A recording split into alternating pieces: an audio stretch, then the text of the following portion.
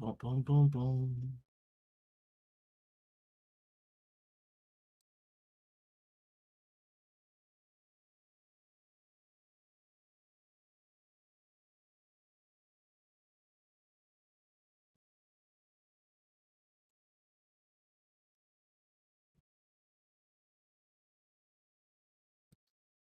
Beautiful.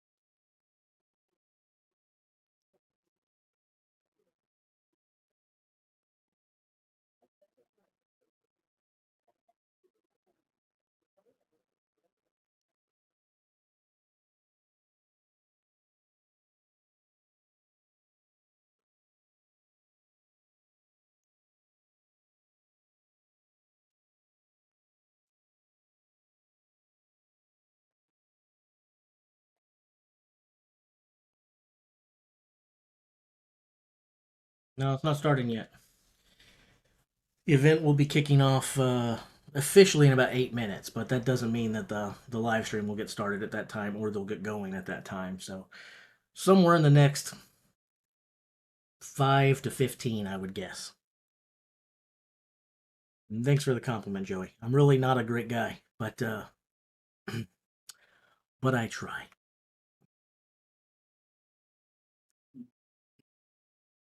Still trying to get this configured a little bit here, doing a couple last minute cleanup items.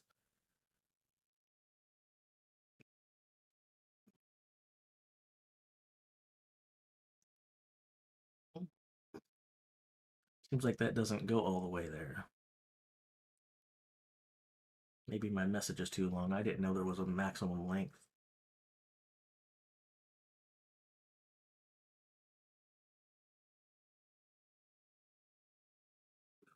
See how this works here. Might have to change this a little bit.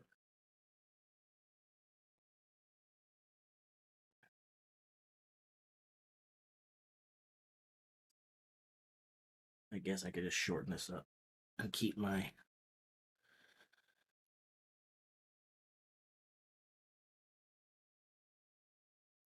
ethical lectures about bootlegging to myself.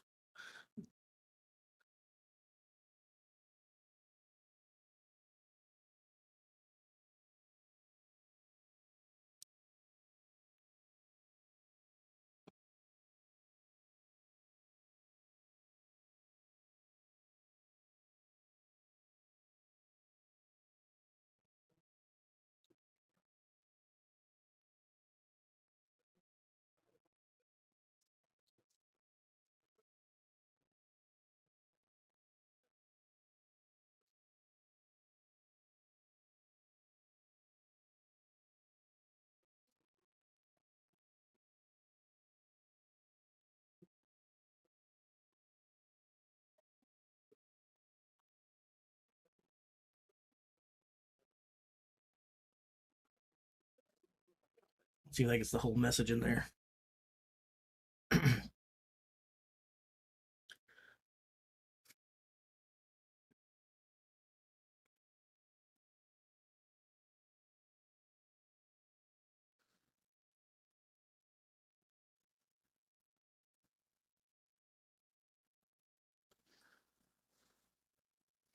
And then I'm going to go ahead and also put, so in the monitor that you see there, um, I'll be having, that's where the screenshots will be going as the results come in, various things that I just think we'll take a look at.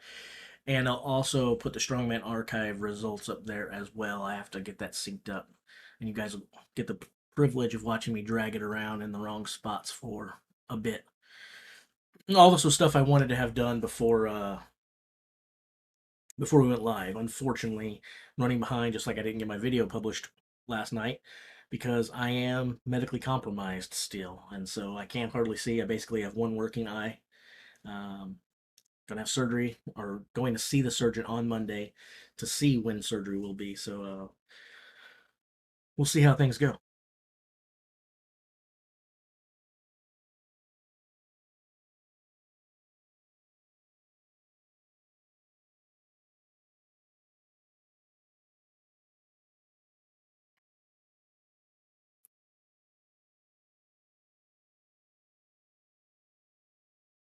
Yeah, I think that ticker will work now. It's got the full message in there. That'll work. Okay. So now I'm going to work on getting Strongman Archive in there.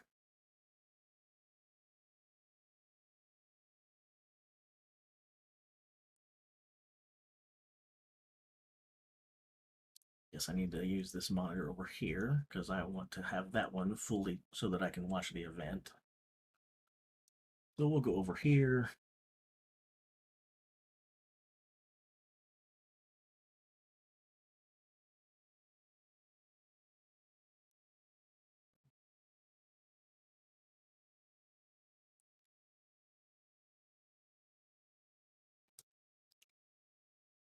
All right, the live stream has just started. So if you are going to be supporting the athletes and you want to watch along live other than just listen to me ramble or pay attention to the chat, I'd go swipe my credit card, swipe it now and get logged in because the stream just went live.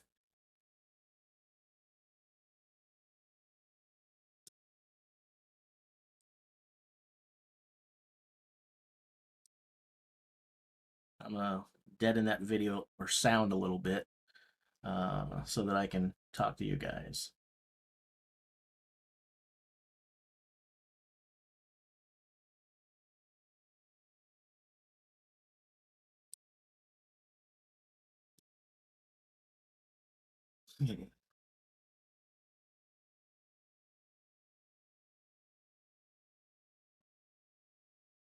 All right, now I need to finish getting Strongman Archive set up.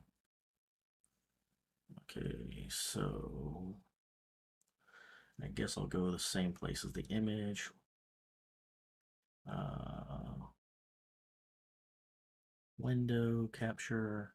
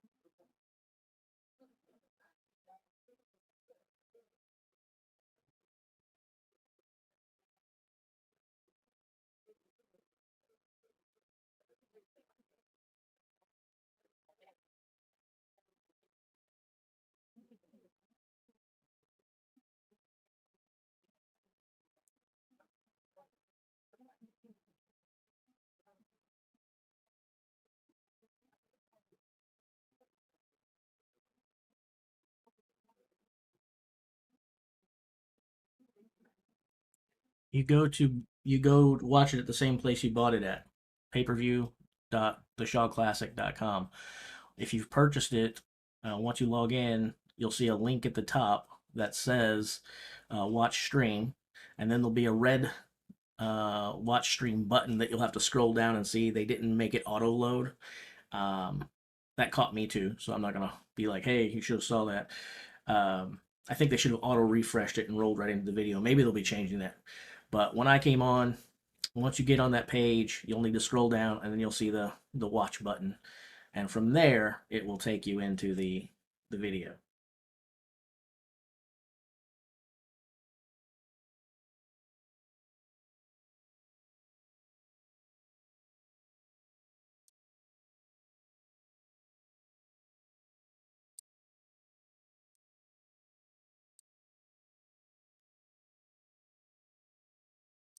And then I'll be toggling back and forth between those and the little screenshots. So that's, if you're watching here, that's what you're going to see. You're going to see screenshots there and the Strongman archive results. If you go buy it, you can watch along with us, enjoy it, talk about it. Otherwise, that's what you're going to be seeing.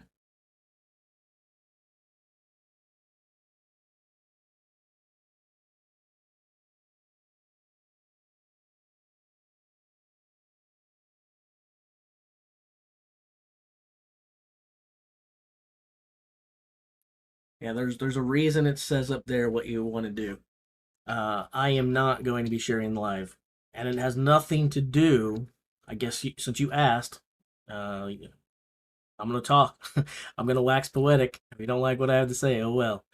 Uh, I'm not going to be sharing it live. It has nothing to do with my channel, with it being blocked, anything of that nature. But it has to do with the fact that I believe we owe it to these athletes to support them. And Brian does something fantastic that none of the other promoters do. And the prize money goes up based upon how well the event does. And so, literally, when you buy these pay per views for the strongest man on earth, the prize money goes up for first place through 16th. And it's not even just like the main event, like if you buy a UFC card where only the top guys, the main eventers, or in this case, you could think about first, second, or third place podium finishers get a kickback. Nope. This goes to make all of them um, compensated. And I believe they deserve that. I'm not going to help anyone bootleg it. Uh, you could probably find that somewhere, but it won't be here. If you want to watch it, support the athletes and go pay for the stream like I did.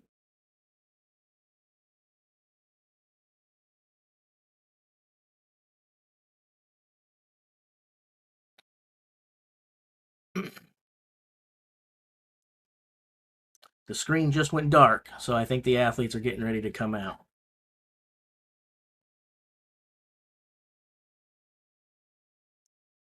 The 5th annual. It says strongest man on earth is what they're showing, but I guess it should be the 5th annual Shaw Classic if Brian's not going to let Trey Mitchell be known as two-time strongest man on earth.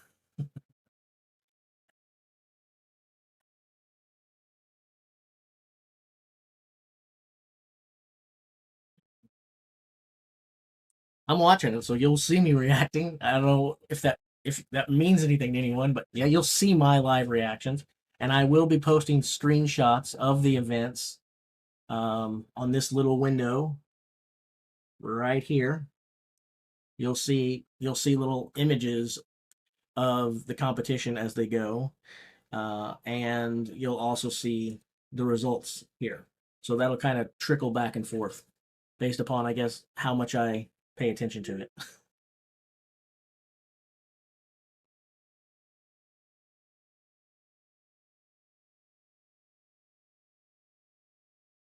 What's up? What's up? What's up? How's everybody doing today?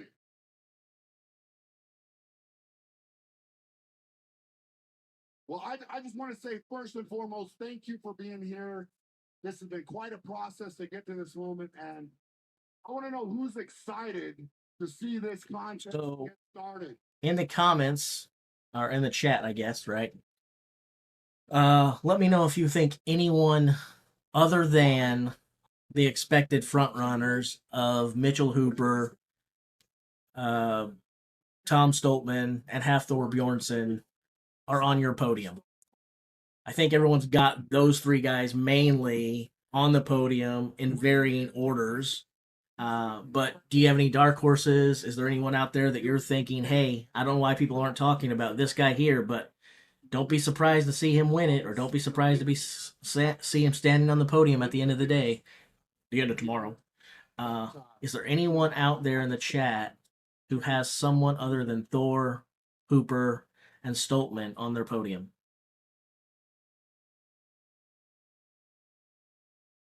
Welcome, everyone. I also just want to echo what Brian said. We are so thankful for all of you here. We're so thankful for all of you on the live stream. It's crazy where we have gone in such a short amount of time.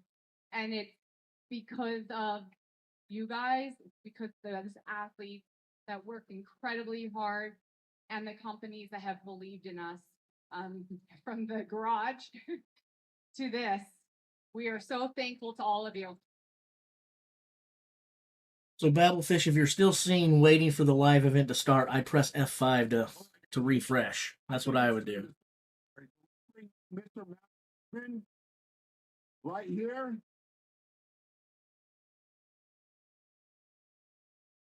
Bring it in, big guy. Ladies and gentlemen.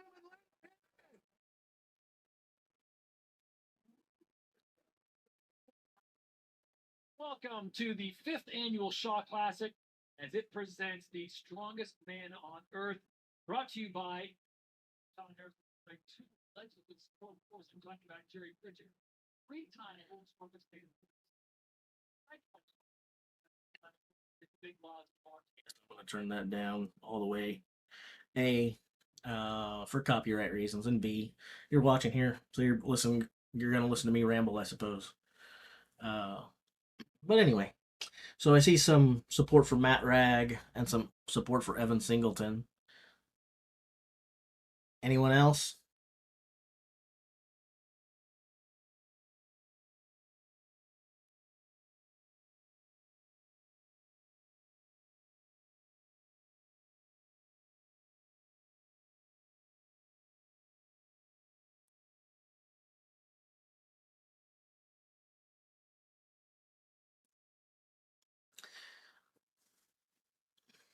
The first event is the deadlift.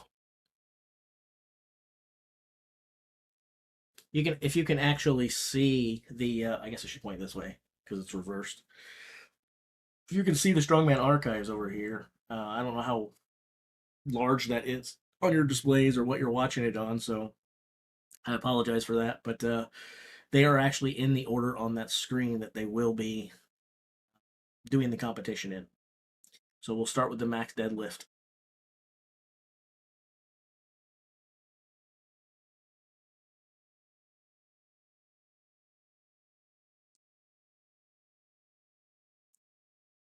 The guys are coming out now, so I guess I will turn it up while they're announcing them.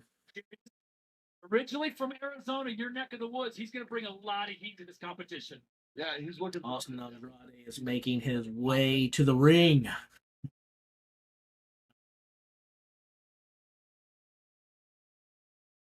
For those of you who don't know, Austin Andrade won the Shaw Classic Open last year. So he was an amateur this time last year, won that, and got his invitation to the Strongest Man on Earth for this year. And he's been pro this year, did really well at the World's Strongest Man, he's had a pretty good rookie year himself. And here comes Thor.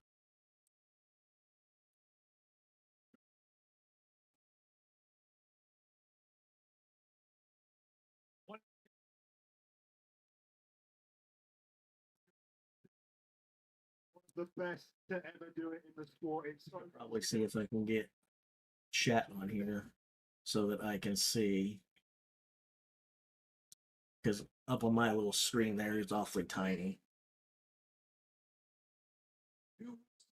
I think I'll dock this right here.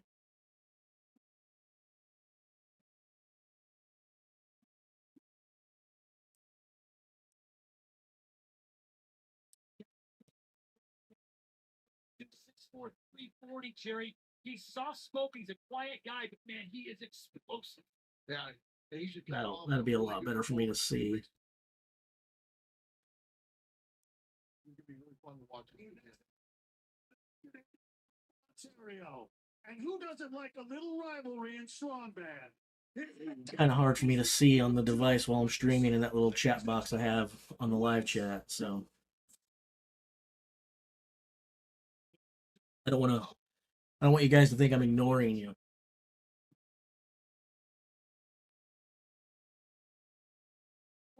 So if you look at the top of the screen, you'll get the answer to where you can watch it live.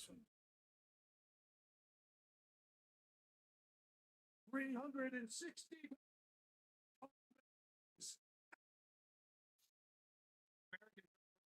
Jerry from Franklin, North Carolina.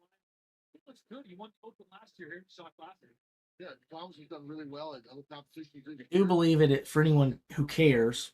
I don't care because I love the sport. I'm passionate about it, and I love these guys, and I like supporting them. So it didn't bother me. But for anyone who did buy it last year and is also buying it this year, if you haven't done it yet, I guess I'll let you know. I believe the price has went up $5. I want to say last year it was like $20. This year it's like 25. So like last year it was like 19.95 or something like that. So it went up a few dollars this year. Then again, what hasn't gone up in the last year? We won't talk about inflation or anything like that on this live stream, but the whole world's gotten more expensive every single year for the last several years.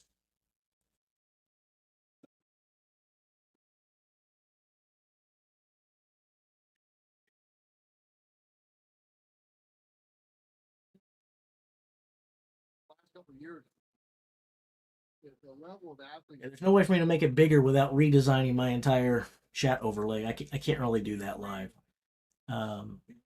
Now, what we can do is I can try to zoom in on that in a minute, which I'll do. But also, don't worry if you can't see the results on that screen very well, because as the events finish, I'll be doing a screenshot of each event results, and you'll see that image go up there. So you'll see a pretty zoomed in view of things after each event.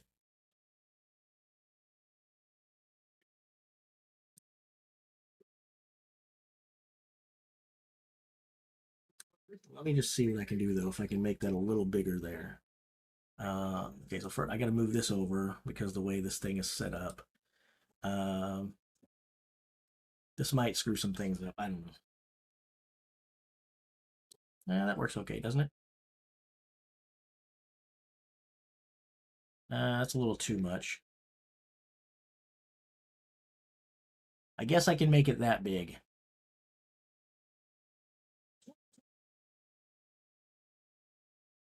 Hopefully that works. That's about as good as I can get it without redesigning my entire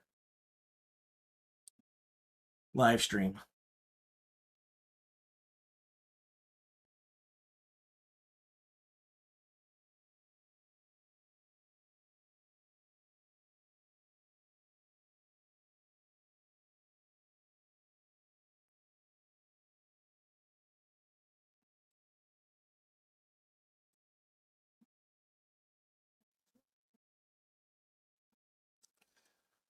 What's Thomas Evans good at?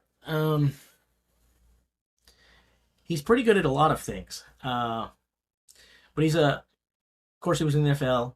He's also a collegiate strength coach. So they work a lot with the typical powerlifting stuff. You know, your deadlifts, your squats, your bench. So he should do fairly well with deadlift and squat. I think he sometimes struggles with some pressing. But he's actually, since his career has started, I think that Thomas Evans has actually been very, very inconsistent. He has some shows where he has shown up and he just looks freaking phenomenal, amazing. And then he has other shows where you could argue that he didn't show up at all. He has not been a very consistent performer.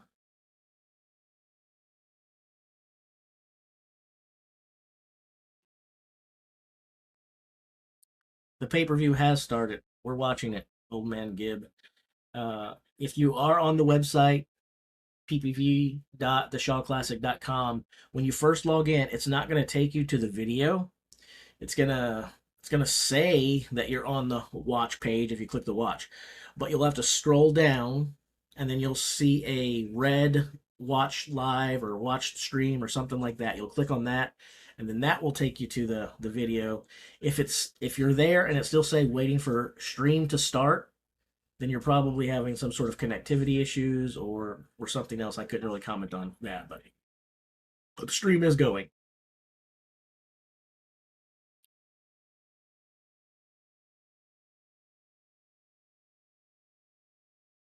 I don't have an echo, but it's possible that I might be causing your echo because right now my sound isn't all the way down.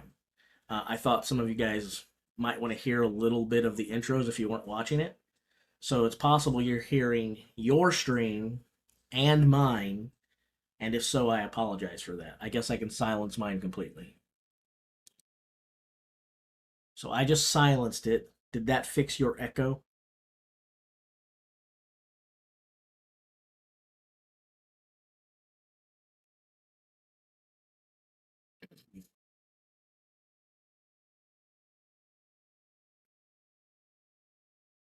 Yeah, I'll be uh I'll be talking to you guys and calling the information, yeah.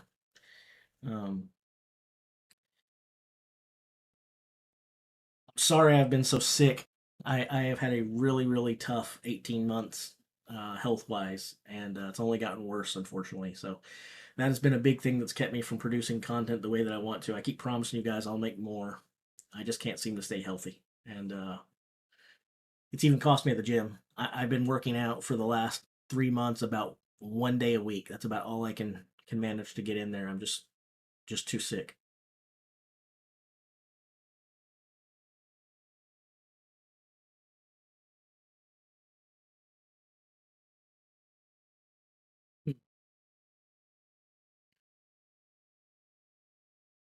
Yeah, old man. If it says that to you, it's like I said. You're probably having connectivity issues. I don't know.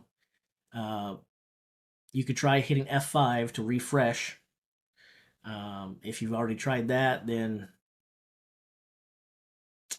uh, we could talk about some troubleshooting things. But then other people are going to be like, pay attention to the stream and do that.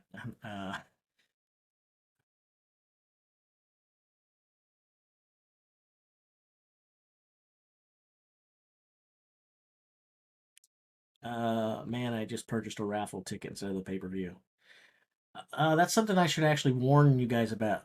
I don't know that I would call it a trick because it says it on the screen, but yeah, I noticed that too. So those of you who haven't ordered it yet, be aware that when you go there, the first thing it's going to add is a $10 raffle ticket so that you can win like signed playing cards or trading cards, signed plaques and stuff like that. So you need to eliminate that from your shopping cart. There'll be a back arrow for like stream. It'll like say back or it'll say stream in the upper left region. You'll have to hit there to go add the stream to your cart. It was a bit confusing, I'm not gonna lie. They I don't think they designed that very well.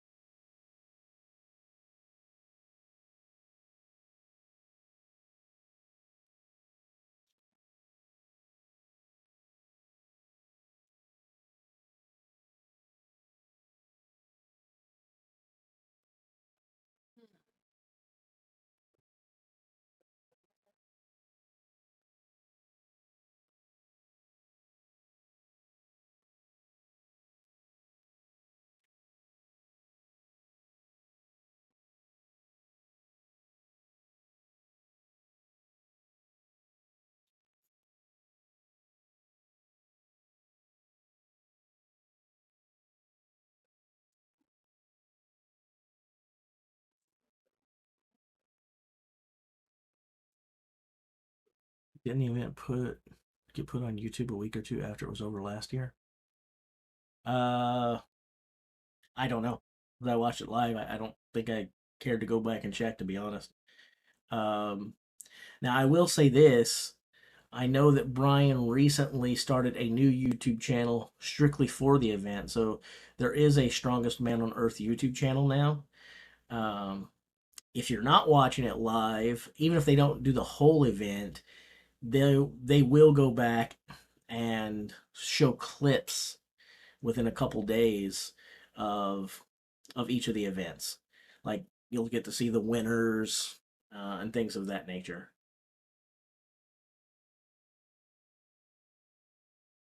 Banana hammocks here.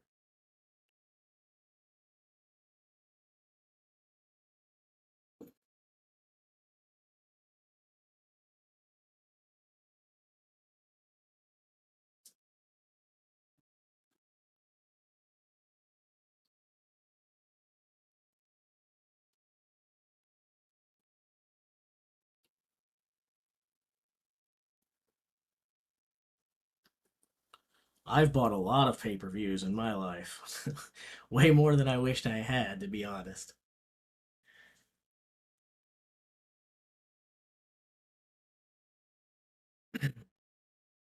Zuffa and now Endeavor has gotten more of my money than they deserve.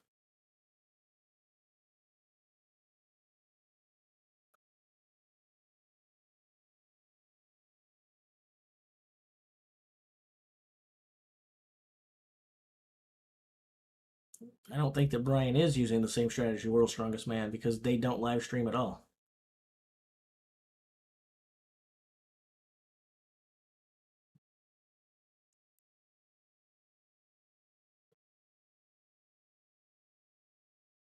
Yeah.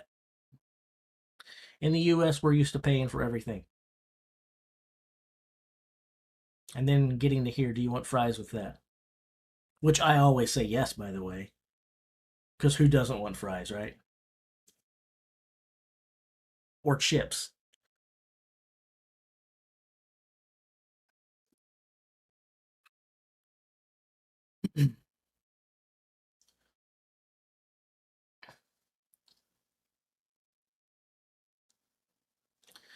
I think that I think that Thor and Eddie have squashed their beef. I think they're okay now.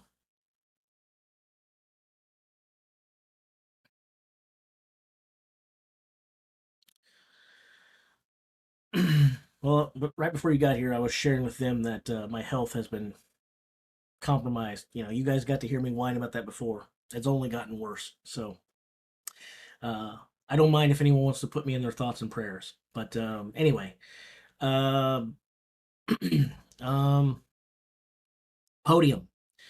Well, I think I have the same podium that 99% of people do, which is Mitchell Hooper, Tom Stoltman, and Thor Bjornsson. The question isn't a matter of do I have the same three guys picked for the podium. I guess it's what order. And it's tough, man. Uh, if I honestly look at these events, here's what's crazy. We know that Thor's not fully back from his pec tear, and he's going to struggle in that overhead medley. But in almost all of the other events, you can make an argument that Thor has the potential to win them. Every single one of them. I'm not saying that he's going to sweep the board like that in those events that are, but you could make an argument Thor has the potential to win every other event other than the pressing ones. So Thor could win this thing.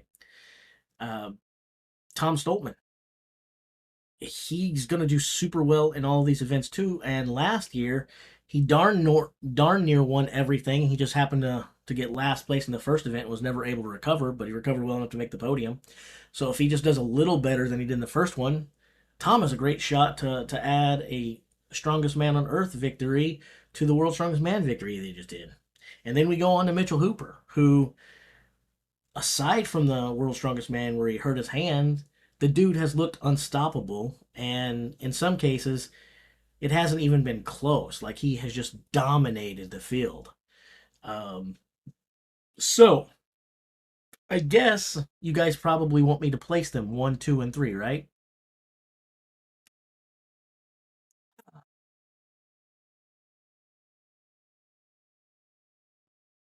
Let's go.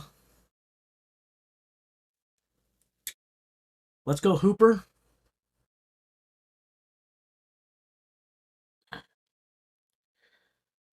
Tom, Thor. I'm going to say Thor manages third. I really want to go Mitchell, Thor, Tom, but I'm going to go the other way. I'm going to say Mitchell, Tom, Thor. Uh, that's what I'm going to say. That's what I'm going to say. The main thing that's left, me my health compromised is a super severe infection.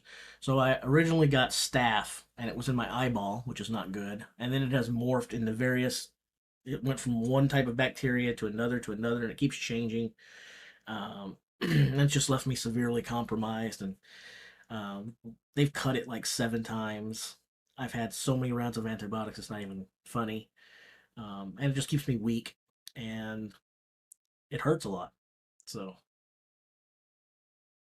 anyway, enough whining from me.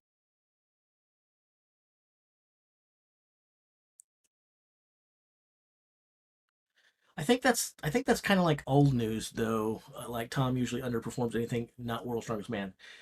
He's looked pretty darn good in the last year. Um, I, he definitely puts more focus on WSM than anything, but he is starting to look better at other shows as well. And I think it's a combination of things. I think he's working with a sports psychologist, which is helping him. I think he's learned to relax some. I also think a big thing that's helped Tom do well outside of that is I also believe that Stoltman has really rounded out his game. Tom used to have like a lot of events where he was super great at, and then other events where he was not too good at. And so, he was going to get max points in 2 or 3 events and be in the bottom half in a couple events. Now he doesn't really have any weak events. Uh, Even when he's weak, he's middle of the pack or still towards the top. So he has gotten much more well rounded in the last couple of years.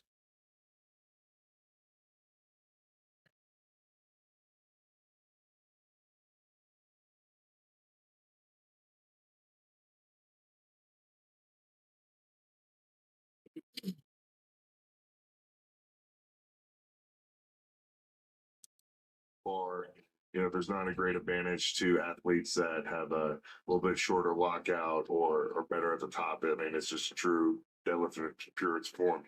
I think it's going to be interesting to see the change in the deadlift with no suits and no straps and like no figure eight straps. And I think it's a little bit more of a true test because when you have a deadlift suit, you can rely on that. You can learn how to use that to your advantage. Obviously, it'll help you pick the weight up. But here, this is just all brute strength and technique. So it will be the person with the strongest deadlift winning the deadlift.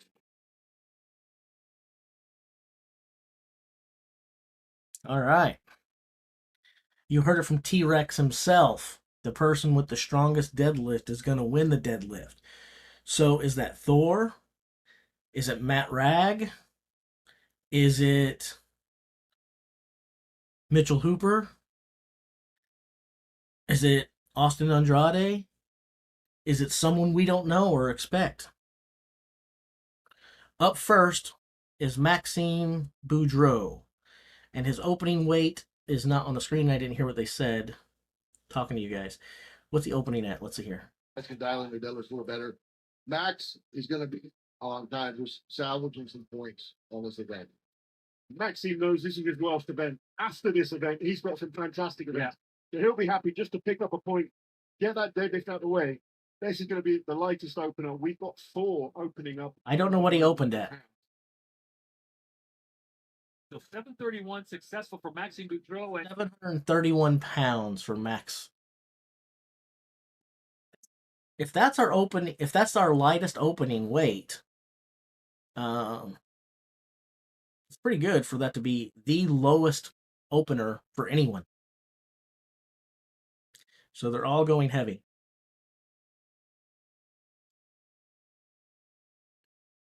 731 pounds. I'm actually kind of surprised that he got that watching. As he was pulling up, it definitely got away from him. It got out in front of him like a good 2.5, 3 inches. And it's not easy to save a deadlift when you do that. So good job, Maxime.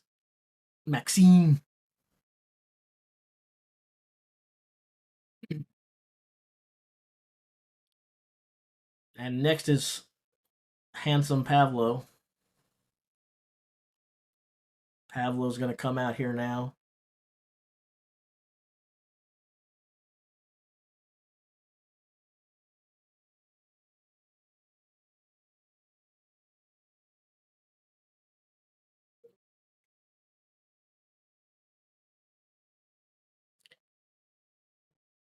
I am from the state of misery.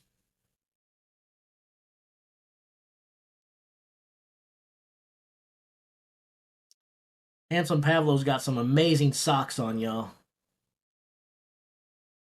You should see his socks. They look great. You'd rather hear Laws talk than me?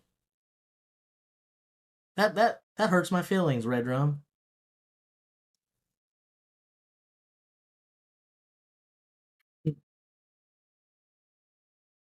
Pavlo completes the lockout. I don't know if that was the same 731 or not. Wait for them to zoom out. Lift at 771. Now, as we take a look at this, 771 for Pavlo. 771.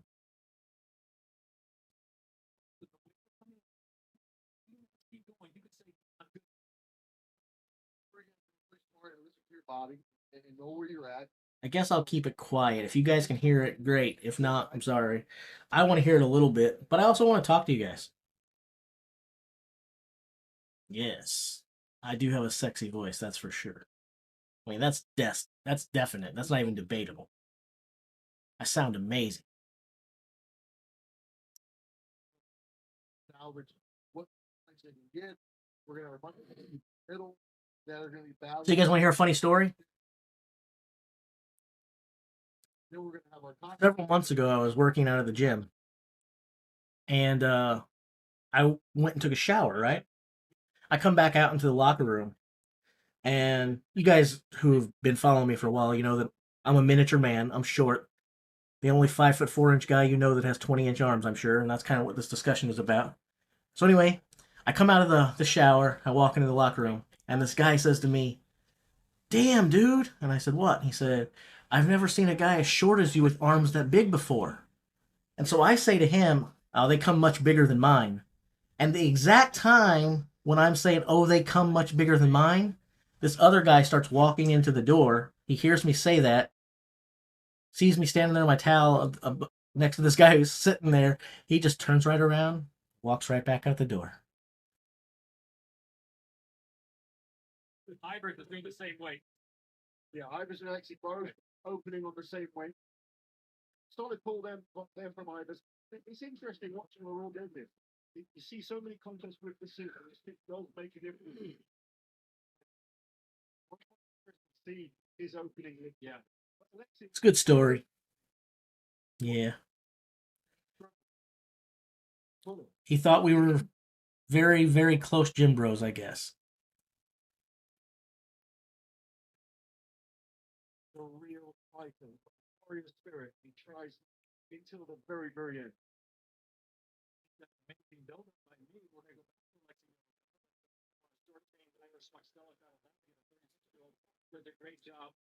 And there he is, Alexei Novikov, the 28-year-old from 28 now, coming out 2021. Well, you missed some eggplant humor. Other than that, I don't think you missed much. Time for Alexei. Now, I love Alexei, and I know a lot of us do, but can I make some comments here, guys?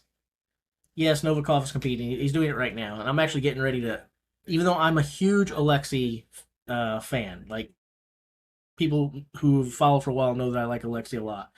But in spite of that, I'm going to criticize him a little bit here. And that is this. So, what I want to criticize him about, and it's not just specifically to Alexei. It's all the guys who do this. So this is an invitation event, and he accepted the invitation. But since he did that, I've heard several interviews and 2 interviews with Brian where he has talked about not being very healthy right now, not believing that he's going to perform that well. He's going to give it his best shot, but he doesn't look to do that good. Honestly, that bothers me. If you're going to go there to compete and you actually don't think that you can compete, if you don't think that you can challenge, let someone else take that space. Let someone else go who thinks that, you know what, I should be one of the top 16 and I can challenge for that top 5 even if they didn't think that I should be coming. I know I can do it. I believe in me. If you don't have that in you for health reasons or whatever, let someone else take the spot. That's my own soapbox message. You don't have to agree with it, but I just wanted to get it off my chest.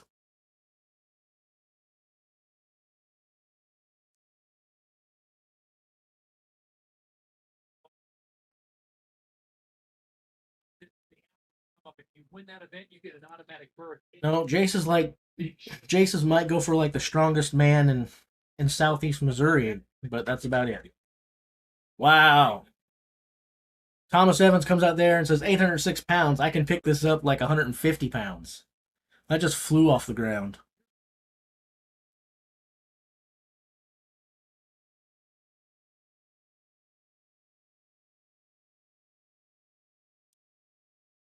We're now gonna have complete round. All right, so we're gonna walk our weight, then we're gonna go back down. We're going to 826 now. Thomas Evans just did 806. Now we're going to 826.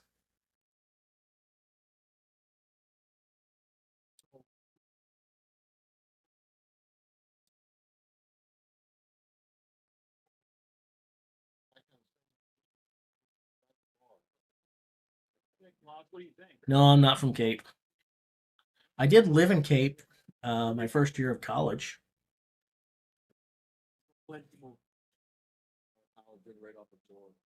Originally from St. Louis. I'm a St. Louis boy. But now I live in this big metropolis known as East Prairie.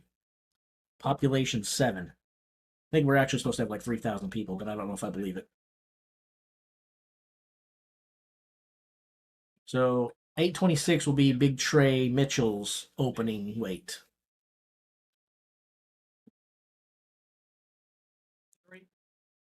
Novikov got his weight up. Very good, Dylan. The big question mark on Gray this weekend is that what shape is he back in? Yeah, he had a terrible injury at the end of last season, and he did well to cut back as quick as he can. So he's got a bit more time to train now. You can see he put a bit more size back on as well. The deadlift is pretty great about If Ivar's went, I wasn't even paying attention. I didn't think Ivar's went yet. If he was, I've been talking to you guys way too much.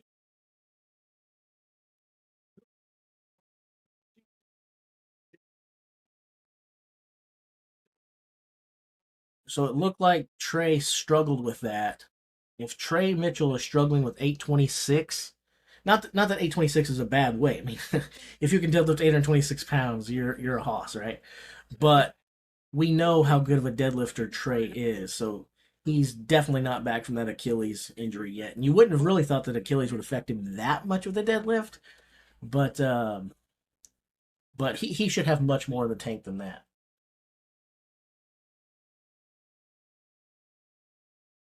This is a man who has picked up 1,000 pounds raw, so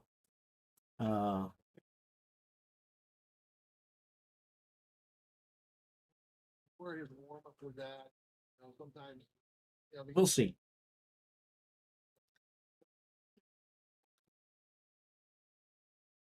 I don't think they will update it until the event is over, but I could be wrong. Let me see if I can manually refresh it. Wesley Derwinski gets his opening 826 as well. Yeah, it looks like Strongman Archives is not updating it live, so they're probably waiting until the round is over. They may even go off slower than that. They might just wait until the day is over. It's hard to say. One of the reasons that they update World's Strongest Man live, because you guys might be, if you're not familiar with the site, you might be going, well, they update WSM. Well, one of the reasons they do that, they do it for two reasons. Number one, it's the biggest show of the year, which I don't think it will stay that way. There's a lot of competition now. Number two, there's no way to watch WSM live. So we sit around and we stare at the spreadsheet and wait with bated breath, and they know that, so they update it because that's as close as you're going to get to getting results. With events like this, they may feel that they don't have to because if you want to see the results, you can watch the event. That I'm also doing nothing more than speculating here. I have no idea. I just went there and refreshed, so maybe it's a problem on my side, but um, I need to kind of go ahead and stick a couple of these images in my directory.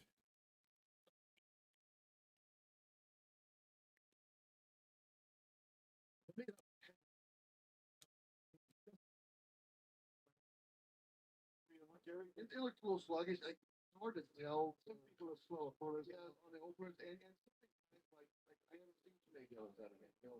A guy like Alexi, it's hard to judge him because he's gonna look almost the same when he's open as he's thirds. So some of these guys are kind of learning their deadlift as they go. To your comment, it almost looked like the bar floated out on him a little bit. It lost, bob a little bit. I just loaded a screenshot in there. We'll see if it auto updates or if it's going to be a jerk and make me have to do things differently. I think I've got it set at 24 seconds in between images, so we'll see what happens.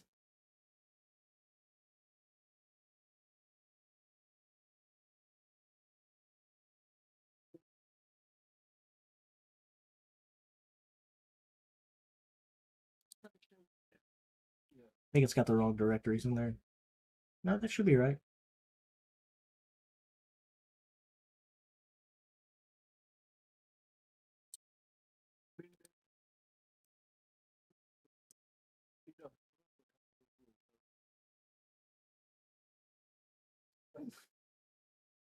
$8.46 for the big man from Scotland. 8:46 for Tom Stoltman.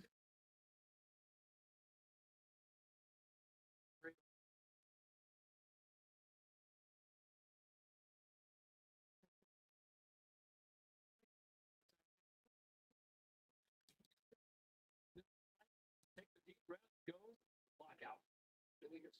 Yeah, Strongman Archives is updating for you automatically. Then I just say consider yourself lucky because I've refreshed 4 times now and I have no results. So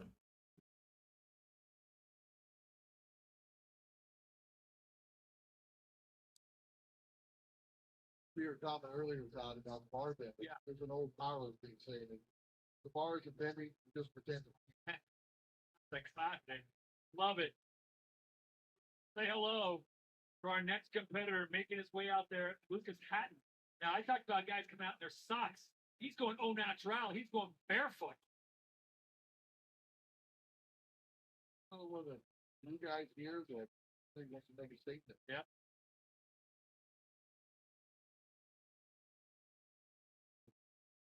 Here we go. Lucas Hatton, 856 pounds.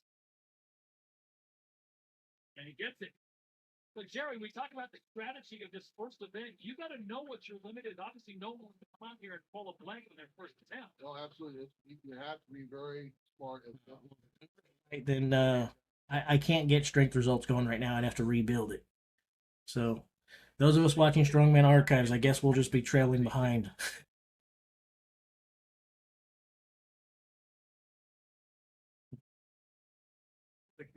But I'll be posting the image results in a moment.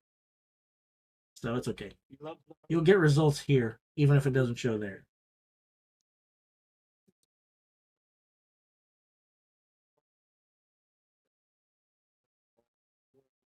Back down. I personally didn't like it, and partly for reasons we know this on that one. You see how when he did pull it, how the bar floated a little bit. I never liked upsetting the bar before I laid into it. Well, here comes the T-Rex. Devin Singleton. I love how he comes out. The fans love his energy. He gets them all hyped up. I love his aggression when he approaches a bar.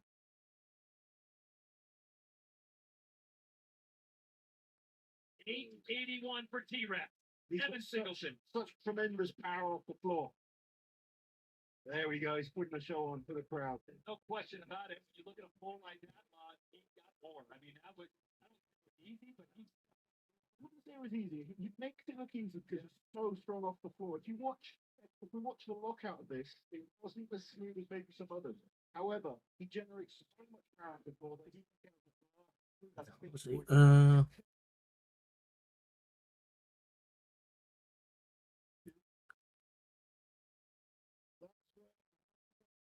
I don't. I could stop and go check, but I mean, I think they're going to go through these pretty quickly. Last year, there was not a tremendous delay between them.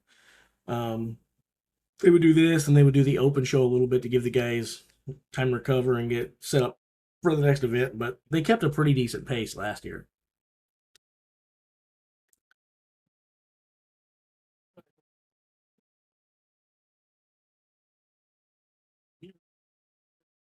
Looks like the screenshots are not updating that I have in there. I might have to. Skateboarding,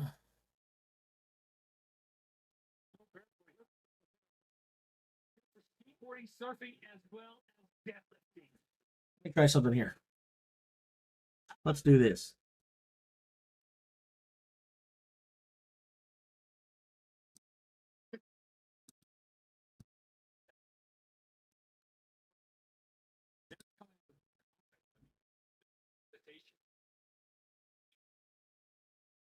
Solid hold. It's similar to Adam. I'm being really critical of both of them here, but it's thinking of how much we can get at the end. Well, just a little bit. That's the lockout. You know, we get to the top end. You do see the start position. They use that point that they have, but it puts them in a limited position for that one. I know why it didn't update this whole time, because I didn't take my screenshot the way that I said I was going to earlier. I'm an idiot. I'm an idiot.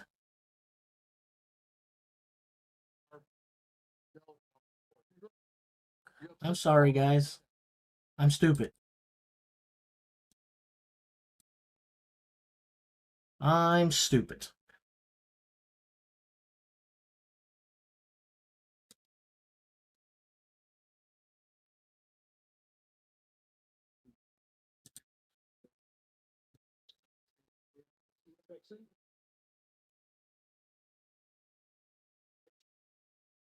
The down signal and holds it just a second longer and then stares out of the crowd and takes a bow. Bobby Thompson successful at 881.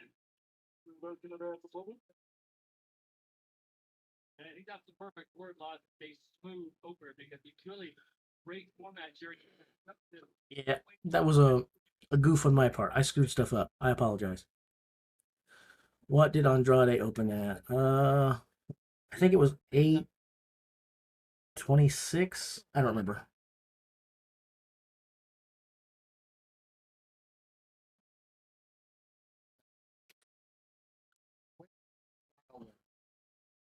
It's hard to judge these guys. Let's see what happens when the weight does go up by 5 pounds. Doesn't seem like a lot, but when you're already 881, 5 more pounds is brutal. We're going to 880. Is Bobby Thompson one of the ones who could win, like the deadlift, or overall? I don't see Bobby Thompson be able to win the entire thing at all.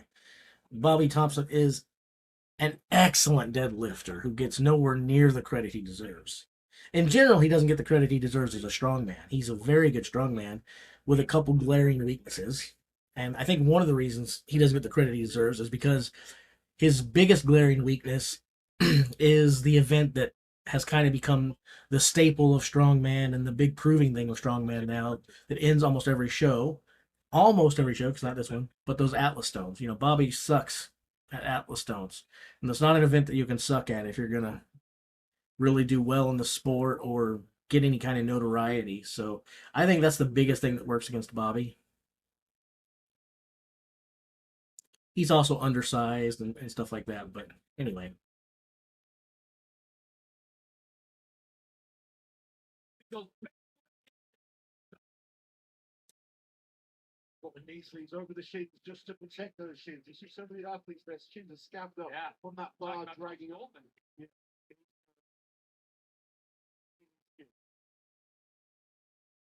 So Matthew Ragg, good at 886 pounds. I think you look at this again, another one of the athletes very good size. So socks or shoes.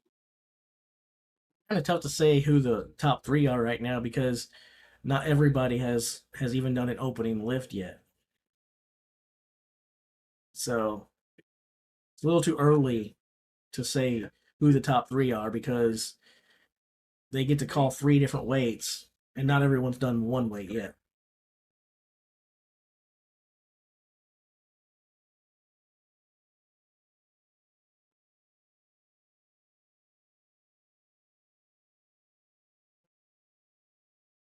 Here comes Hooper.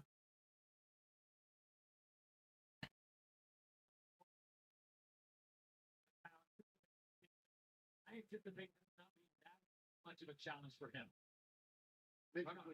Makes it looking super strong these days. Well, as you say, runner up last year. I think his tactics on this will be to try and stay ahead of the chasing back and let Thor take the one. I don't think he's got what it takes to beat Thor, but he'll want to pick up big points.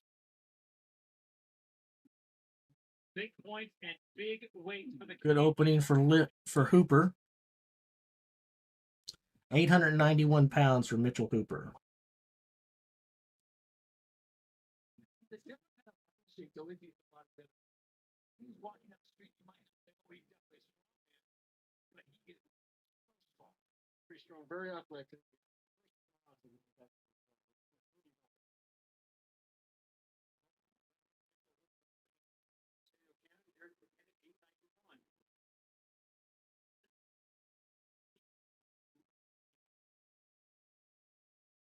A little bobble off the floor. Yeah. I think I'm going to speed those up as this goes on because it's going to get kind of it was going to be fine early when there's no images. But as I start posting more and more images and I have to reload this and refresh it every time, I think we want it quicker. I think we'll go 10 seconds.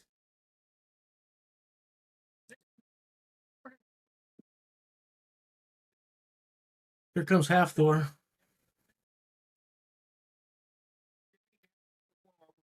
906 pounds. He's rocking the Icelandic sock. Gets a little whip something and The people have been following Thor's build-up. His deadlift is looking down. So let's see. Now, if in competition, his deadlift is as strong as he's been looking in the gym. I believe it is. I think he'd have a very strong case in that. Just standing by him when you're around him, you realize how massive he is. Again, 6'9", 430 pounds, 906 pounds in hand. Like it's not easy opener. That is like Florence Chalet cracking a Celsius drink. He just picked it up, cracked it. Or has the ability to make 900 pounds look like it's 150 pounds. One round, both 700 pounds. We started at 700, we went to 906. You can finish it or you can claim your first weight. Jerry, what a way to wrap up round one. Good solid round. Now we're going to start seeing the strategies come in. Everybody's going to be kind of wondering what the other guys picked, because this round they're stuck. Whatever they walked off the platform right now, they had 60 seconds to give their next attempt for the second round, and they're locked in. After we get to the third round, they have the option to bump that. So right now they're locked in. Hopefully, I think Thor goes for next. I don't know. I don't think he knows. He probably won't decide until he sees what everyone else does. It's kind of funny that Thor drew 16 because he he didn't need to have the luxury of seeing what everyone else did in the deadlift to win it. He could have drew number one and been great. It's almost unfair that Thor gets the lowest number on the deadlift.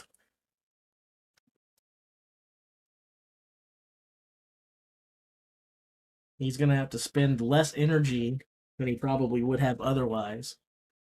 Well, okay. Uh, no, he didn't draw four, did he? Four? That doesn't sound right.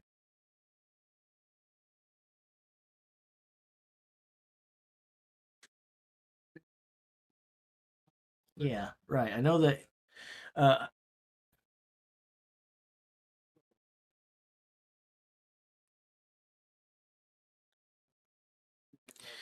all right. Well, that's incredible. I was thinking he drew much lower. Yeah, I heard Brian explain that. Like the number didn't matter unless they chose the same opening weight. But I was going to say, but then again, you wouldn't expect that many guys to have the same opening weight. But you wouldn't expect too many guys to have 900-pound openers. I would not have expected to have too many guys have 840 plus pound openers, but we just did. So they must have been warming up pretty dang heavy in the back.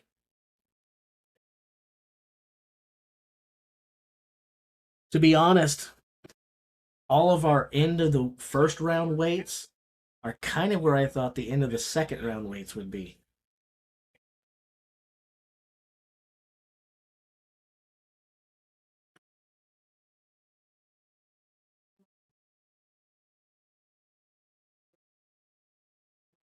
From what they just did on that round. Correct. So Van Rag, Pavthor, and Evan Singleton actually had a monster pull, although it didn't look like it. He had a huge pull force-wise. Pavthor, he's right around 1,100 pounds, projected 1 rep max, and Rag hit 1,100 on the button. Do I see multiple thousand plus pound pulls? I want to say yes, but do I? No, I don't see that. But I hope they do. That would be amazing. That would be incredible.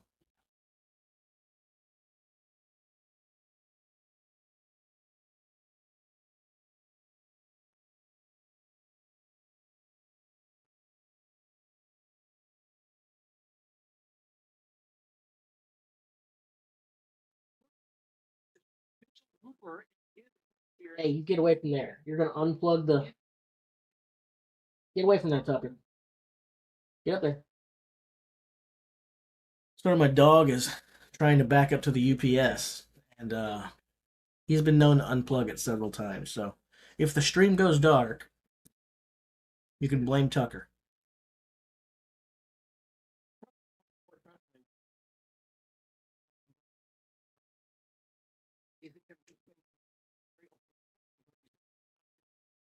D Diablo is expecting 4 1,000-pound pullers.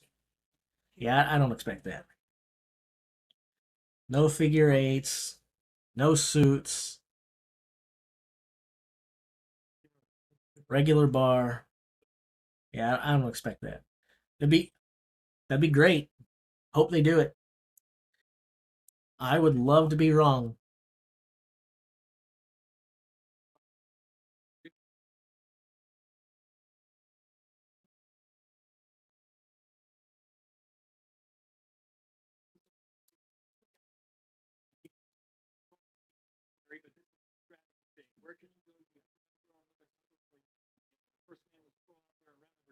Handsome Pavlo is coming out for his second lift.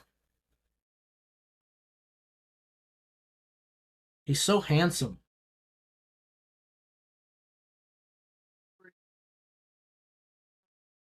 $796 will be Kordiak's second attempt.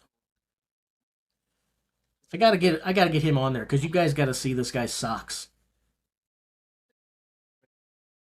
You've got to see this guy's socks.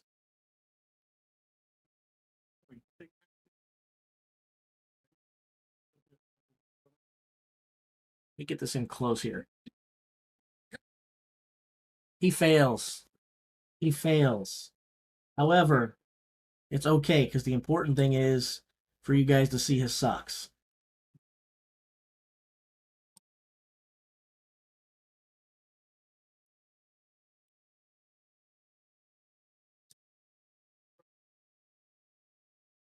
Look at that. Look at that. Isn't that a thing of beauty? Look at those socks, guys. To fail a little. Sometimes unfortunately for this time, the Pablo didn't. Yeah, it's a deadlift bar, but it's just standard bar. It's nothing like no axle, no extended length.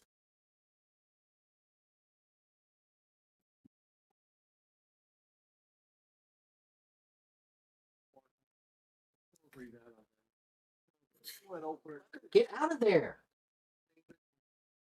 Well, actually, that's Being chopped out of the trees. My dog is very adamant about pulling this power out of the wall.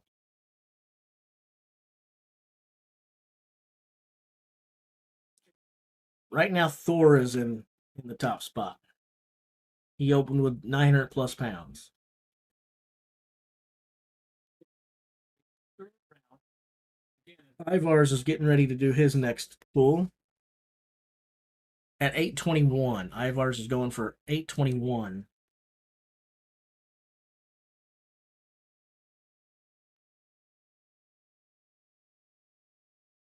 good. Good pull there from Ivan Schmaxtelis. 821. Successful lift.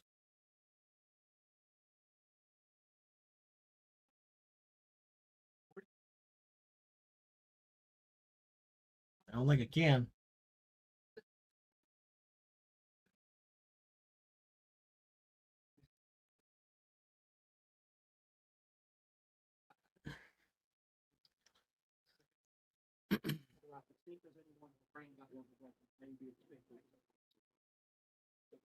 Strength AI. And yeah, Marcellus. Who do I want? Or you might be talking to the guy who actually is called Sir Sausage Dog. I don't know. I don't know.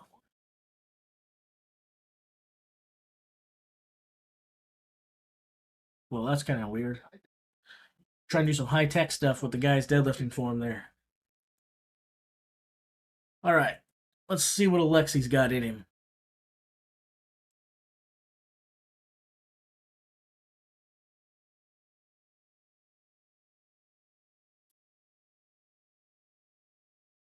Alexi's going for 826. I think he got 821 in the last round. I want to say he got 826 or 821. So I think he's only going up by 5 pounds here. He must have really felt like that was about it. But it didn't look that bad. But you got it.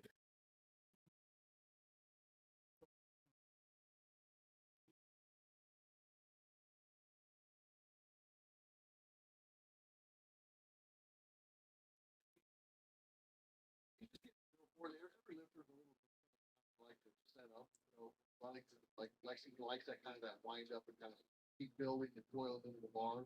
Everybody's just a little different. So some average roll the bar out and roll in. Everybody has Looks like they just slid tins on.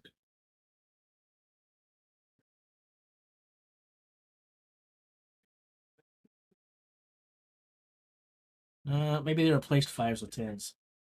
So it might be going up by 10 pounds.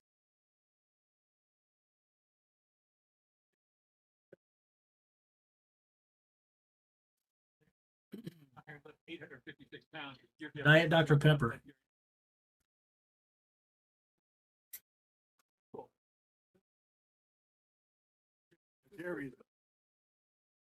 Thomas Evans.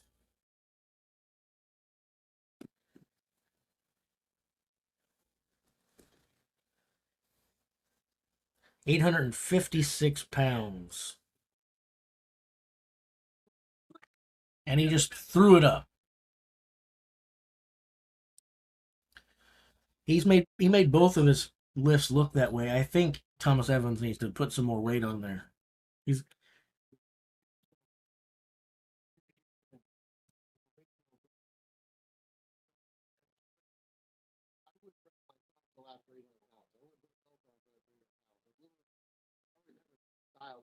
after you pay the taxes and the process, well, it's not taxes, the a processing fee. So basically, they're passing along the charge that the credit card company is charging them to us. So it's about 27 US dollars. So $25 plus the processing fee.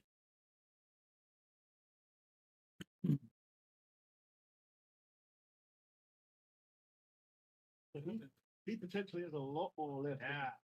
Full strength AI liking him a lot. And we'll move on now to the next athlete. Tristan's going to come out here. Tristan Hope, the big man from Saskatoon, Saskatchewan. It's very easy to dehydrate.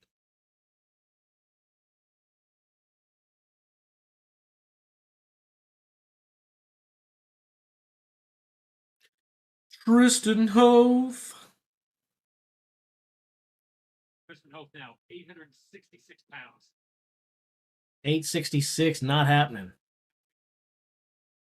He went about an inch and a half, 2 inches off the floor and said, no, thank you. Bit light for that second. Yeah, absolutely. Laws and Jerry Pritchard are talking about how they think Thomas Evans went a little light, and I agree. I think he should have bumped that up.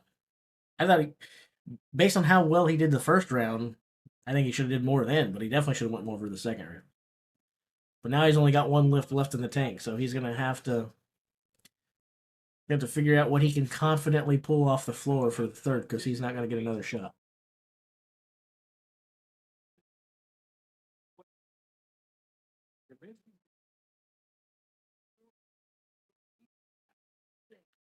That's something we don't know sitting here.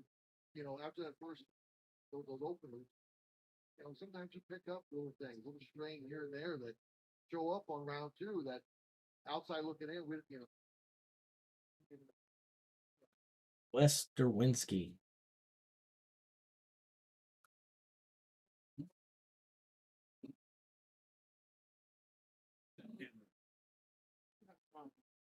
Look after each other, but we're stubborn males that want to lift as much as possible. Derwinski got that weight.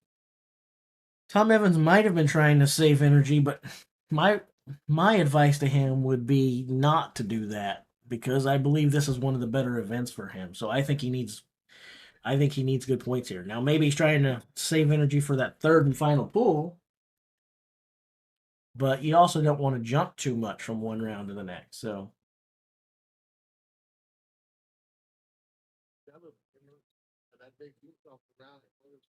but he probably has a pretty good feel for how much he can deadlift, I would assume.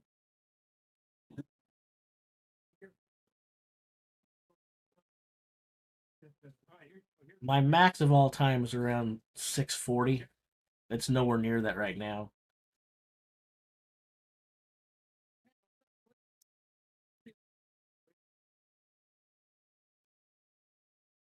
Which, you know, sometimes you know, laws like do that without him. Oh, yeah, he won't be thinking about it.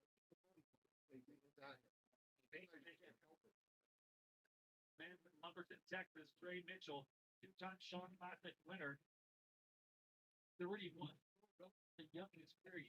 886 pounds. Now we saw him not struggle with that. You guys said that's what he did. Very close, very good. I would say by this voice on the second, Trey doesn't feel back. Big Trey.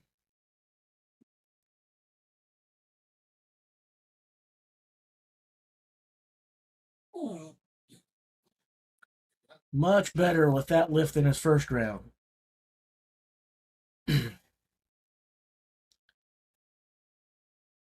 much better lift for Trey Mitchell than his first round lift. The first round lift had me kind of worried for him. I was thinking, man, I don't know. He sounded like he lacked confidence too. The same kind of argument I was making against Alexi earlier, and you heard it in the interviews. Brian Shaw was like, I think you're kind of sandbagging here, and I think you're not confident enough. You need to. I expect big things out of you. I know you're coming off an injury, but you're a stud. You're a two-time winner here, man. Everyone knows how good you are. You've got a lot that you can show us. And he just didn't sound like he believed it. And that first round kind of looked like that. So maybe he needed that first round to gain a little confidence to believe in himself.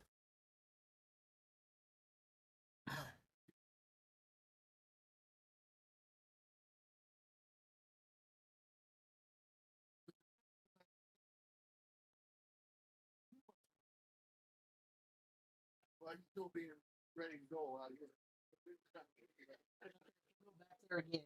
You're leaving this room. I'm putting you out of the room. Don't even think about it.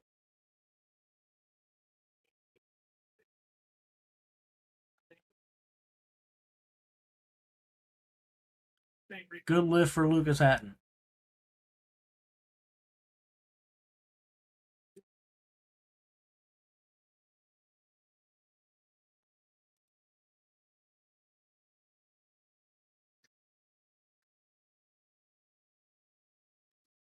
Let's see. Anything on the Strongman archives updating? Nope. When we do a break between when the first event is over, I'll see if I can add the other website with the live results on there, but I'm not going to do that while the event's going on.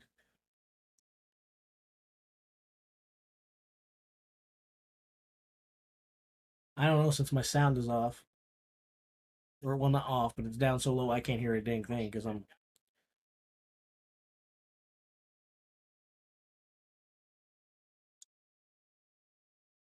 No. Oh.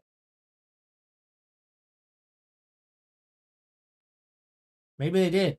It looked like Cone said, yeah, that's good. That's a good lift. And then Cone said, that's actually not a good lift. So I'm not sure.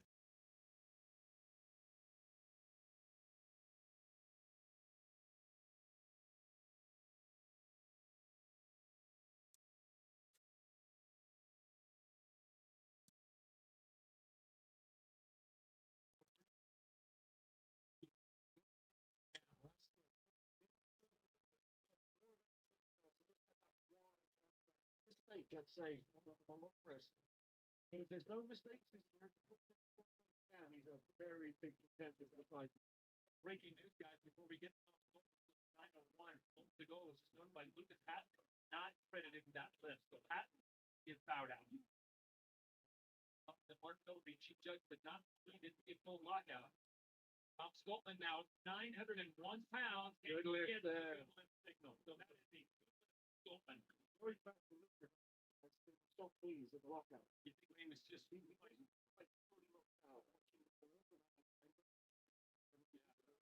Very strict. Here's a theory. He had that pull down to do on the side grip. So we're putting that in. And then also I saw Lucas, so it'll be interesting what the call is. Then see how he's coming up when he did that little bit of dip and that quad push.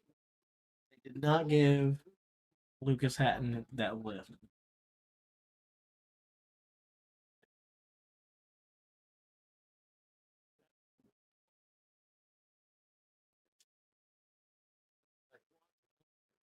They're claiming, well, actually, they don't know. Jerry Pritchard is speculating. They haven't heard anything.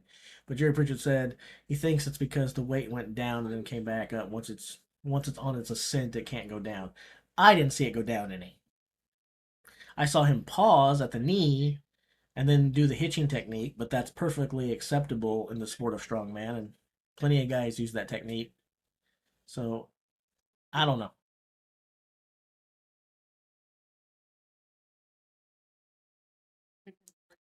Color this guy skeptical.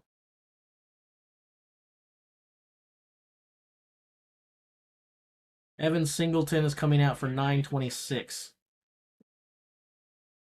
This is an aggressive lift. I love watching him. Let's see this speed off the floor. Look at that. Squeeze through for the lockout. Gets it.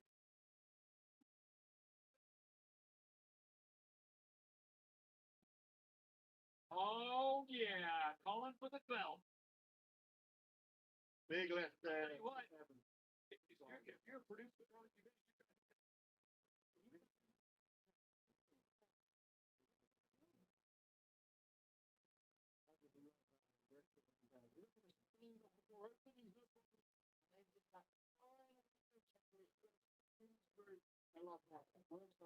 How many of you guys are used to having shaky knees when you deadlift heavy weights?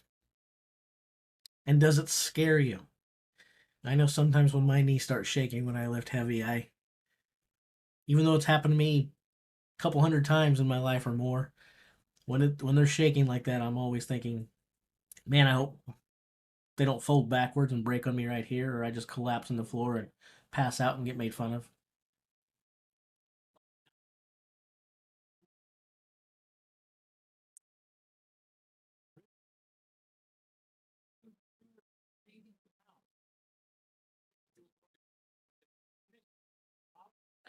The world's strongest Latino coming in for 931. And my prediction is he'll either get this or he'll miss.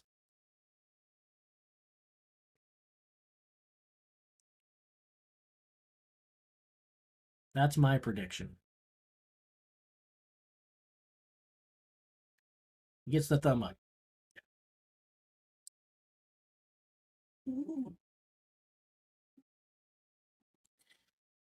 I'll be going until they're done.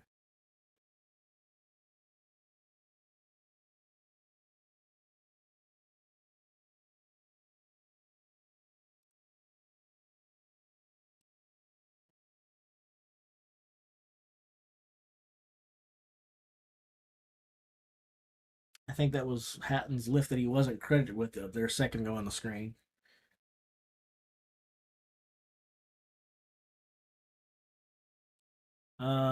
I have no idea where my bench is at right now. No idea.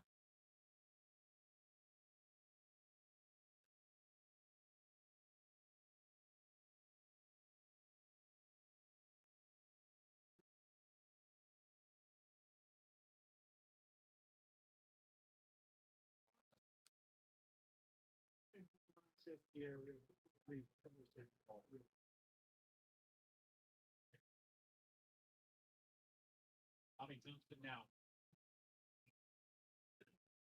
Let's check it in. I know that the American Monster Michael Todd, he recently got mad at me on Facebook for my comments on his bench pressing.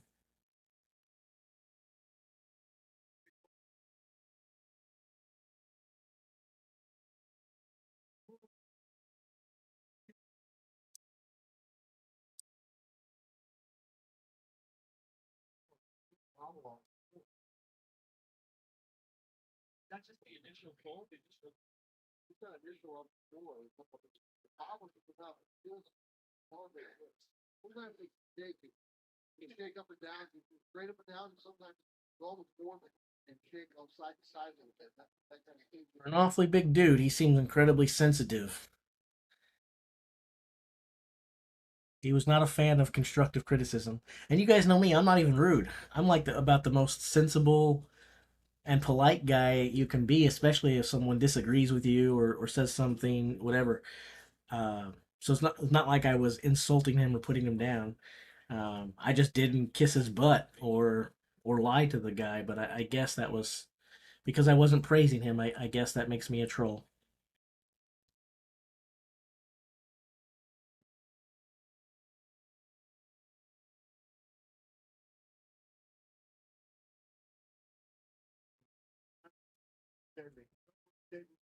Wow. His raw power, 906 pounds for Matt Rag. They weren't that bad. It was just like he was doing gym bro reps, like 8 to 10 inches. Uh, there was a little bit of bounce off the chest, not much. I won't criticize him too much there. Um, but I wouldn't even say they were half reps. They were not good. And I don't care if you want to lift that way and you want to say that you're doing it so that you can be full time under tension because you don't want to pause here and you don't want to pause here. If you want to defend it that way, that's fine. But you got to move the bar more than 7-8 inches. And if you don't do that, then don't brag that you just put up 35 or 40 reps because you didn't.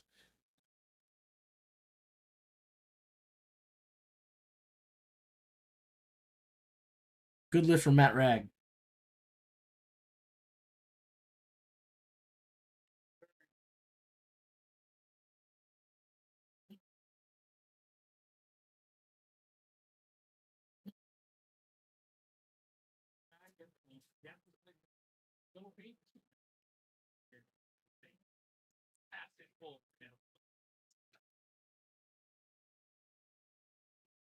It's draining. I'm sorry, guys. I'm probably going to have to take a break in a minute and go flush my eyeball out. It's getting kind of bad over here.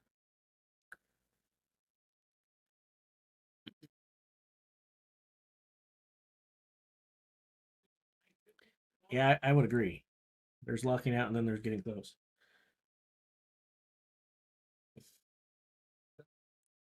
My shoulders and elbows are trash, but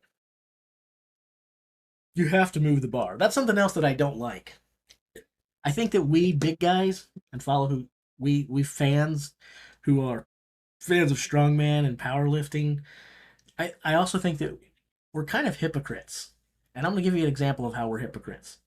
When we see these people with their super arched backs moving the bar like an inch or two, we laugh at them and we ridicule them and we talk about their range of motion and say that it's not a lift because they didn't move the bar. Yet when we do this stuff where we only move the bar 3 inches because we don't have that big arch, we got no problem doing that. That's perfectly fine. So I guess it's okay to have 3 or 4 inches of range of motion if your back is flat, but if you arch, then it's off limits. We're hypocrites. We're hypocrites.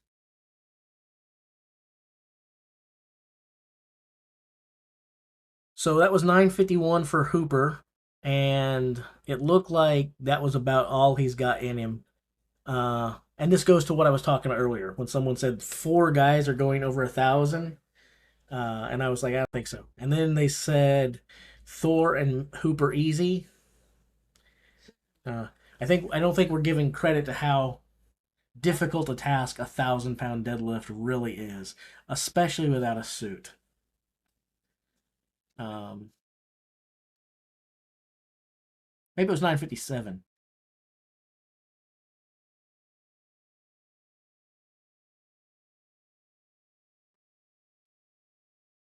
That was a darn good lift. He comes out and pulls this easy. Everyone's gonna go nuts. I want to see it go. That's the world right now. It's literally very smart. I think I basically already told you guys what I said to him. I just basically said, you look perfectly strong and that's some good lifting, but I'm not giving you credit for 40 something reps when less than 2 of those were more than 50% range of motion.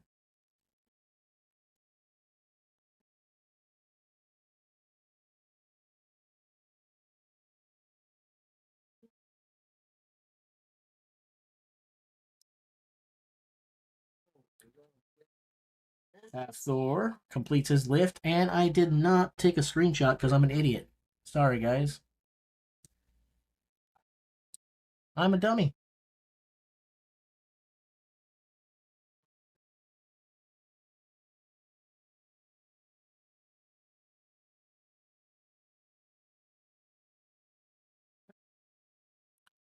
So we probably won't see any 1,000-pound pulls because that was 991 for Thor. I don't really see anyone touching him after what we just saw a second ago. And if he doesn't need to go above that, he won't. So we probably, not only will we not see 4 or 2 or more than 1, we may not see any.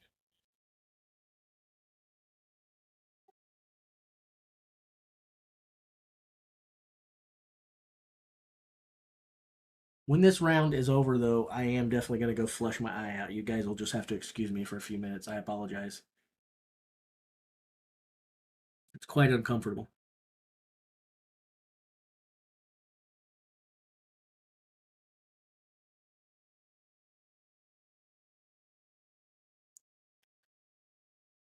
We're going back down to 841.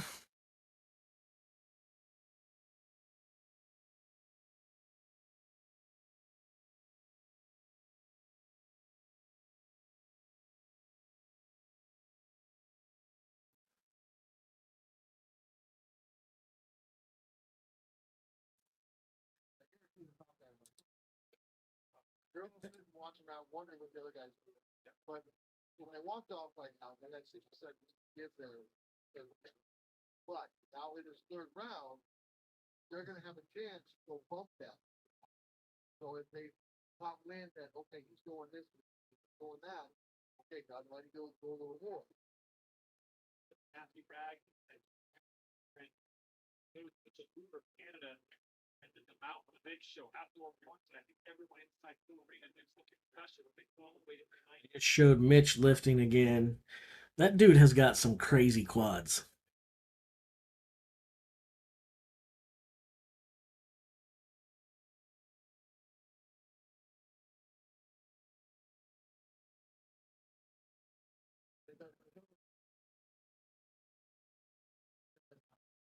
Yeah, he's out there. Just wondering if he has to come out. Matt Ryan and Yeah, those two very close to this thing. Rod had to hold his buddy to sit this one out this year. I don't know that I follow the question.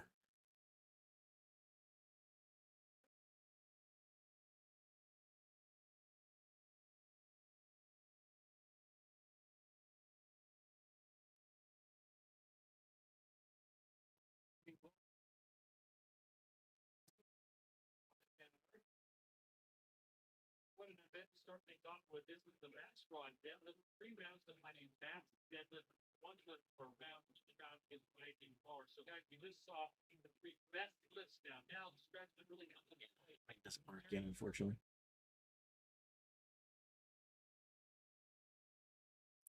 Was there a site that you guys said you preferred me to use than Over Strongman Archive? My good old friend.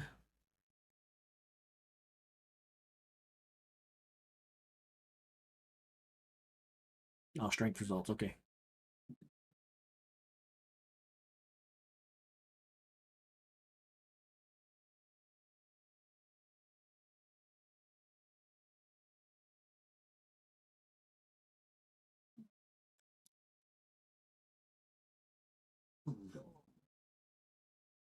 Whew.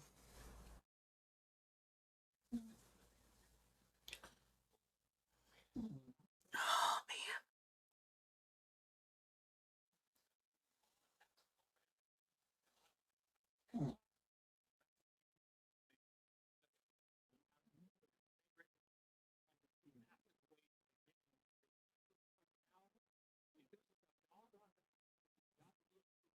Where they want to go, they say on the attack.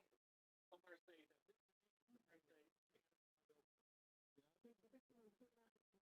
I don't know how well that's showing on camera, so maybe I'll do this to keep from grossing you guys out. Now I look really sexy and cool, right? Everyone that wears sunglasses inside is super cool.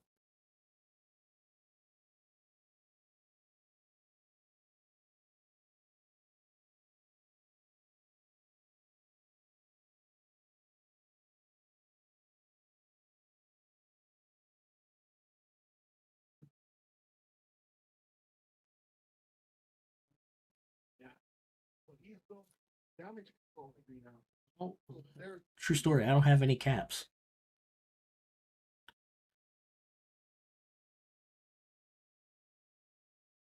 I didn't even think about that. I guess you can see the stream, can't you?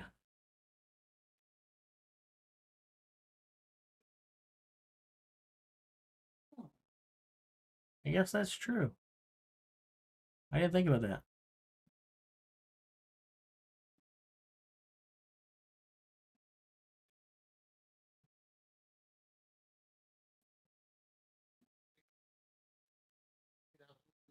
right now.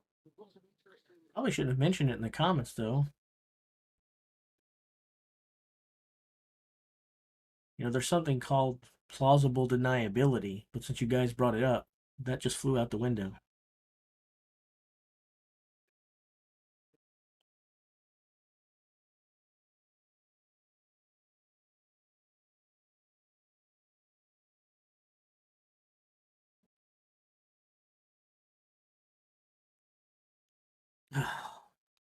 That's actually irritating me more than the eye.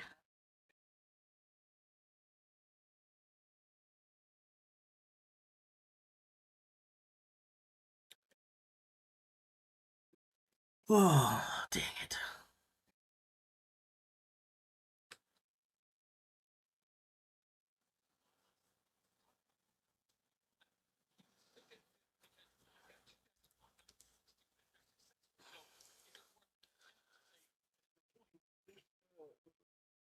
£10 to get him.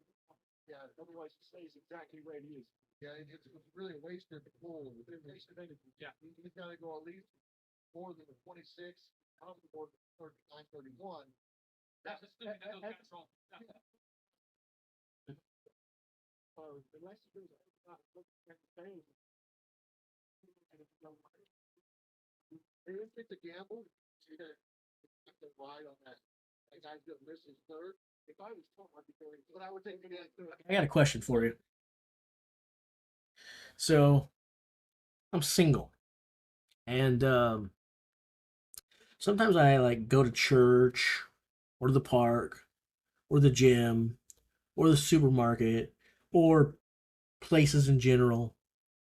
And I see guys who are every bit as ugly as I am. Sometimes you could even make an argument that they are less attractive than me. Not often could you make that argument, but sometimes you can. And they will have these really, really good looking girls on their arm.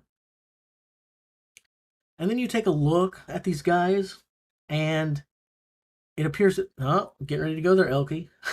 It appears that they don't have a lot of money. They're driving around old beat up vehicles that are barely going from one end of the parking lot to the next. In fact, she's probably paying for most of the things. These guys are unattractive and they got themselves good looking sugar mamas. And I'm just wondering, how does that work? And why can't I get a woman to look at me? Well, I mean, I guess the height is part of it. Let's face it, women hate short guys. Uh, but but is my height, is it like literally keeping me from getting a woman? It has to be the height. It's got to be the height.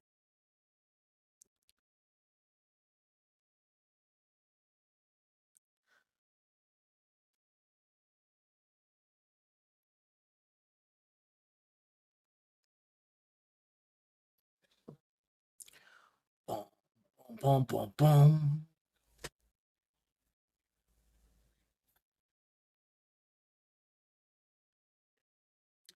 I don't think Thor will take a third lift.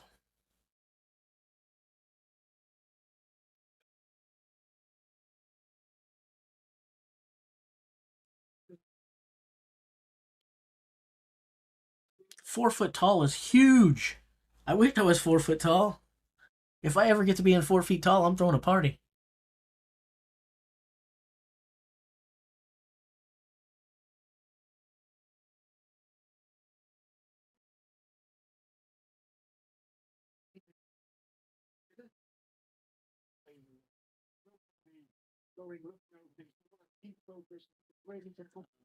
The 450 did not look easy for Thor.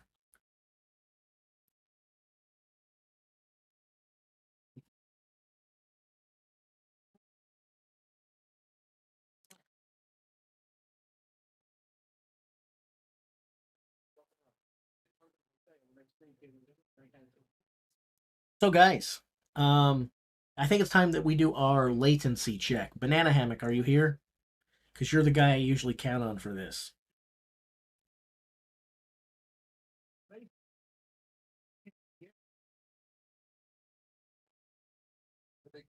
Okay, so what I'm going to do is I'm going to say time, and then I want you to send an exclamation point into the chat window when you actually hear what I say, okay? Time.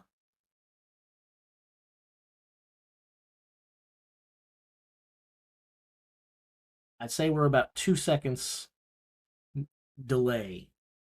That's not too bad.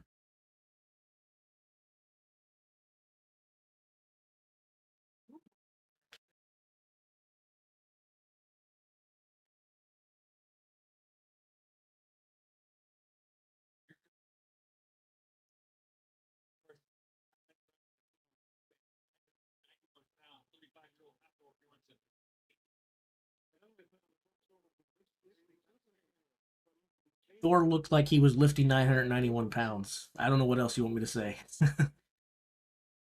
I know everyone wants everything to be incredibly easy. We expect these guys to actually be like superheroes or not human or something. Yes, Thor has lifted more, but uh make no mistake about it. 991 pounds is a lot of freaking weight for any person who has ever been born on the planet Earth.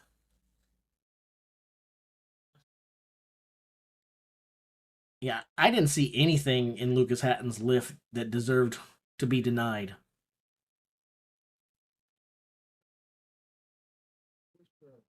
Get Billy's in these athletes this round. Just to try and get him as few- Thomas Evans. Oh, that wasn't Thomas Evans. That was Ivar's. I'm an idiot. I guess I should be paying attention to the screen, looking at the chat, talking, and then I'm calling other people by the wrong name.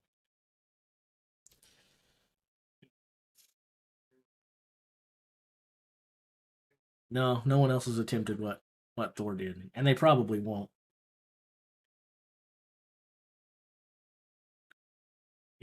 I mean, to I don't like saying people got screwed over too much. I don't like to criticize the judges all that much, but let's face it, they're human too. They make mistakes and stuff, but uh maybe they'll have a good explanation. And maybe they can be asked what they saw.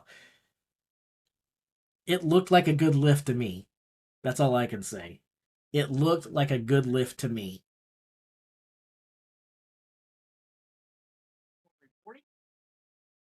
Also, I also don't like the fact that he got a good lift signal and then they went to down. I mean, because he was holding it for a long time, waiting for that good lift signal, and then they gave it and they held it up there for like 3 seconds. Like you, you, to me, if you signal that it's a good lift, even for a split second, it's not the lifter's fault what happens after that. If you told him it was good, it's good. You can't say it's good and then reverse it after that. I don't like that. I do feel bad for him. I guess I said I wasn't going to talk about it. I guess I just did, huh?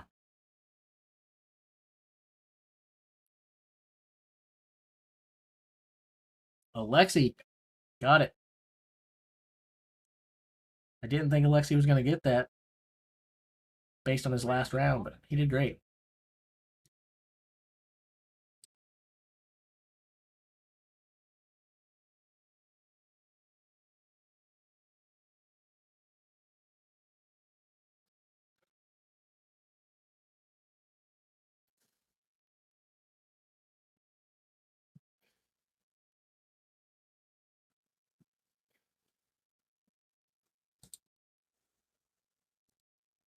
Technical improvement. all three is Billy. Yeah. Well, better than the- kind of hard to judge. You never know where he's at. You look at all Do you guys like Mitchell Hooper's shorts? Not that he was wearing today, but that he wears a lot of time at the gym. When he has those quads and those 80s style short shorts, you just keep expecting like his bag to fall out below the bottom of the leg. By the way, I think I'm going to start wearing a kilt to the gym. I think I'm going to start lifting in a kilt and posting videos of those.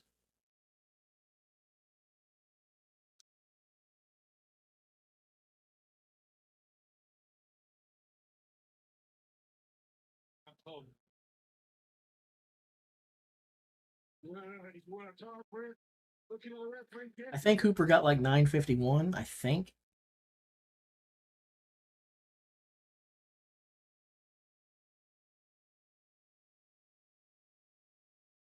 Good lift for Tristan. Looked really good. I failed to get a screenshot again.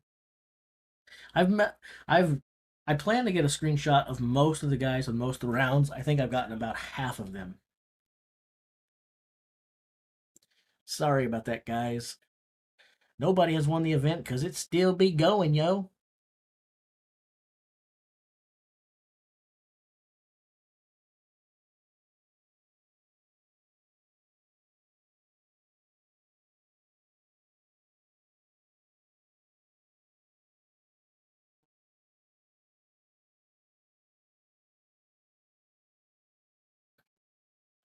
We go up. 1. And birthday boy yesterday, Wes Levinsky. Apparently, yesterday was Wes Derwinski's birthday.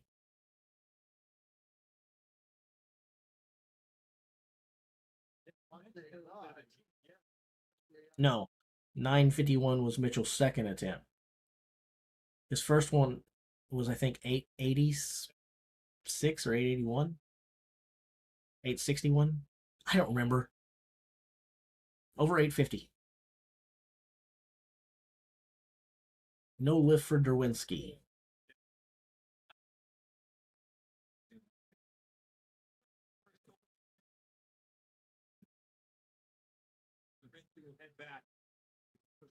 My max ever is like 640. I could probably pull 585, I'm guessing. Well, probably can't. Again, I've only been working out about once a week because I've been so sick. When I was at my worst with the infection, I was actually kind of scared I was going to die, if you guys want the my honest opinion. In 2 months, I watched my strength in the three main powerlifting events, deadlift, bench, and squat. I watched them fall more than 50% in 60 days. I really thought I was dying. Like I gave my brother the phone numbers for my insurance policies. I thought I was on my way out.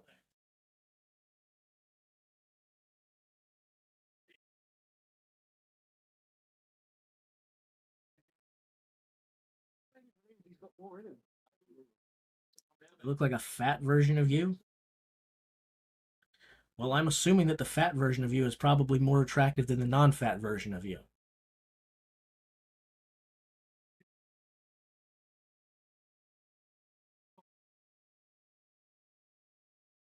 I continue to get treatment.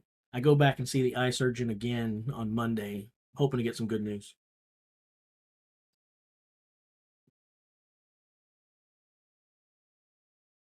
Come on, Thomas.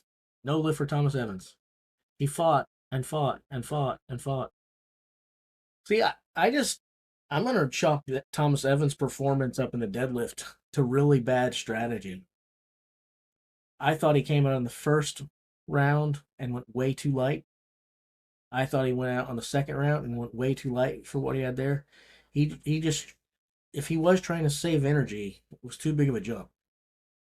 And now he's stuck with a second round lift that I think is probably well less than what he was expecting to walk away with here. I just don't think that Thomas Evans had very good strategy for this event.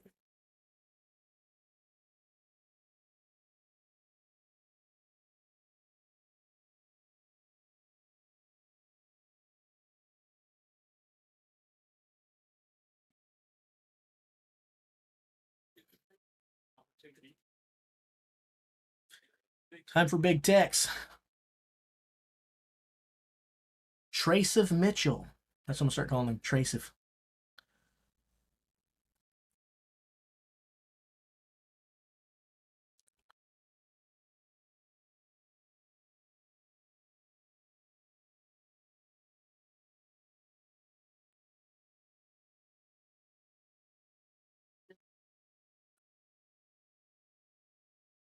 And 906 now, American Trey Mitchell. Same situation. If he can get this, he's going to put himself in a top 5 position.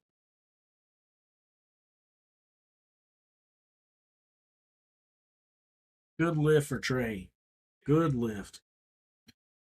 Tried to get a screenshot, but he was too fast for me.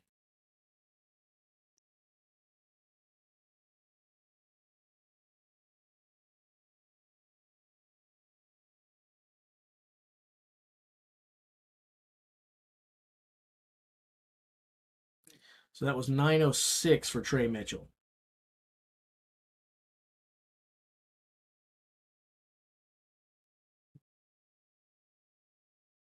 I think he had more in him.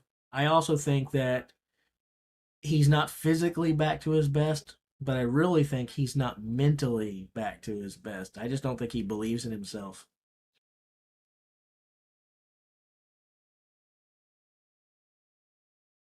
When that man's mind is right, he's a force in this sport. That's one big strong dude.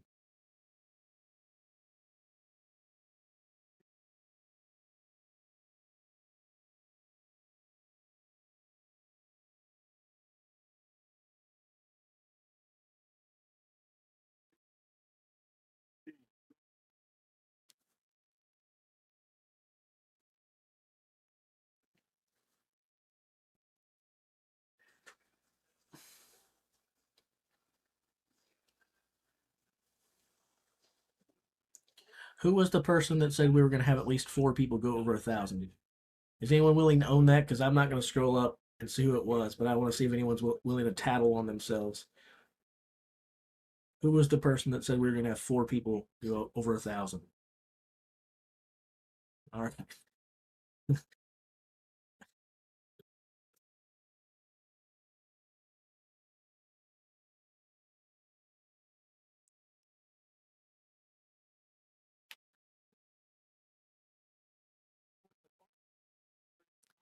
Hatton's going now. I hope if he gets this, they don't do him wrong. He's not going to get this one.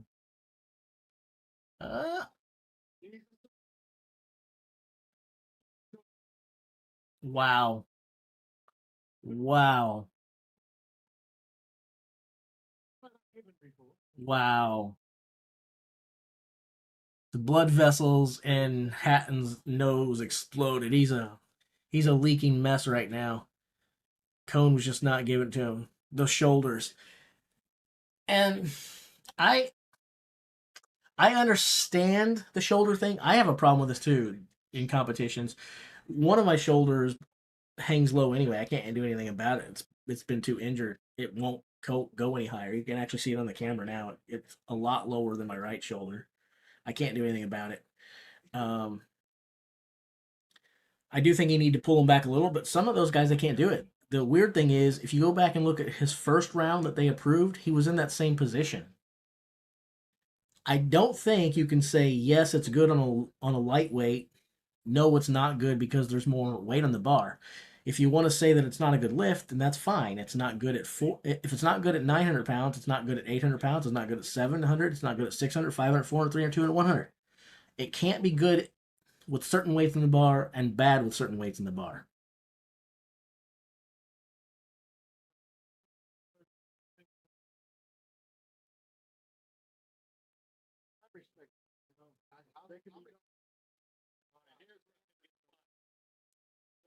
So here comes Tom for his third attempt.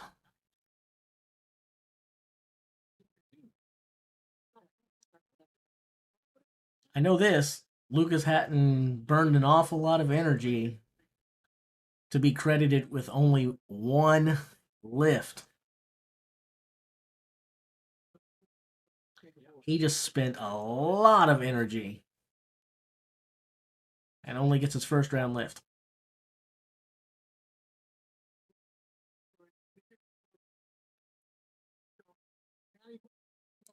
No good for Tom Stoltman.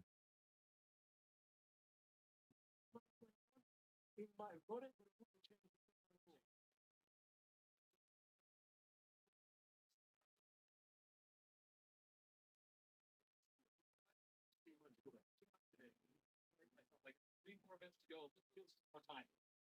The jump skin on my shit. The bar floated out on it. See how it starts coming up his shin? It actually got further away from his shin. So your shoulders follow that bar. So when shoulders follow, the hip rise, and you gotta let it change. Right now, the only outfit that's been successful in the third round is the American Mobile Problem System and Trey Mitchell. Now they were lighter weight. It was with about 5 take their voted final bet going up to 1,116 pounds. That's what he's really good. What we expect. You know, you look in the big second there. I didn't hear what weight Tom failed on.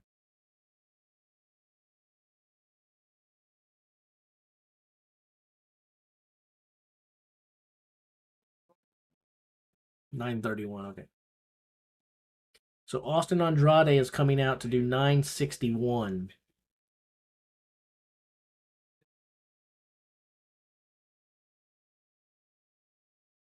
I'll be getting a screenshot here. Pass or fail, I'm getting a screenshot of this 961 attempt.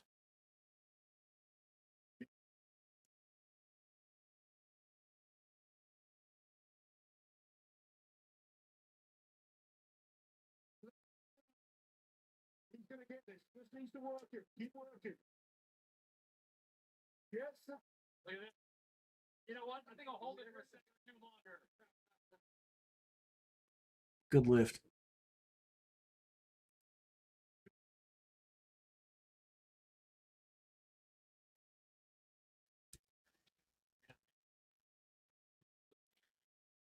That was his lift from earlier. That's not the one I just did.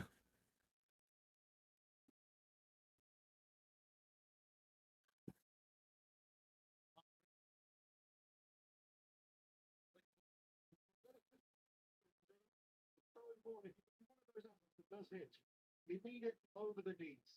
If you can't get that bar over the knees, you can't hit. So you got it high enough for that leg drive. That's what Jerry told us earlier. The bar did not go down. He did the hit, but it didn't go down, then come back up. Coming up. You're allowed to hit. You can bend that bar up, but you cannot go back down. So Here comes Mr. Bobby Thompson.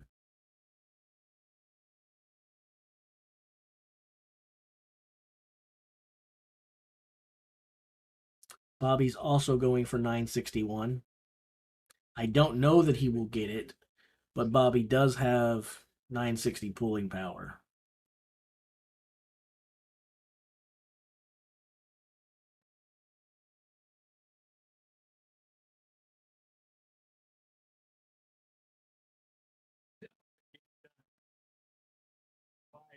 I'm just taking them when I feel like it as far as the screenshots go.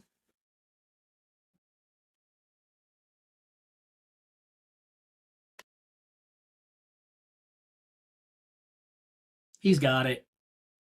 He's got it.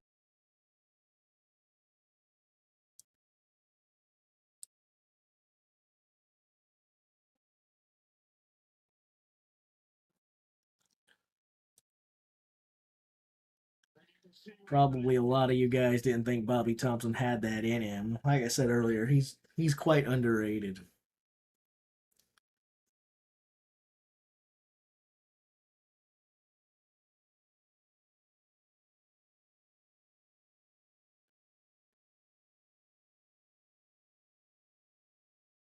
Look at this. Right about here, you're thinking, oh yeah, I get the thumbs up. Look pretty good. Look pretty good.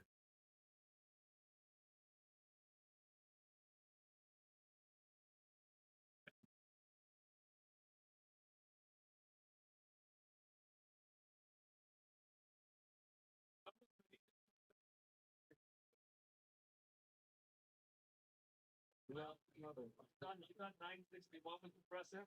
Why don't we just bounce another 5 pounds on there? This is 966 pounds. 966. I'm going to guess it's Hooper. I don't really remember who was coming out next. But there's so few that can do these. I'm going to guess it's Hooper. It could be Rag. Oh, it's T-Rex. I don't think Evan will get this, but everyone knows I'm an Evan hater, so he got it. Oh, they said no.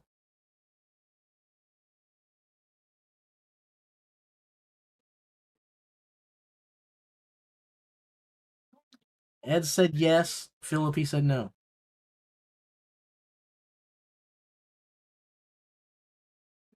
Looked like a good lift to me. It couldn't be any more solid on his shoulders. Jerry Pritchett's now saying, Jerry Pritchett just said, thing he's trying to get more solid on his shoulders. You couldn't get any more solid on his shoulders. He pulled him completely backwards, then pushed him forward just to pull him back again. In case they were trying to say that he wasn't locked, he basically locked out twice. The bad thing about that is, based on the rule they quoted earlier, the rule that you can only go forward in your movement. You can't go backwards. If you say that, then when he went forward with the shoulders and then rocked back, as soon as he went forward, that would have been the end of the lift. But he only did that to show them, okay, if you're saying this isn't locked out, look, here's not locked out, here's locked out. I don't know what more you want from the guy. I've noticed several times in the last couple of events that we followed, guys, I've caught myself defending Evan Singleton on more than one occasion, and that's messed up. That is really messed up. When the sport of strongman is making me defend Evan Singleton, we've got problems in the judging. We have real problems in this sport when I'm defending Evan Singleton.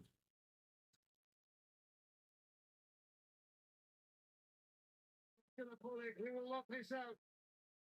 Got it. It's a good lift. Big lift for Mitch Hooper. Bobby Thompson put him under a lot of pressure there. They gave it to Hooper. It looked good, but I'm not sure you can say it was any better than what Evan just did, to be honest.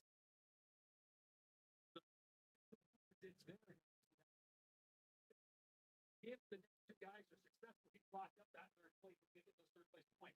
That's fine.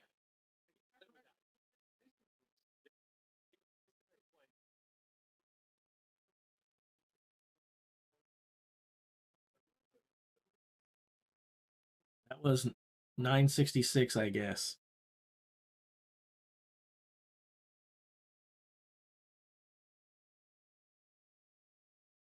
Craziness.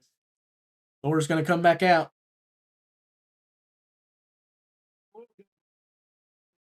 Or maybe not. Maybe it's going to be Matt Ragg. And this basically We're going to 1,011 pound here. I think opportunity for Matt Ragg, 32-year-old Moxley. It's going to be Matt Ragg. Look right now can make a very easy day for Hawthorne. After doesn't have to come out. He's already got first place locked.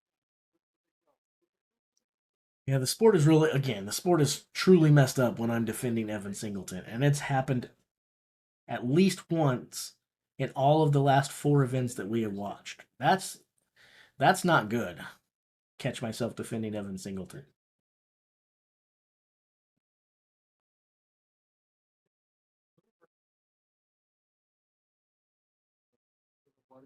High reward opportunity now. Matt Ragg.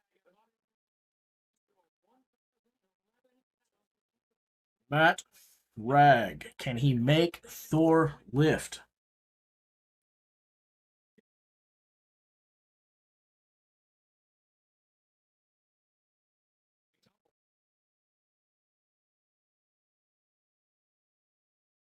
Big lift. What has Matt got? He looked very strong on his second lift.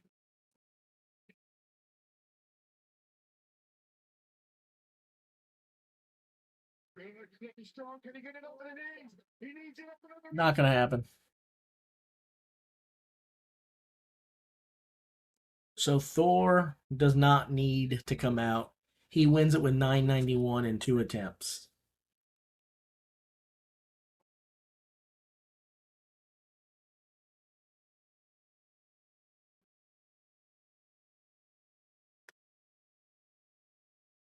So, Diablo, you came up just a little bit short of your prediction. Just a little. We almost got 4,000 pound deadlifters. We were really close.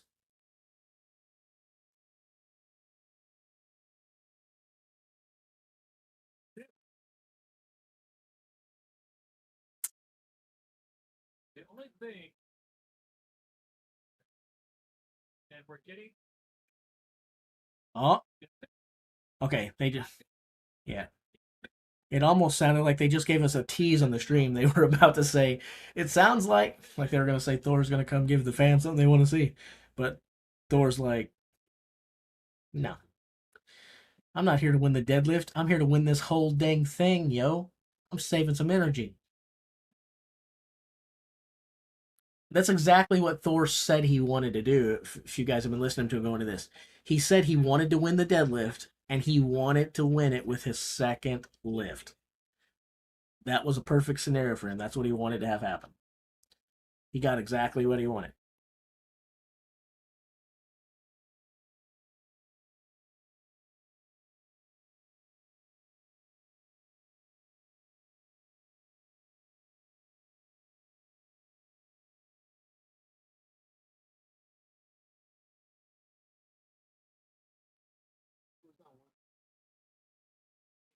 So Hafthor Bjornsson is the winner of the first event. He is now down on the floor with Matt Eichmann. So I'm here with Thor. You just won that first event, and you did it with only 2 lifts. How did that feel? How was the weight? It feels strong. No, plus release.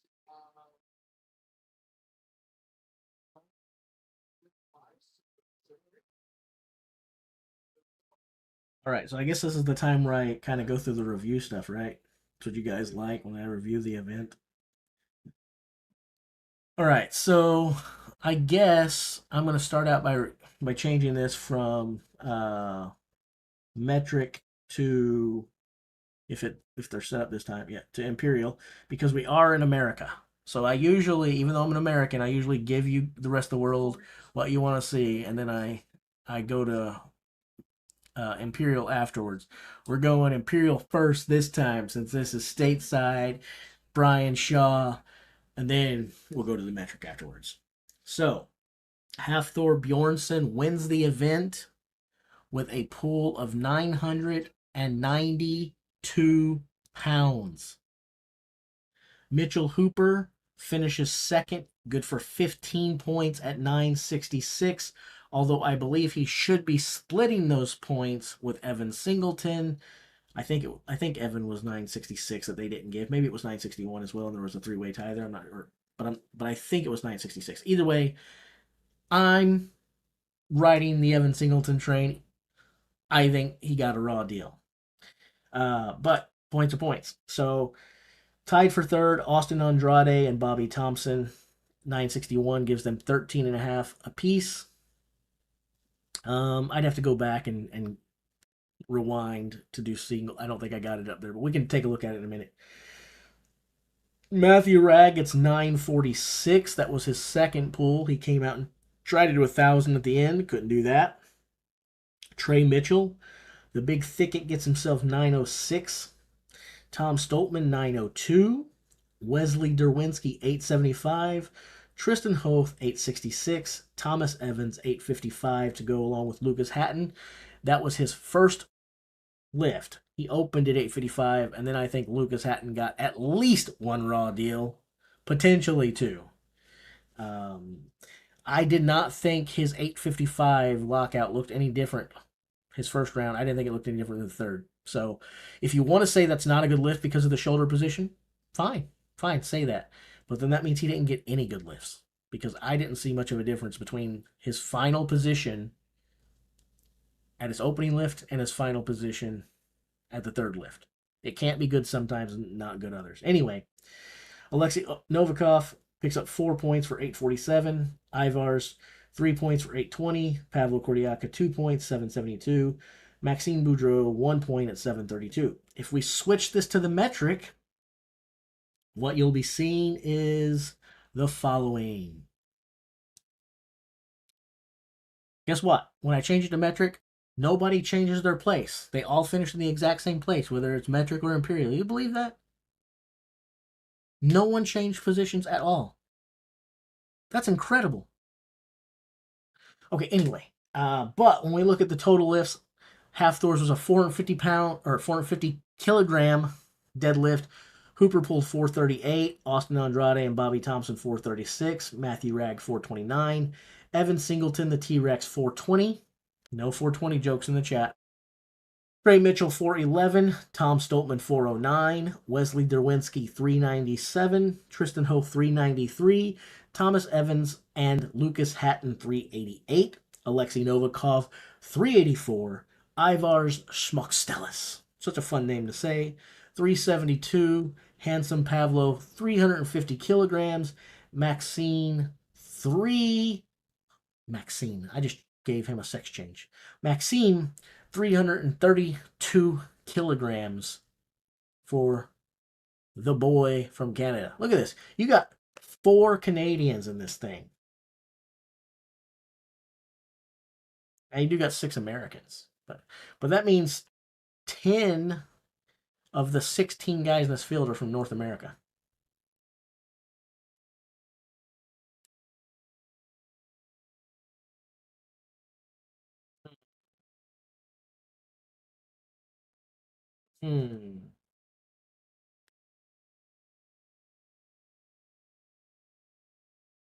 Okay, cool. Someone made a request earlier. I don't recall. I don't remember what the request was.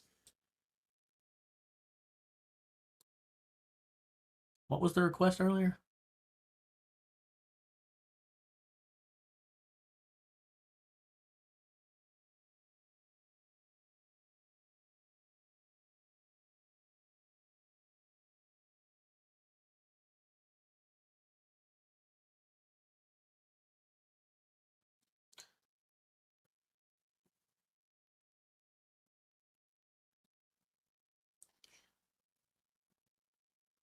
Uh, let's see there. Can I go back and get Evan's lift? Potentially. Um, let's see here.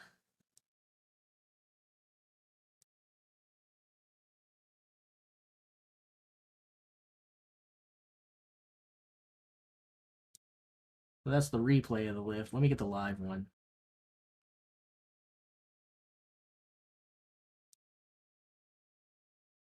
Okay, that's Bobby Thompson doing his thing.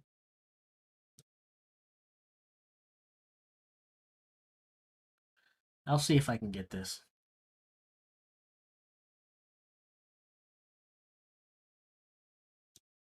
Okay, I've got Evan Singleton here.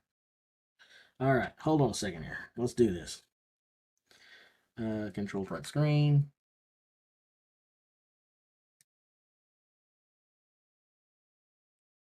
All right, load this sucker up. Go back over here. Boom.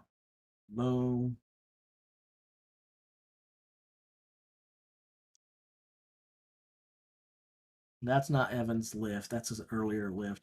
Let me do a little bit of changing of this stuff real quick. I guess I could. I know what I could do. I know what I could do. I'll put it up so you guys can talk about it. I'll just put that image up and nothing else, so that we don't have to watch all of these scroll through and try to get there. So let me put an image up here. Boom. Image. Singleton. Uh,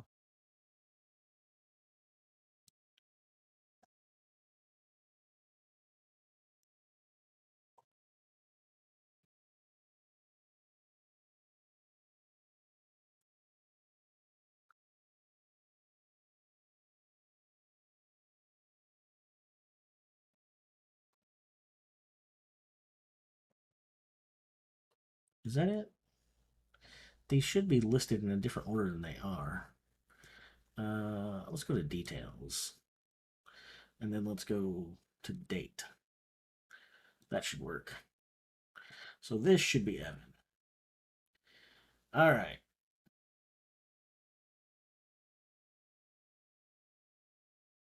There you guys go. That's Mr. Evan Singleton. What do you think?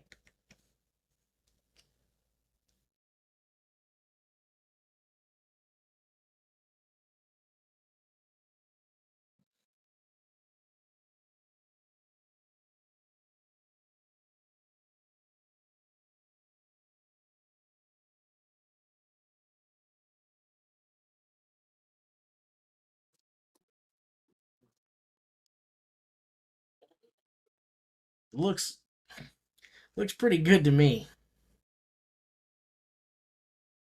I mean, if that doesn't count, I'm taking what I said back earlier. When I said that my max deadlift ever is 640, I'm going to take about 140 pounds off of that because I don't think I've ever pulled 500 pounds as well as he just did 966.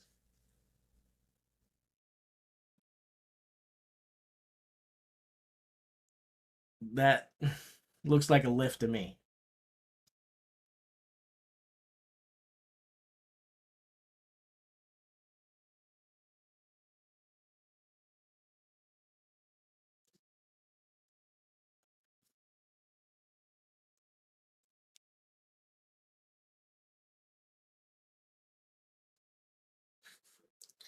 I mean, it has to be a pretty good lift if I'm defending it. We all know that I love me some Evan Singleton, right? So if I'm defending the guy, he must have got a relatively raw deal.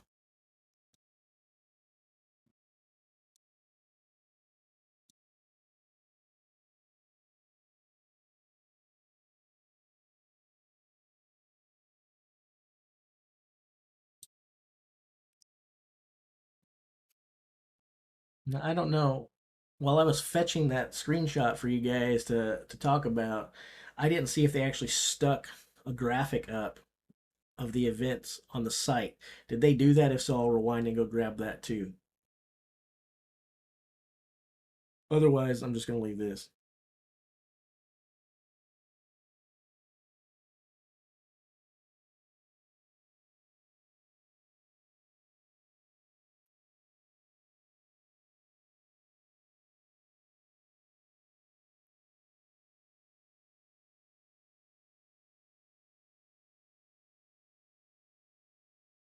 I don't know if they put an image up or not. I'm going to go check.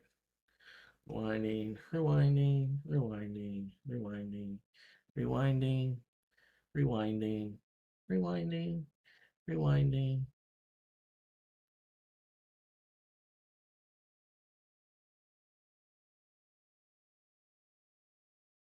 Yeah, it looks like they did not stick up a graphic.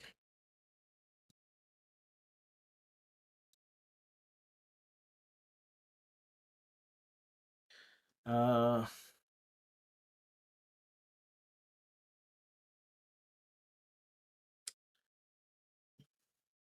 maybe I could take that and make my own. It's tough because it's 16 places. It's hard to get all those on the screen where they look okay. I think I know what I can do for you guys, though. I got an idea, a cheap little idea. It's going to be really cheap, but it'll work.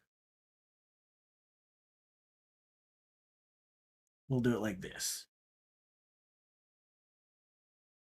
Um, boom.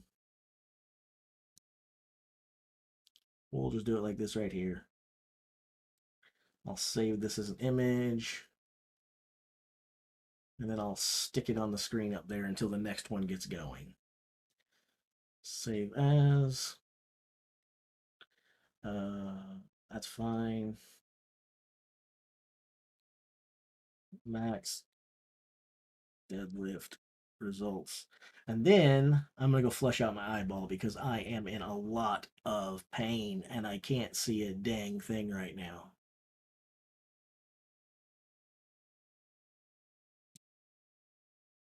Okay, so we'll go back over here.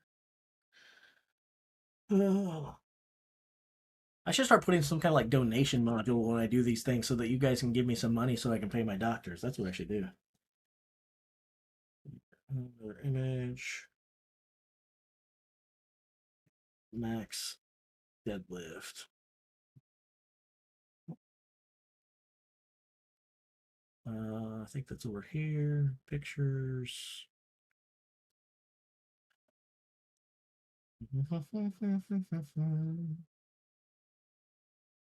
There we go.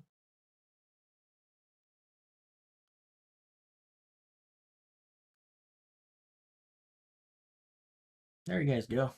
We'll leave that there until they get going. I'm going to step away and take care of the optics, okay? I'll be back in a moment.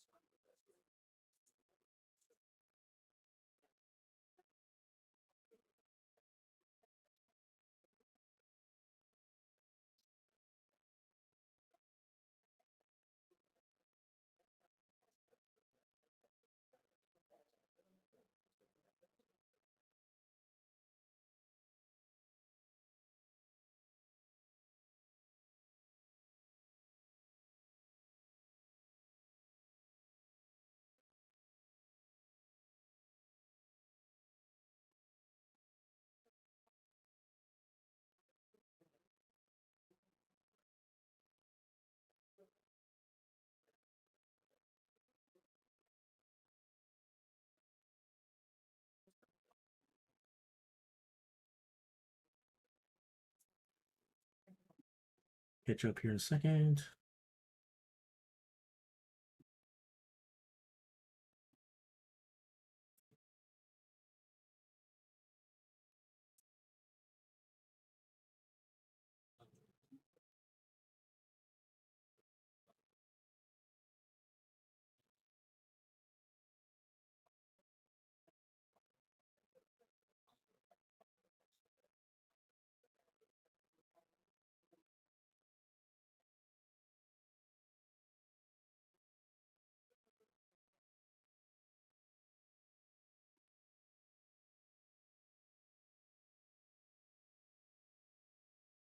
Okay, I gotta catch up on the chat.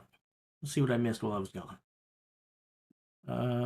Probably scroll up about 7 years. Um,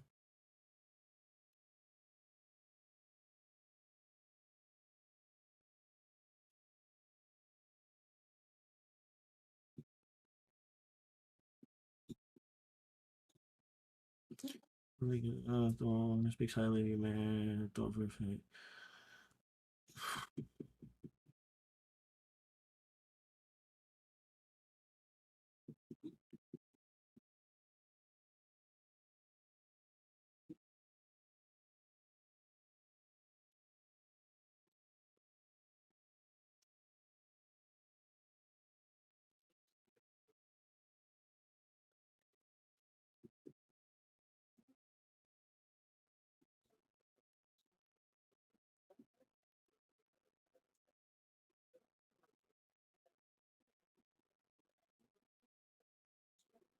Why everyone's so bad at deadlift now? 4 or 5 years ago, people would pull over 1,000 pounds.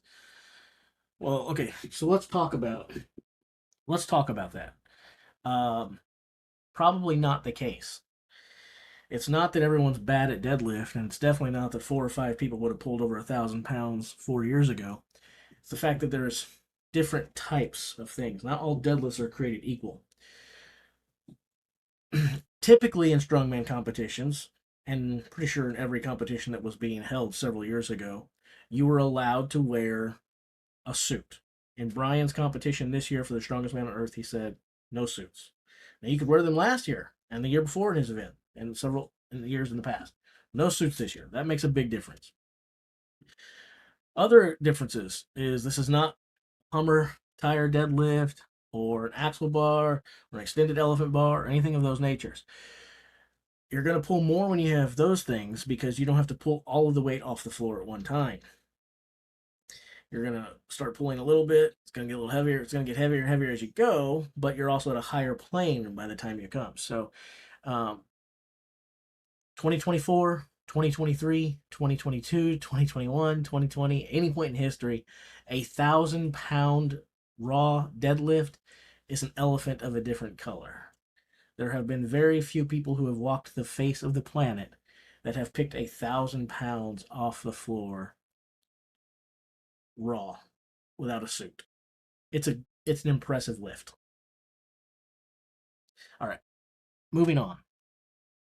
There's no possibility for a challenging decision with the video evidence. I don't know. I guess they decided not to. Now, I did see someone earlier, I think it was my friend Banana Hammock, who said that Brian should do the right thing and give points to Lucas Hatton and Evan Singleton. Well, I think that both have legitimate gripes. I don't think it would be the right thing for Brian to reverse the judge's decision and do that. And I think that's a very slippery slope and a bad thing to go down.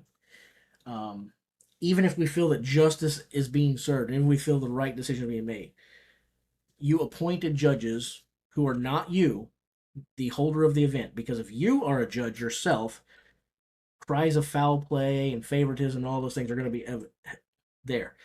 If Brian then comes in and reverses his judge's decisions, even if we think this is the right decision, the precedent that sets, I'm not sure is a good one. I think that's a bad thing, and it's very, very easy to see that either being misused or accused of being misused or exploited later and all kinds of things. I don't think that Brian should do that at all. Now, I think maybe he should take a look at if he feels, maybe he doesn't agree. Maybe he thinks the judging was proper. But if he doesn't, I think he should look at the judges and reevaluate that. I think you should do that in every professional sport. I think you always need to look at who your referees are and evaluate them the same way you do your athletes. Are they doing a good job? If so, we'll invite them back or give them a raise. If they're not, congratulations, welcome to the bench. Anyway,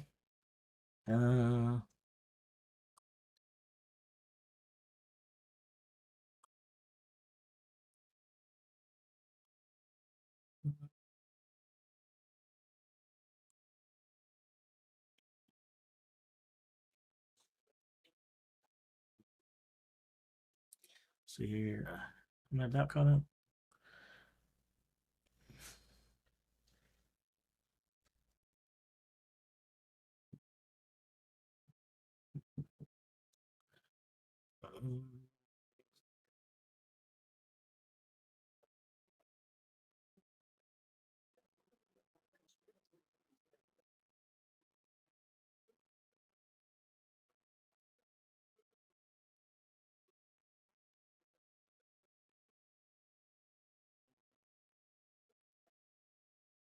I guess I'm caught up.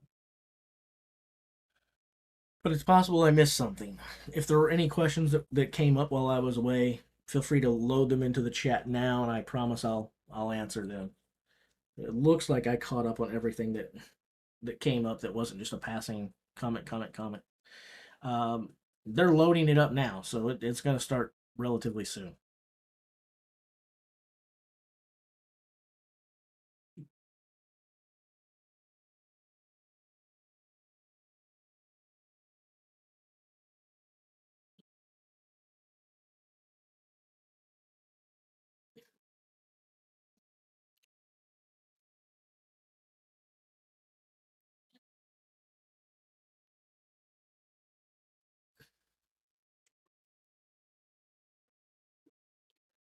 Okay, I think it's time for me to take the event graphic. Well, yeah, Maxine's coming out now. So goodbye to this graphic. Say bye to it, guys. Bye bye, graphic. Bye bye, graphic.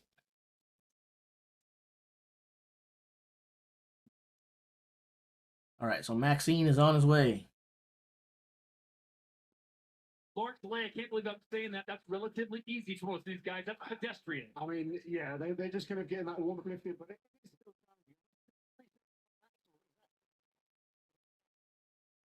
clean, as we've already said, is so brutal. You saw. So Maxine has no problem with the first log, has a lot of problem with the first axle. That's something else that I thought was interesting.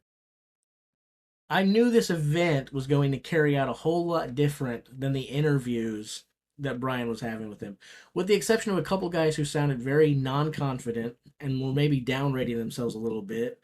And coming off the injury guys that we were talking about before. Get out of there, Tucker. The Alexei Novikovs and the Trey Mitchells. There was a lot of guys who were talking like how well they were going to do, which is good. They need to have self-belief, but if the fans listened to those interviews and believed in it, it seemed like everyone was going to complete the overhead medley. Everyone was going to have a shot at the 600, if not the 600-pound stone, at least the 550. And so Maxime has called it quits. So he gets one log, no axles, and he looks very, very not happy. But you know, everyone was kind of talking a big game going into this, and I thought it's cool to see people with the confidence and stuff, but I don't know if the performance is going to match the mouths. And so, yeah, that's probably another reason why everyone expected to have 4 or 5 people deadlifting 1,000 pounds, because plenty of guys mentioned 1,000 pounds in their interview. So, it's promotion. There's a difference between, you know, hyping people up and actually delivering on what you say.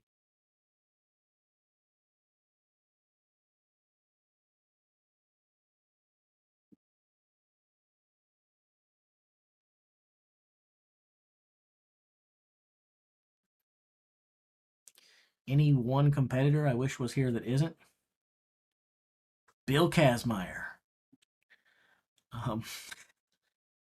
Always going to be my answer.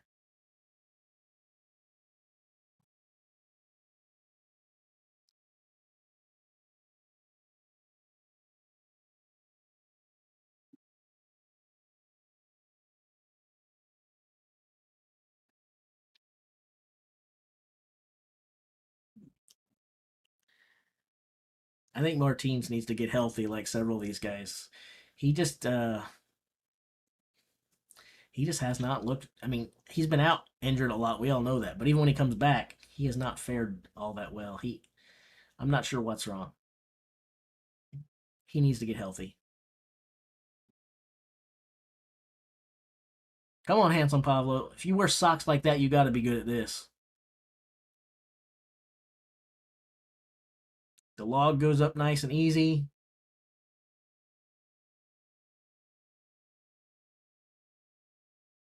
I got to get some screenshots of this man.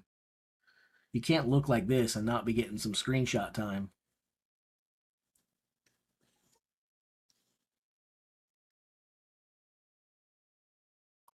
You deserve all the credit in the world. These socks and these shoes.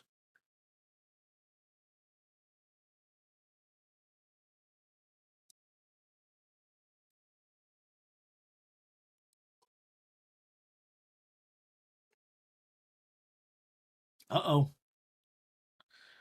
Now, this was an event that Pavlo said that he might actually win, and he's good at overhead. I thought he had a shot at this, but you're probably not going to win it if you can't get through 2 rounds.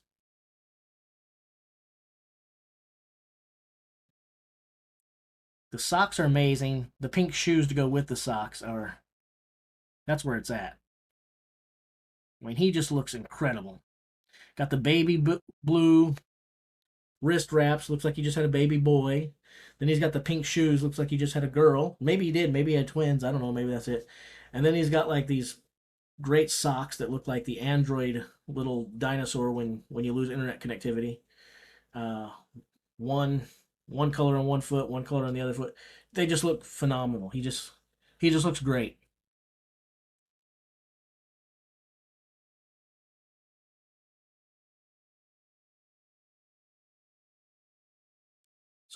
So Pavlo is out of that. He made it through 1 round. So Maxime made it through half of a round. Pavlo made it through 1 round.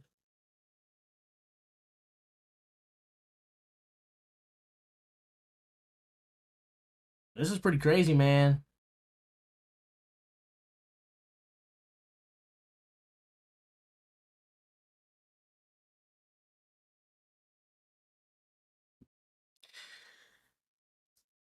I got a question for you guys. No right or wrong answers. I don't really mean that. There's definitely a wrong answer, but I'm pretending to be open minded. So, we all talk about how we love the heavier shows, and the strongman competition should be about the heavier things. And so many of us complain about not liking the speed events and the endurance. That's not strong, blah, blah, blah. I have different opinions on some of the stuff. But here's my question to you. If we want heavier shows, which I think most of us do, as a spectator, is there a give and take here? Like, if you make the event so heavy that you've only got 2, 3 guys in a field of 16 that can reasonably do them, and then most everybody else struggles, is it still fun to watch as a spectator, to watch round after round after round of guys fail? Or do you kind of lose the appeal when you watch none of the guys doing it?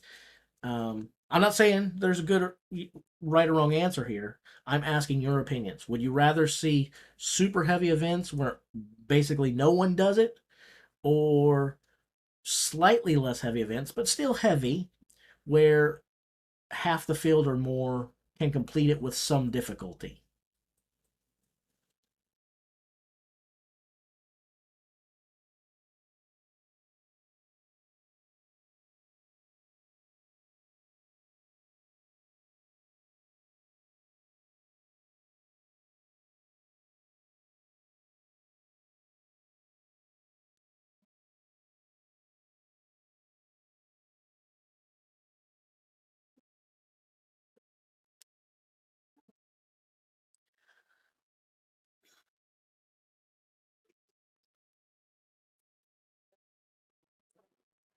Boom, boom, boom, boom, boom, boom.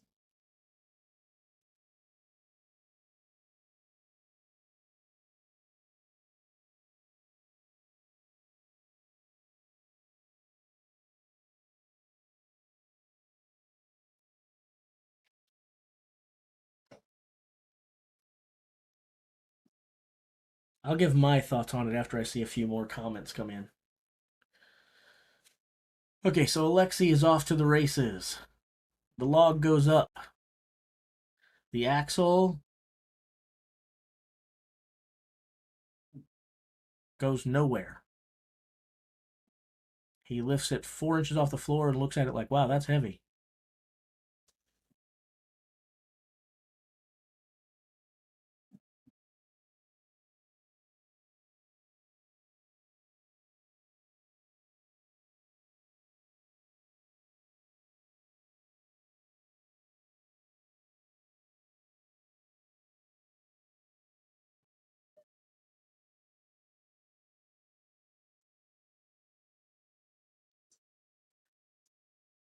So I believe that Alexi is probably going to wind up with one log like Maxime and nothing else.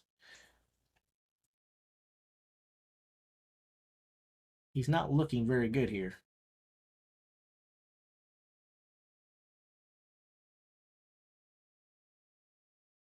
Yeah, that's all that's going to happen. He's not getting this up. Might as well just walk away from it. And at this point, Alexi, it ain't happening, pal.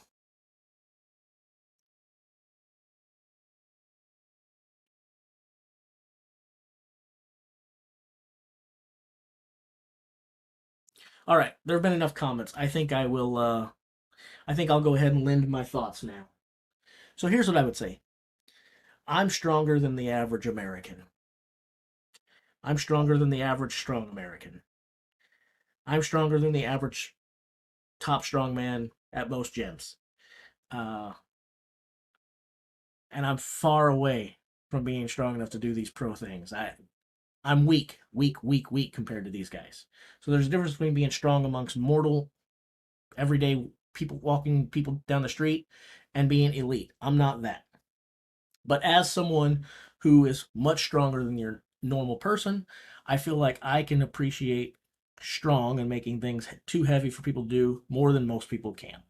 So I want to see the events be heavy too. But I also want the sport to grow. And I recognize the fact that most people aren't going to be as passionate about strength sports as I am. And they're not going to just want to see mind-boggling numbers that only 1 or 2 people on planet Earth can do. They want to see home runs. Now, home runs doesn't just mean break a world record. It means they want to see points go up. And so I think you have to kind of have this juggling thing where, yeah, you need to make the event strong, heavy, and hard to complete. But you also need to realize that there's an audience there, and they're probably going to get bored, and they're probably going to tune out if everyone that comes out there is just failure after failure after failure after failure. The average person is either going to stop paying attention or they're going to be thinking, are these guys really that strong? I mean, hell, I could go out there and mess up too. How strong do you have to be to fail? You need to have them doing some things for the people in the stands and in attendance to be like, oh my gosh. So I do believe there's some give and take. It should be difficult. It should be really difficult, but it should be doable. Just my own take.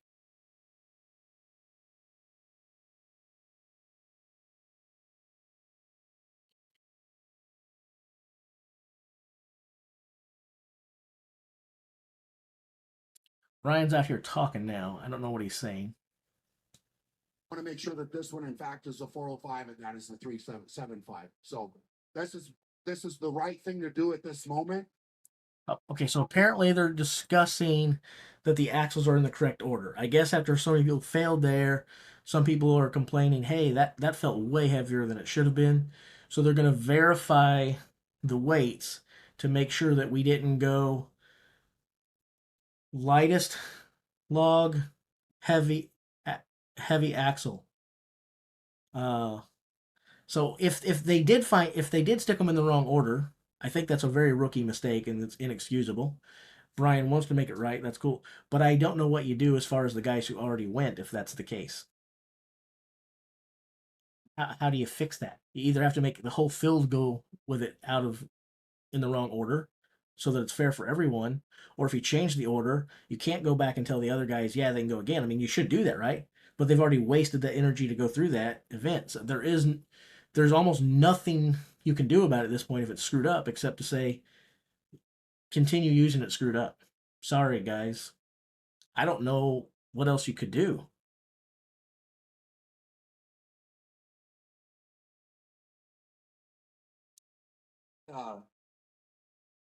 I should have had it right. I should have double checked. So Looks like they got it wrong. we're gonna figure.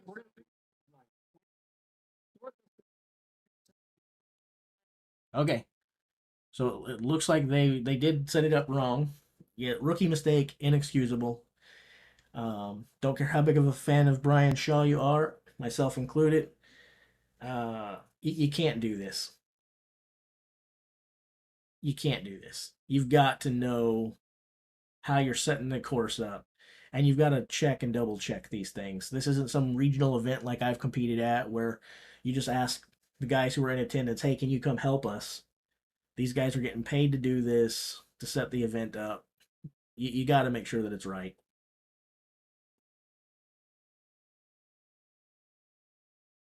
Yeah, so it seems like they stuck the logs, at least it seems like. Maybe they got those in the wrong order too, but the guys who manage it. It seems like they went lightest log, and then if not, well, I mean, they only have 2 axles. So it seems like they went lightest log, heaviest axle. So it should go light log, light axle, medium log, heavy axle, heavy log. Instead, they went light log, heaviest axle, medium log, light axle. And so no one has got the first act, or well, one person got the axle up. I think that's it. And everyone else has been like getting the log and dying and looking incredibly shocked. Really, it wasn't just failure. Everyone looked incredibly shocked by the weight of the axle. In fact, when I watched Alexi do it, I was shocked by his shock. Like, I was like, wow, that's a really weird reaction. Like, it looked like he was expecting it to be way lighter than that, or like he was deadlifting or something. Like, it came a few inches off the ground and he was putting it down like, oh my God, am I that weak?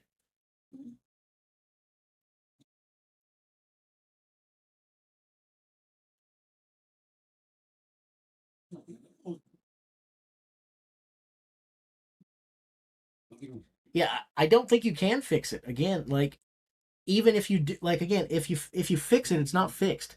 If they put them in the right order now, and you try to be fair, so you tell the first few guys who went, hey guys, we apologize, you get to go again. How they're still screwed? They just lifted that full time and tried putting max effort into it already. They're not going to be ready to go.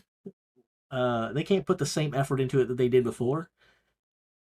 You can't just correct it for the next guys to come either and tell the first guys sorry about that. So you have, if it's messed up, you have to leave it messed up for everyone now.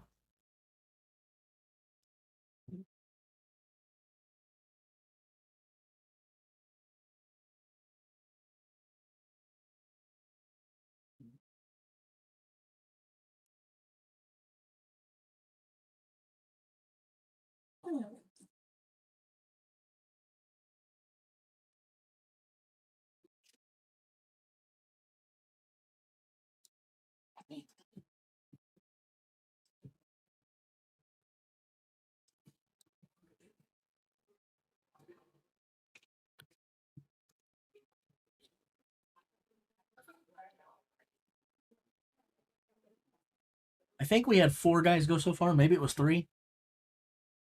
I think it was 4.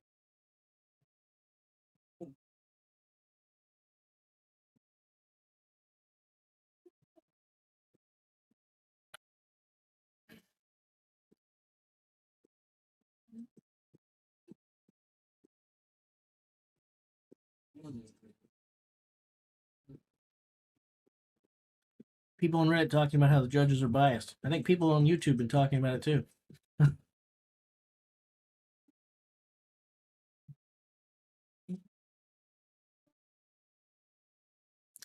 I guess what Nathy just said is kind of a point that no one's talking about. It would be the most fair thing to do, to just go ahead and leave it broken and go as. But Nathy is right in that, from a mental standpoint, the guys who to go, would have a mental advantage of being prepared for it. They now at least know when they get up to that axle, oh yeah, I'm anticipating and expecting to lift X number of pounds rather than Y number of pounds, which is what the first four guys were expecting. And make no mistake about it, that can definitely play with your head.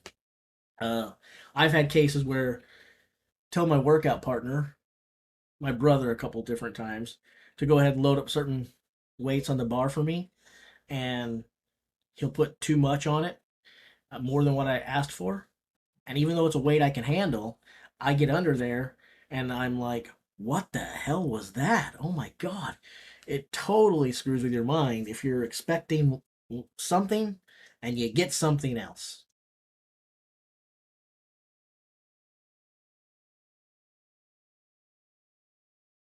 No, I don't think they should postpone. You can't do that either. You've already got 4 events for tomorrow. You don't need to add another one. There's no way to fix this. They screwed the pooch on this. That's the bottom line. There's no making this right. The best they can do now is make the best of a bad situation. And making the best of the bad situation, in my opinion, is just telling everybody, well, go do it. Um, and Nathy's absolutely right. That would give the guys coming at least a bit of a mental edge to be prepared for that second weight. But I don't think there is a better proposal than that, other than scrapping the event altogether and saying, okay, no overhead medley at all. We're just going to say there's no points here. Those 4 guys still get a little bit screwed because they just expended the energy on those 4. Um, and that seems like unfair to them for the rest of the competition too. So I honestly think the best answer in a field of no good answers is to just tell everybody to go do it.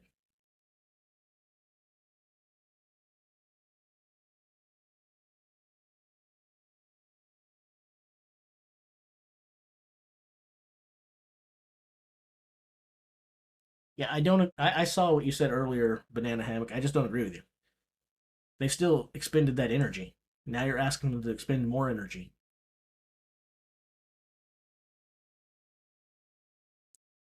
I don't think that subtracting that time is it's it's nice. It's helping them some, um, but I don't think that's better than making everybody else go out there and do the same thing that they just did. Those 4 guys did it. Make everyone else do it too.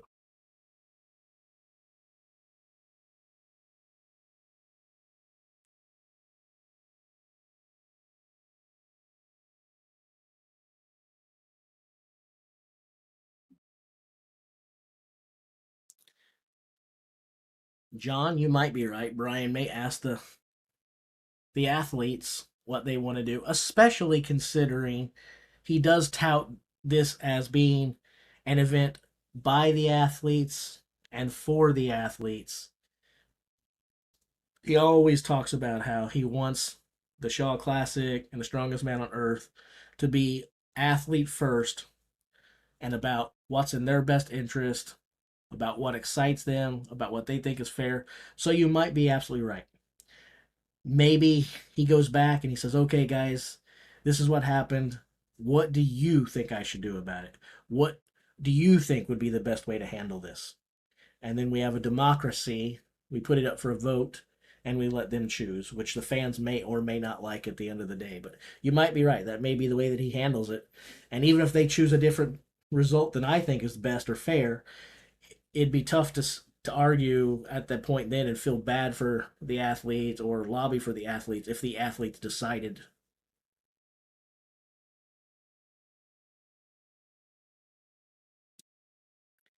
Anyway, it's a bad situation.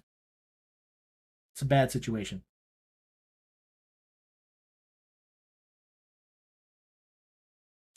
I think they're getting ready to make these kids do it. Maybe that's the way they're going to handle it. If they make these kids go up there and do the medley and they all succeed, they're going to tell the guys, look, guys, these 3 kids just did it, and the oldest one's only like 9, so I don't want to hear you whine or complain. I think that's what they're about to do.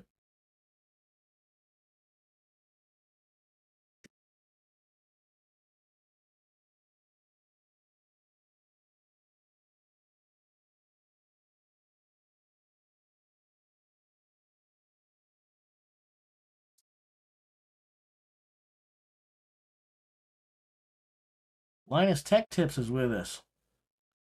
I don't like how you mislead people, Linus. The reviews you do on a lot of your products are bogus.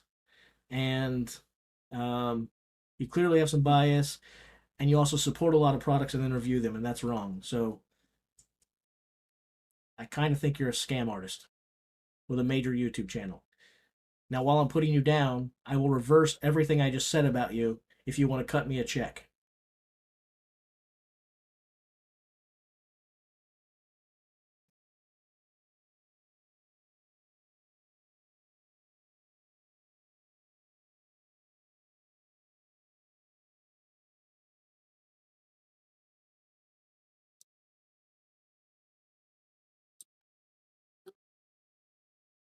They could at least turn Brian's mic on through the stream so we could hear what's going on here.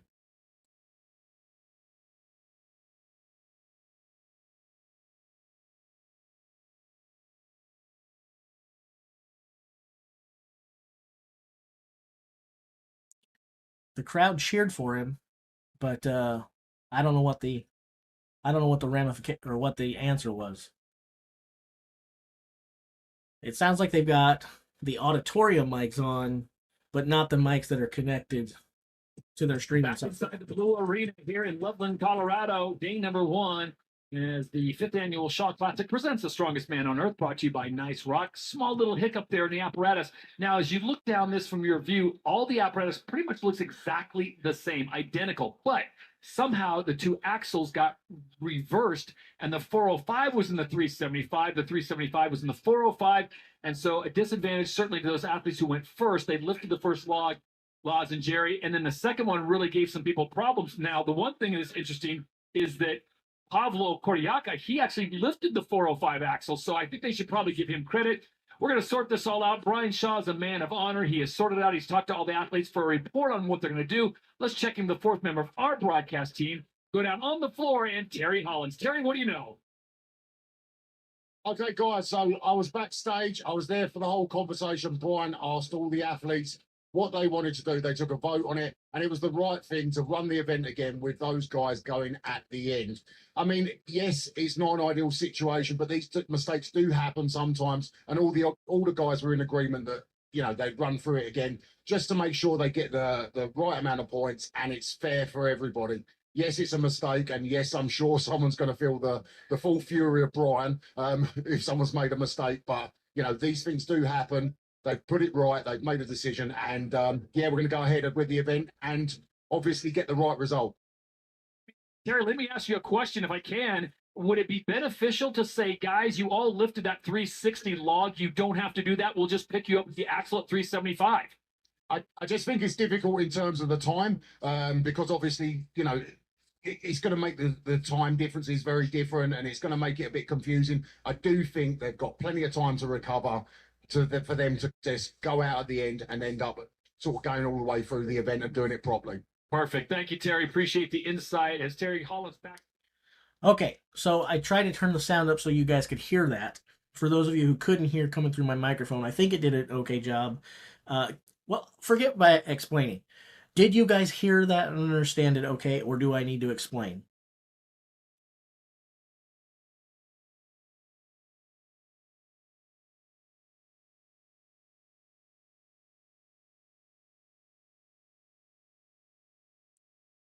The issue is quite simple. They put the 375 axle where the 425 axle was supposed to be and vice versa.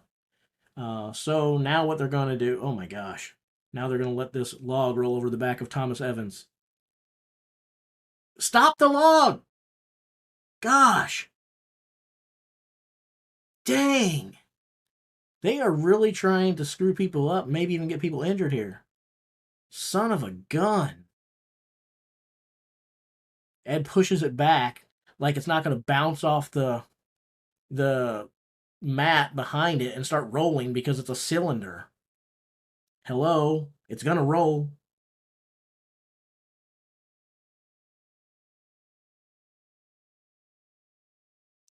So anyway, yeah, they reversed the things of the axle. So now to fix it, they're going to make the 4 guys that went, they're going to let them go again, but they're going to go last to give them more time to rest.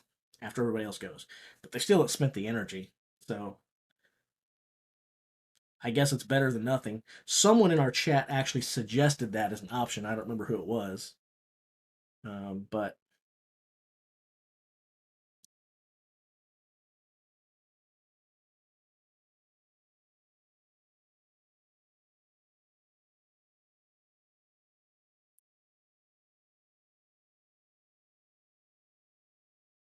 I'm not behind. Perhaps I did click live. I'm exactly where it should be.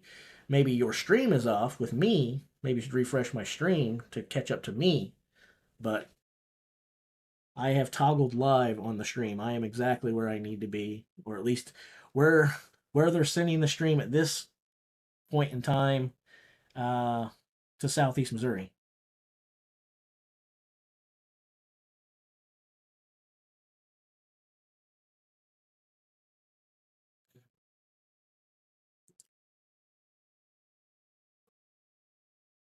Anyway, they almost killed Thomas Evans in that event.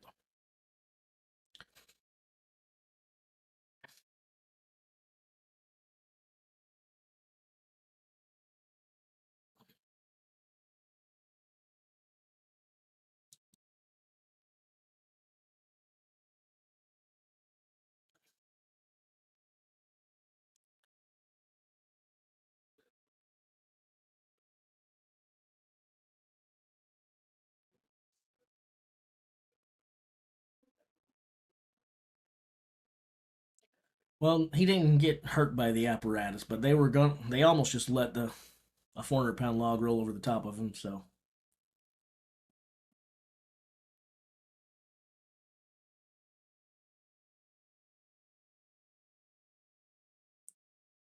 yeah, I don't understand this. Why is Novikov going right now? I thought they said that they were going to let the 4 guys who already went go at the very end.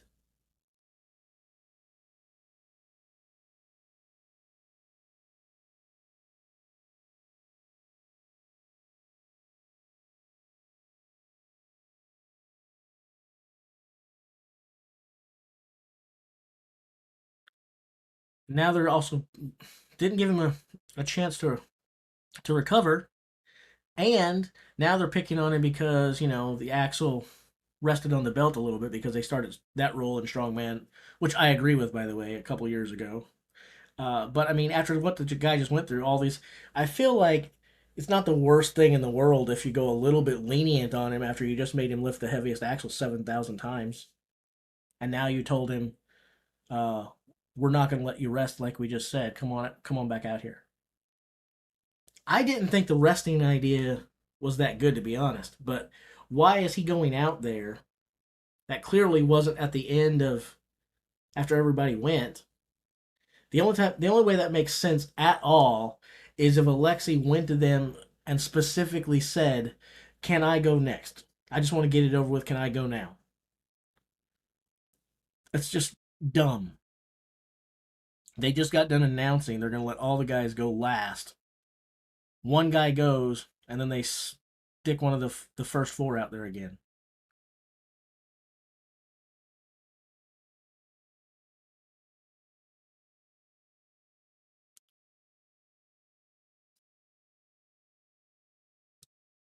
He was one of the guys that said he was looking forward to this event. 65 log in a competition here a few weeks ago. He's looking extremely good on the log. I think he's as good on the axle. He's someone that could finish this. Lucas Hatton has a quick word with head judge Mark Philippi. And he's on the clock now, 2 minutes. 360 pounds. That was easy. This will be interesting. This will be very telling. I'm looking at the pace he's going at. I think he believes he can do all 5. He's not rushing.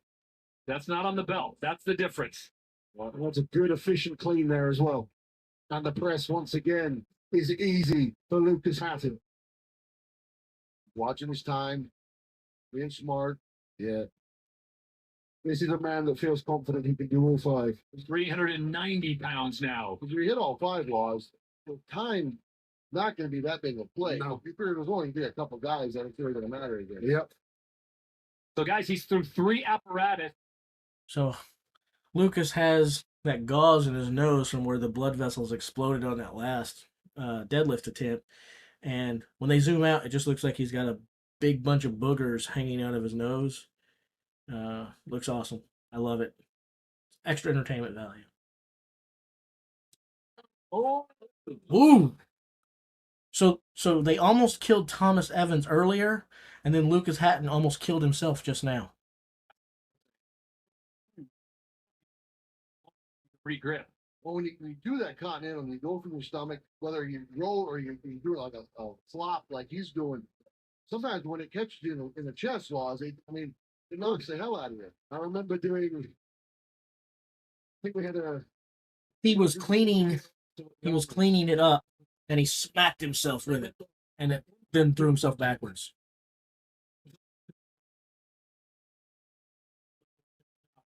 And he's done.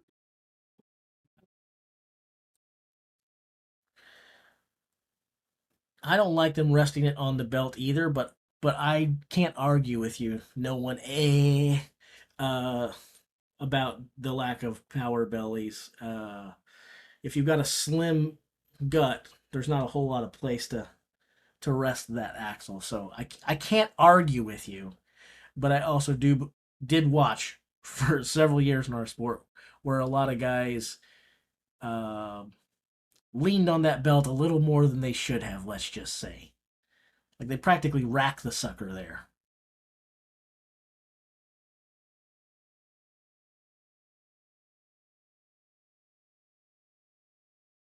You used to be allowed to rest on the belt. Most competitions have banned that from practice. It's now against the rules. It's been that way for about the last 18 to 24 months in most competitions.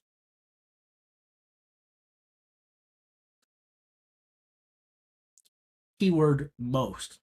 There are still a couple that allow for it.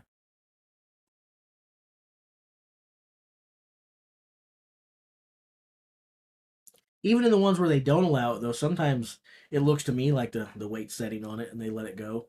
And I see other guys get disqualified. It's like many things in the sport of strongman. I love our sport, but our sport is anything but consistent.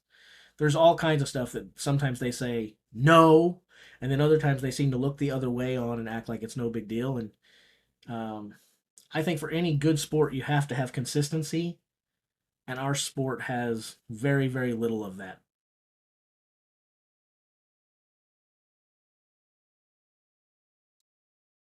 So quickly got above his belt. Oh, you can see he's quite muscle bound in the shoulder and chest area. That makes it so hard to get that rack position. That's where, yeah, you start losing that flexibility and mobility.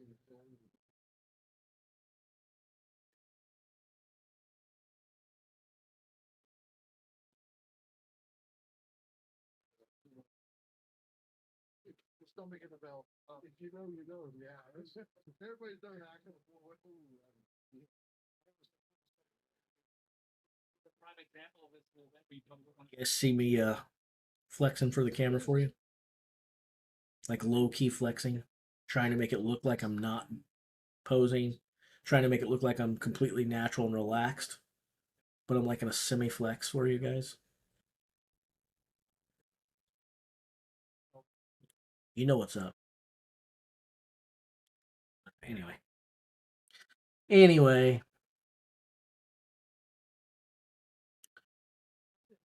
roll. You get that axle, the axle is so, the width of it is so awkward in the side set. I mean, you guys both have pretty good side hands. Like Brian Shaw has some of the biggest hands in the world. Terry Collins and that. But you have smaller hands. It's definitely, with the axle, the grip factor is a big deal. The bar is like the thickness of a coat. Yeah, it's not. boom, boom, boom.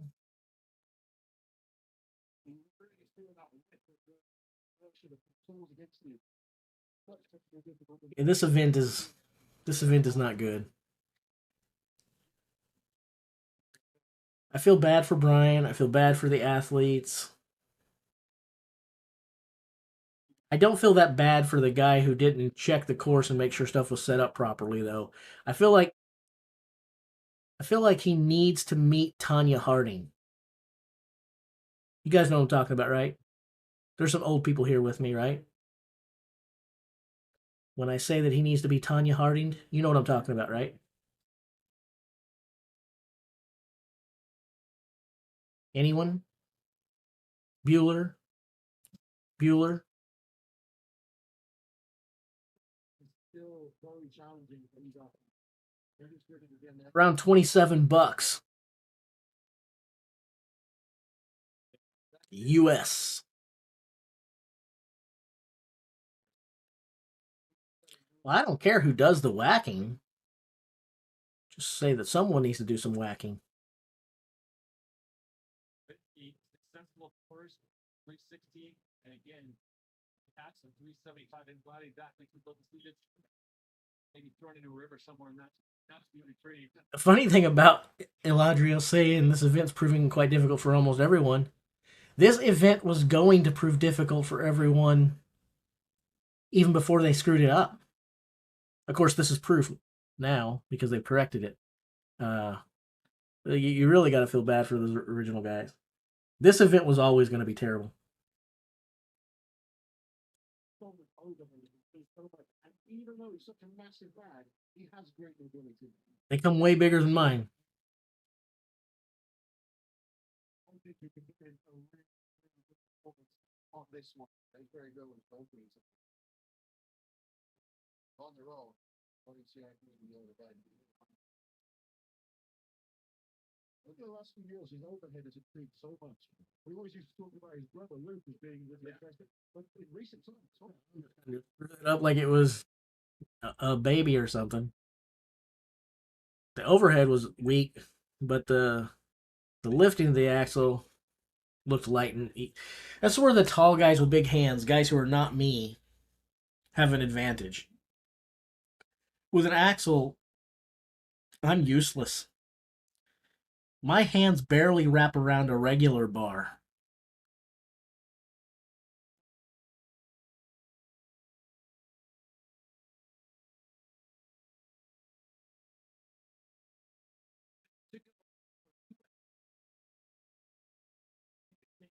For most guys, you hit your athletic prime around 27 to 28, but strength is the last thing to go, and you can build strength long after that. So I'd say around 31 to 32 or so is probably your strength prime, give or take a couple years either way. We're talking about total athletic prime, speed, dexterity, agility, 27, 28. But for strength, a little bit later.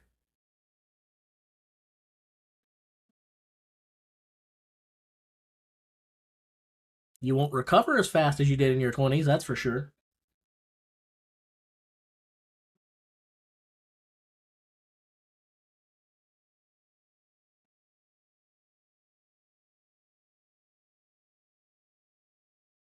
Come on, Tom, push it. He got it.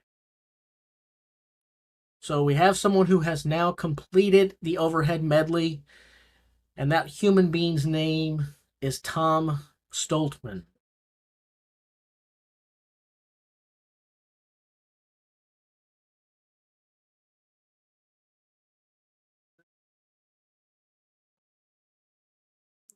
Now, if you're Mitchell Hooper, you have to complete this, even if not just because Tom just did, but since Mitch just broke the world record in the axle, he has to come out here and complete the medley, or he just looks kind of silly, in my opinion.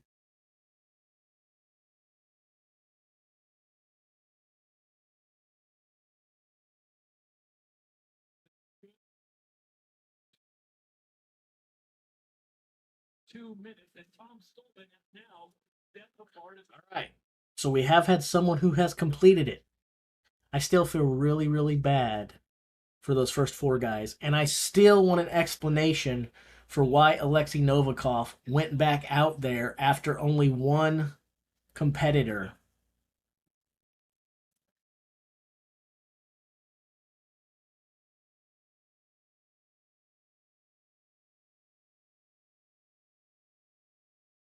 minutes on the clock. No, I think the max time is 2 minutes. Good job for Big Trey. Well, I certainly hope, Banana Hammock, that it was Alexi's choice, like I said earlier. I hope the only reason that he went is because he said, hey, let me go. Because it seems patently unfair. It seems patently unfair to make them go again, in my opinion. But it seems extra unfair to say you're going to let them all rest, go last, and then send one guy out there and then go get him, Novikov. You can do it.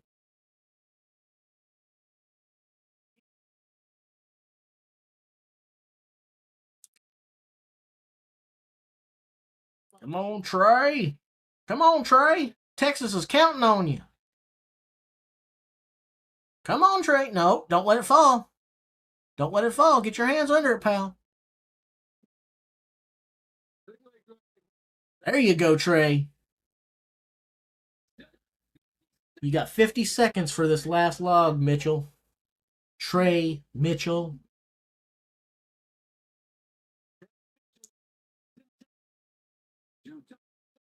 Come on, Big Thicket. Come on, Big Tex. Come on, Tex. Trey. Trey. Trey. Trey. There you go. Make that log look easy. You got good pressing power, pal. Come on. There you go. He beats Tom Stoltman by about 14 seconds. Minute 41 to complete it for Trey Mitchell.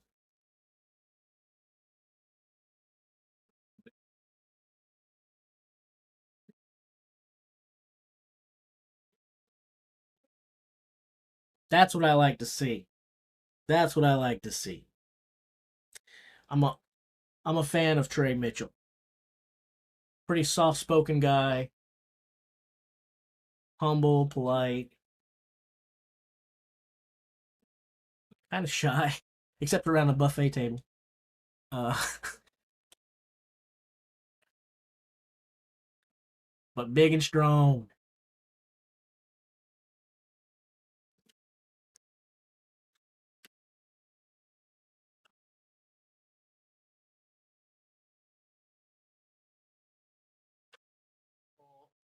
Secure grip. He let it just slip off a little bit, even though he was literally, you could see it gradually coming out of his hand, and that was why Mark could have been giving that a lift. Terry, no, it's disappointing for Evan Singh. Okay, they're saying Singleton's lift didn't count because of his thumb.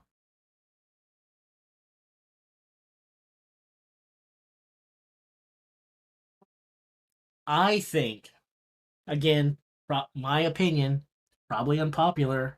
Probably 95% of the chat will disagree with me, and so would the people there. Definitely the judges would, because they made their own call.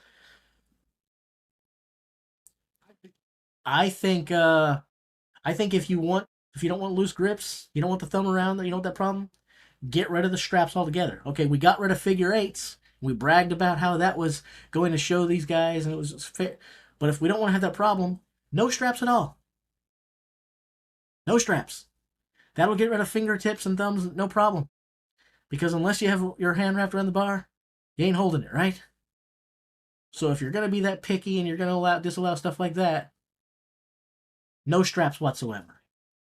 Barehanded lifts. That's my take.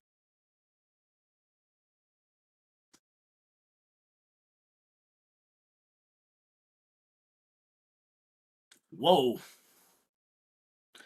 Everybody keeps almost knocking themselves out with his axle.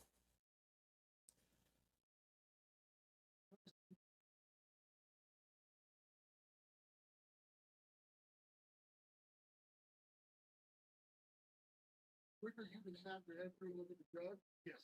Yeah, I always tried to look at the judge, like look him in the eyes, saying, I'm good. Kind of force him to give you that down. 390 pounds.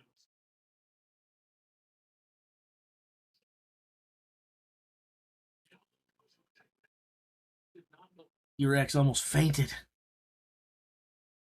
And now the log has rolled 6 miles away.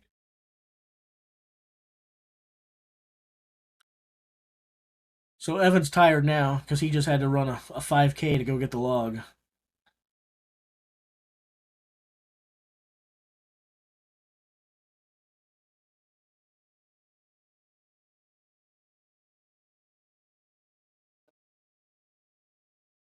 And he says, hey, screw this. After you just made me run a 5K to go claim the log, I'm not going to pick it up. But at least he did go get it. So, picked up after himself, so that was nice.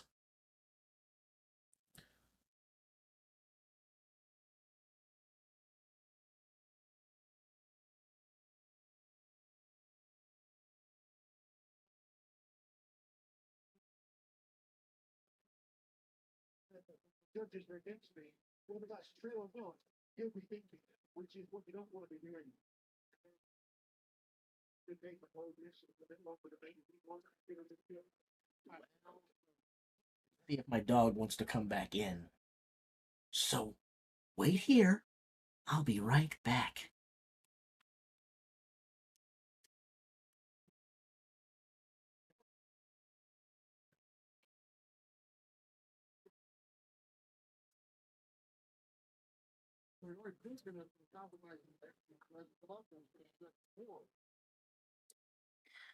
Matthew Rag. No, I don't think Thor will come in last on this event. Oh, yeah. In order of people, yeah. He gets to go, well, not exactly. He would have gotten to go last because he won the deadlift. But now there will be 3 guys going after him because they got a bit screwed. And so they get to go a second time. They'll go after Thor.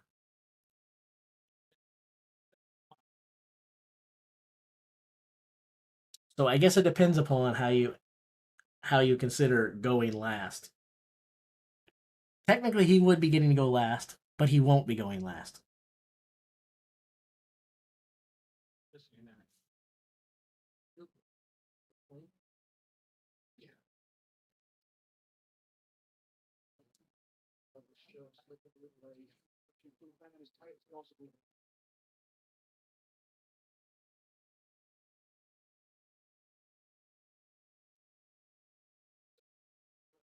Rag looking he pays with the top gloves and not good at all.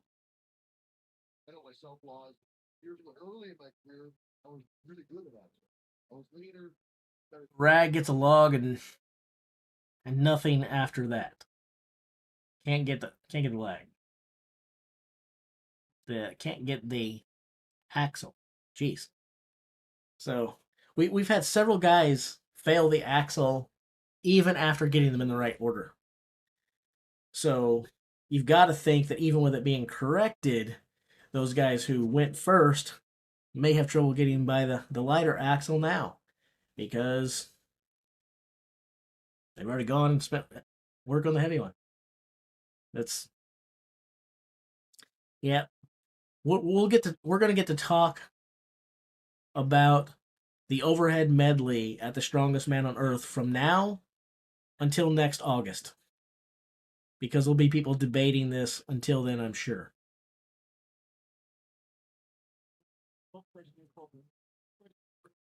Austin Andrade making that log look light.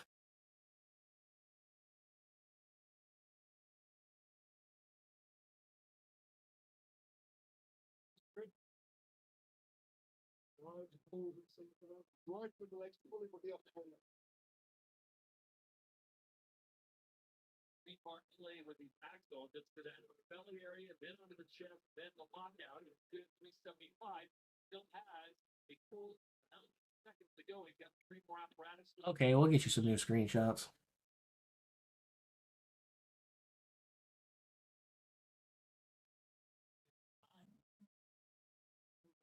Over a minute. I mean, don't know that he's going to go 4-5. I've got to be looking at that fence here. He'll get this log, and then if he get the 450, that will put him in a good place. So 3 implements down in about a minute's time. Now he moves on to the 405. He's watching his answer in 375. It was a good lift, but 405 is going to be a challenge. Thing.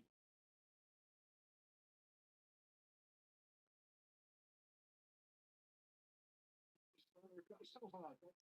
You can't recover in 30 seconds. Just kind of, you know, I don't think Evan can win now because he's got some raw deals, and even if he gets favorable calls from here on out, I'm sure his mental thing is going to work against him. Evan is such an emotional athlete, like him or dislike him. It's just a fact. The thing that makes him so intense also makes him get in here.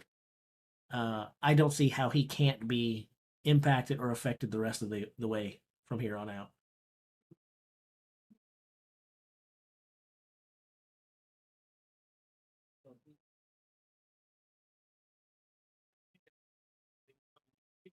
Really didn't think he was going to get to.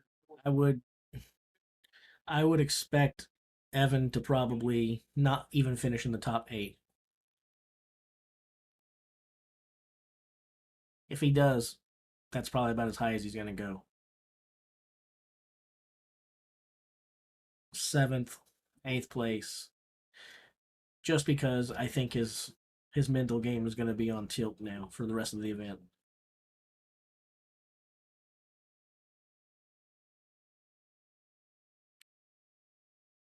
In comparison to how most of the people have done, I'd say Austin did pretty well.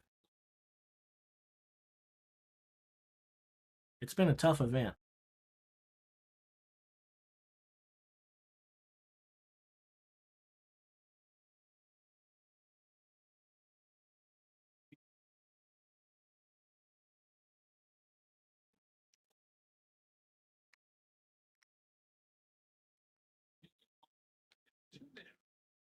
log along the strict wrestling the first leg.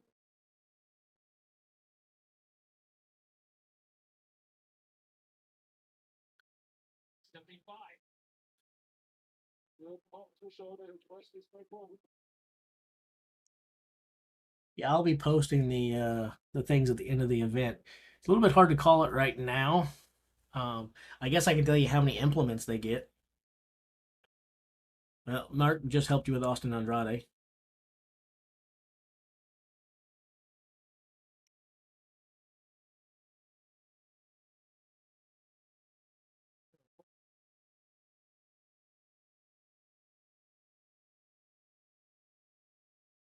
Now, Bobby's struggling with the second log. That's a little bit surprising. For a long time, he was the American log lift record, and it looks like now he's saying he just hurt his hamstring or. So, only 2 implements for Bobby Thompson.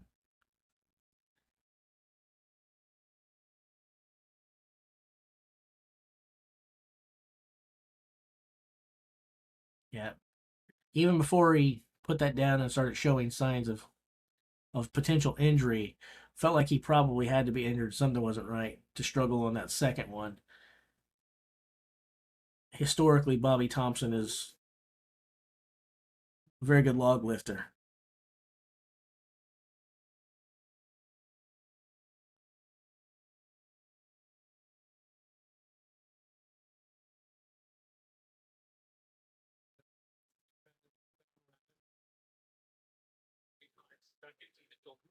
Runner up last year's competition, 21-year-old from Barrie, Ontario, Canada.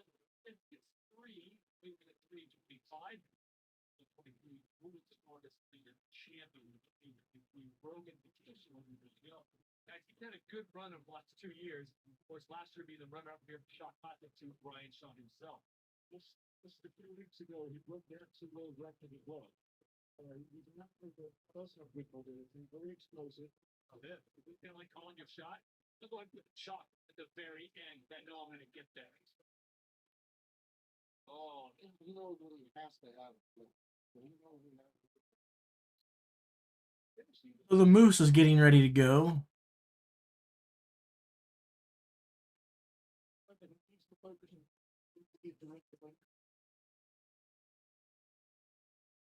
2 minutes on the clock. Second place.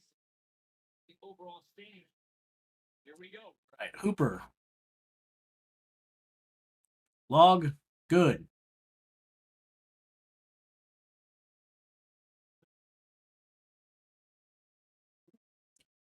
Hooper. First axle, good. Hooper. Second log,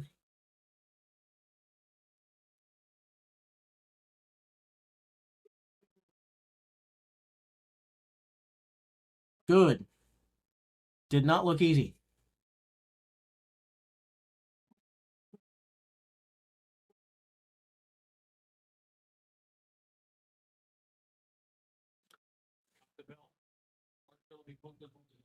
So that hit the belt, and Philippi told him to put it down.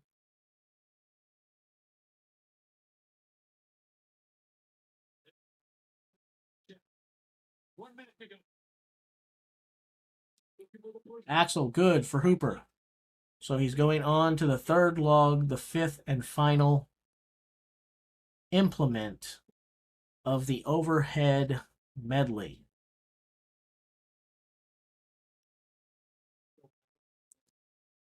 He has 35 seconds to complete.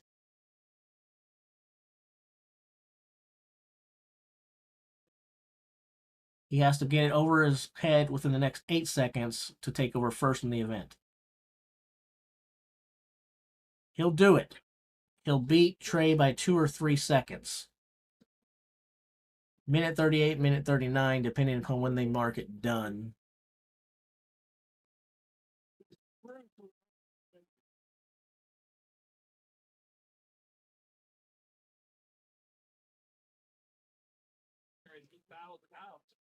Also on the actual laws, we like we gotta keep this leg. Here we go.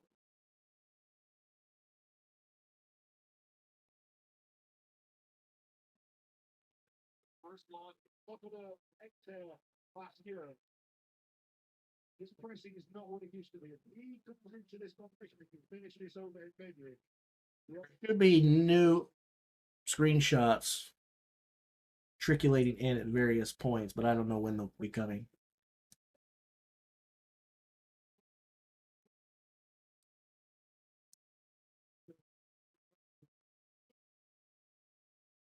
He's seen what he really about he might decide class 2 or 3 will get me good moves. Yeah. Yeah, he's got the advantage right now to see exactly where. You guys don't even need to complain right now. You get to see those pink shoes and those socks of handsome Pablo, and that's all that really matters.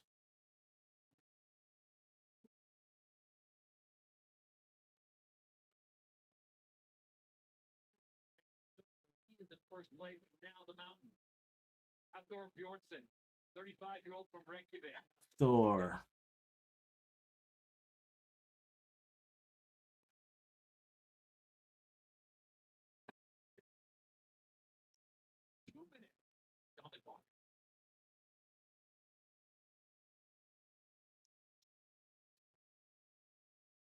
It's the down signal of the first implement. We'll pick him up once. Two implements in. Many athletes struggle to get this first accent.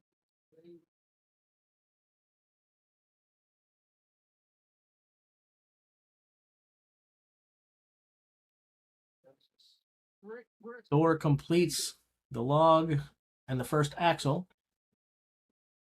and he did it with about less than 0 degrees of leg drive. That was basically just tricep pushing, and that's it.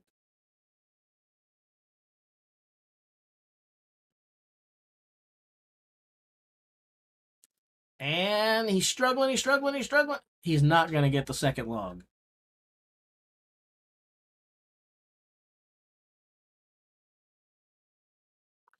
I guess the best thing that Thor has going for him, assuming he doesn't get the second log, and I'm now predicting that he probably won't, because that he put a lot of effort into that. He probably would have been better off. He just waved it off now. He probably realized what I was getting ready to say.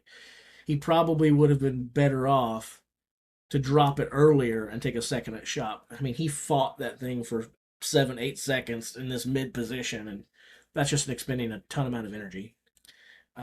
So the best thing that Thor has going for him in this case is that this event is screwed already, and plenty of people have struggled and not done well here.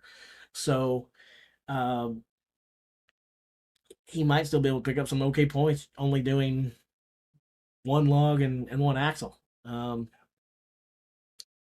So yeah, and now we get to see 3 of our 4 guys who went first come back out and see if they can manage any better with the axles in the correct order.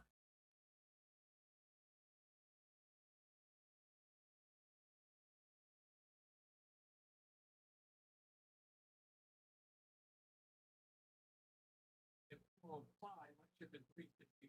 75, if rectify that, they fixed it. They allowed the athletes to come back and give them a two.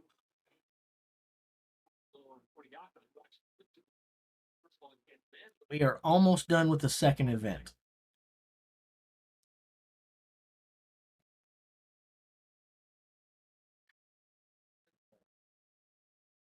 I'm pleased. Well, I think you stop doing things we can do. No, I don't think. I don't think that Evan will ever win World's Strongest Man. I do not.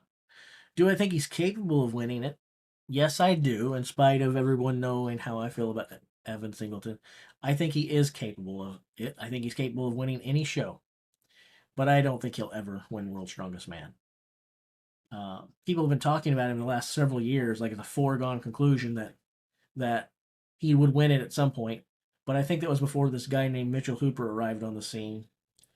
Tom Stoltman continues to get better, and there's several other young guys who are making a push now. I don't see it happening. Granted, pay attention to what I said.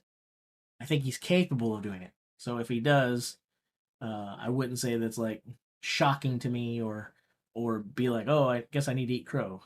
He's capable of doing it. I just don't think he will do it.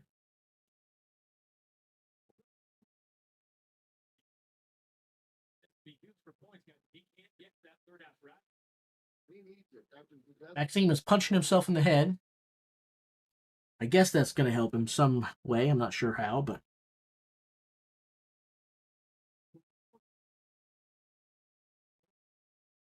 Feel a lot tighter than Won't mess it around. Rushed a little bit at it. Needs to get in the right position. fighting, he's fighting, he's fighting. He's not locking it out. Oh, yeah. It looked like it touched the belt to me too, but I don't know. He's just entertaining him. He's going to take a second rest. he still has more than a minute 15, so he's going to catch his breath. They gave him that axle. I'm not sure he was fully locked out, but I feel so bad for these guys. I don't care. On the other hand, if you're gonna strike the other guy for the belt earlier, yeah, again, we have been wild. The only thing that's been consistent about the reffing so far is that it's been very inconsistent. Maxime gets the second log, and he's going to try the next log. Oh, he's just going to kiss it. I was going to say, there's no reason to try the second log, really, Max. You couldn't lift it the first time when you were more fresh. You're not lifting it now.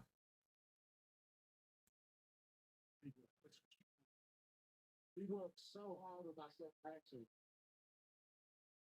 Now he's going to surprise himself to get the third log. Brian loves more than Vince and they just love being with his fellow competitors.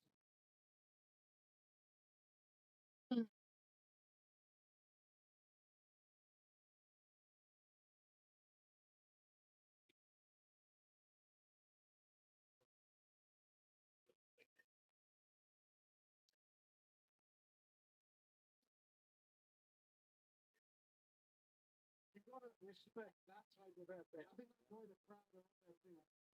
He isn't going to leave that then, but the effort we can all appreciate.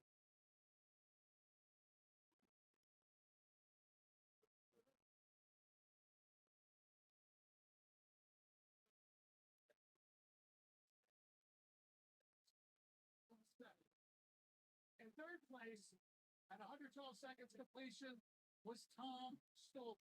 Okay, so they're calling points already. So it looks like the other two guys who went first decided they weren't even going to go a second time. So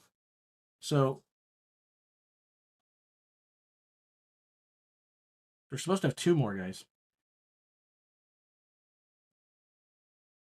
Hold on.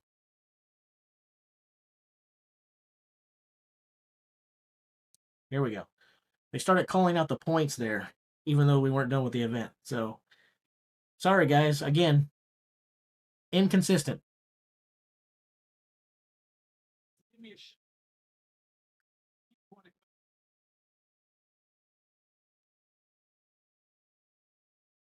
So Ivar started to do, he did one log, then waved it off. Then they said, hey, keep going, dude, keep going, dude, keep going.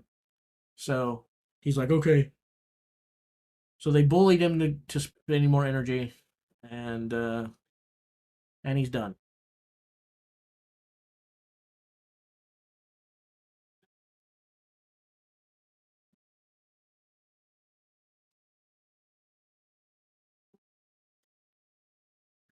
Okay, and we still had one of the original competitors who went decide not to go again. So, man, it's just yeah. This overhead medley was a real cluster word that I can't use.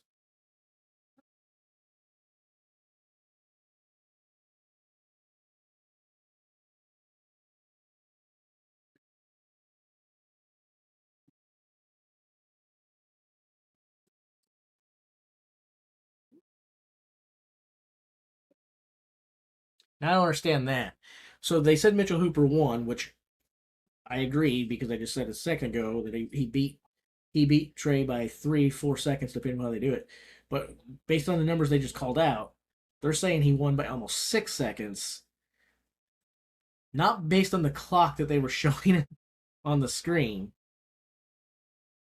Based on the clock they were showing on the screen, there's only 2 to 3 seconds separating Mitchell Hooper and Trey Mitchell. So I don't know how he picked up an extra 3 or 4 seconds.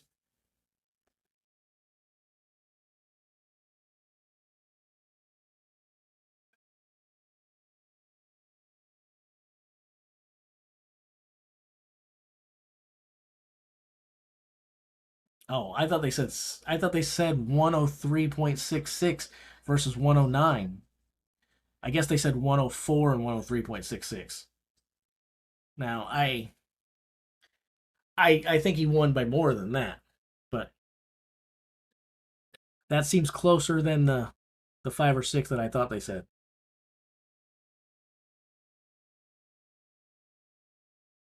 I can't hear them as well because I'm talking to you guys. How do you guys listen to them and me at the same time? Must be nice to be young.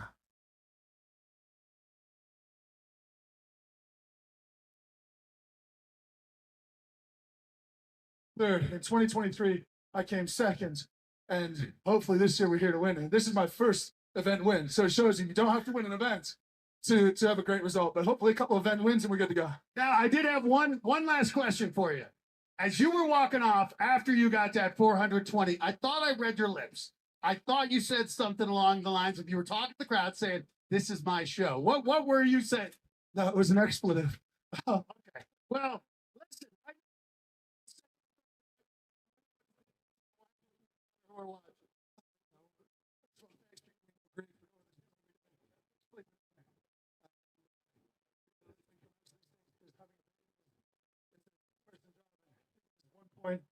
Percent.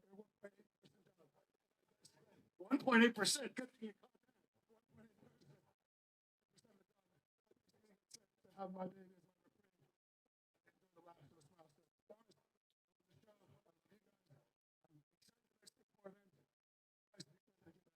Well, Mrs. First thing So he just told his wife that he does 98.2% of the work taking care of their baby. So Mitchell is single, ladies. If anyone's looking to date a World's Strongest Man winner and the best strongman of the last 2 years on the planet, he is single and available if you're interested. Keep in mind, if you ever bear his children, he will tell you that he does 98.2% of the work. So at least know what you're getting.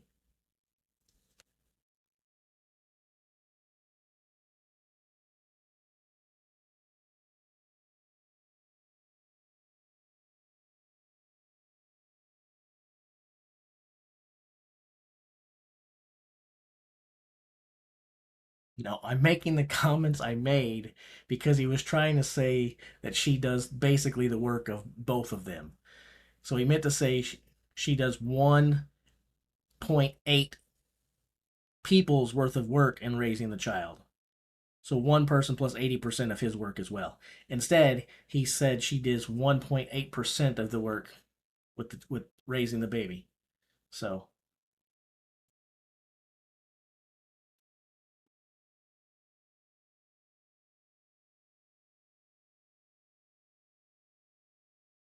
all right. Let's go back and look at Strongman archives. Get some refreshing here. There we go. So I guess you guys probably want me to put the results on the screen again. I guess I need to do that for you. And someone said they don't listen to me, yet they knew what I'm saying, so I'm not sure how that tracks.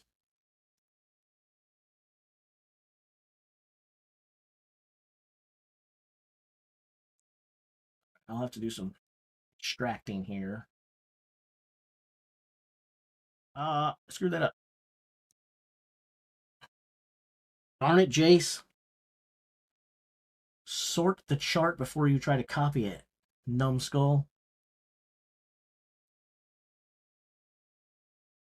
New image. Now I got to get rid of that. I can just bring that over there. Yeah, we can do that right there. Boom. Boom. Boom.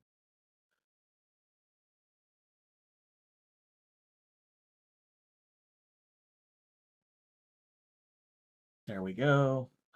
Now we can crop this to here. Image, crop to selection. Save this sucker as overhead medley.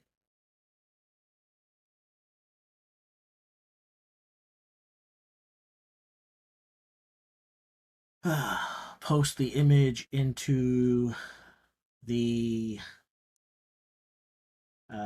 whatever you call this thing. Stream? Who cares? Words are overrated. Overhead medley. Boom. Go fetch the image. Go there. There you go. And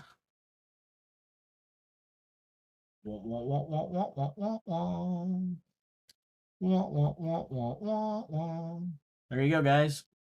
There you go, guys.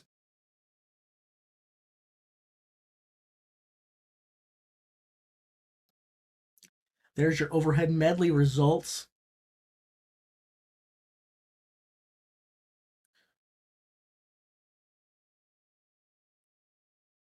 My actual live stream that I'm watching is getting kind of choppy.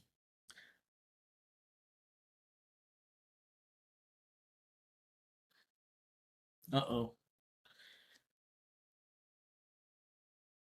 Uh-oh. Hope that is not a foreshadowing of things to come.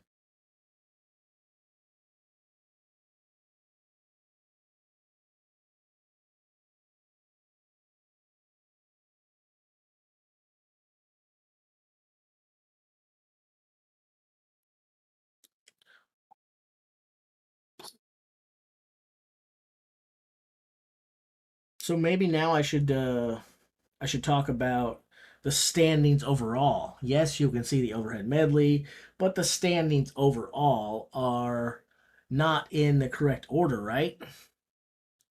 So I could make another image. I'm feeling too lazy. I've already done enough stuff like that. So I'm just going to read them to you. Your overall leader as of right now through 2 events is Mitchell Hooper.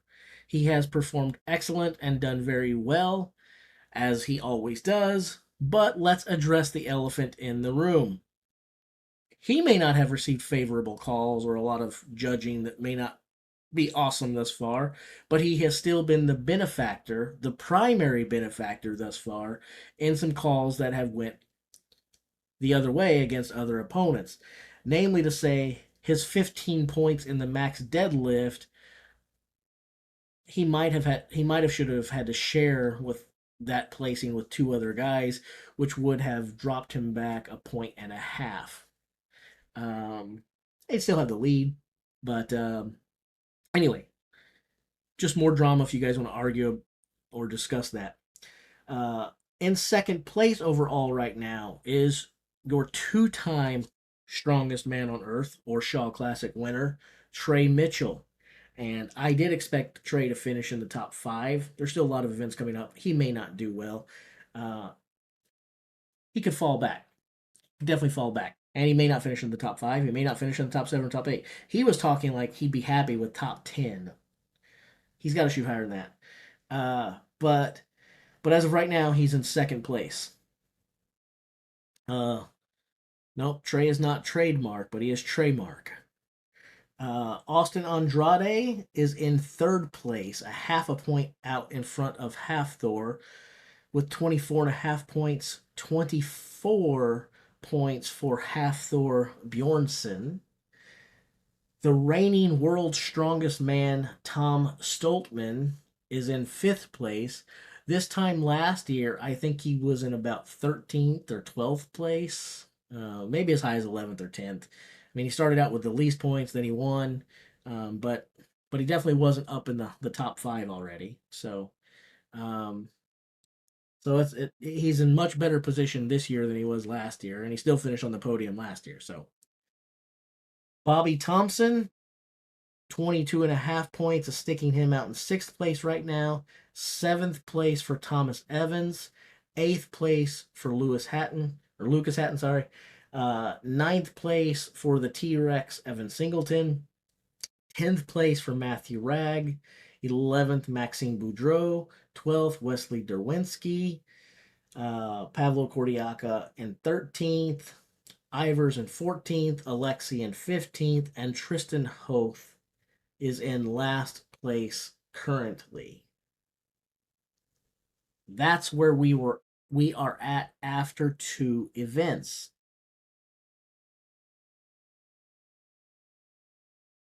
And I said, 14th, 15th, and 16th for Ivers, Alexi, and Tristan, but the truth is that's not true. They're all in 14th place because they all have the same point total. So anyway, yeah, there we go. And I would say at this point, 31, 25, third place, second place, the top 2 are in firm grasp of everyone. Mitchell can still be caught, rest assured. No place is out of the question if you're in the top 1, 2, 3, 4, 5, 6 places right now.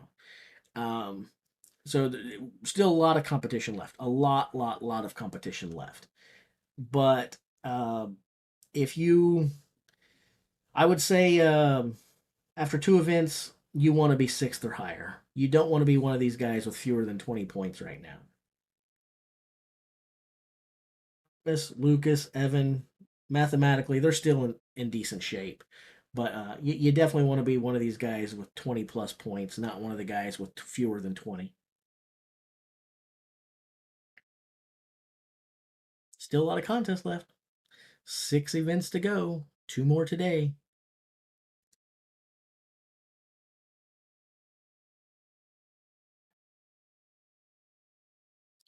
I know I can sort it by total points, except I can't sort what you're looking at by total points because that's not the website. That's an image, and you can't sort images. Images don't change when you click on them.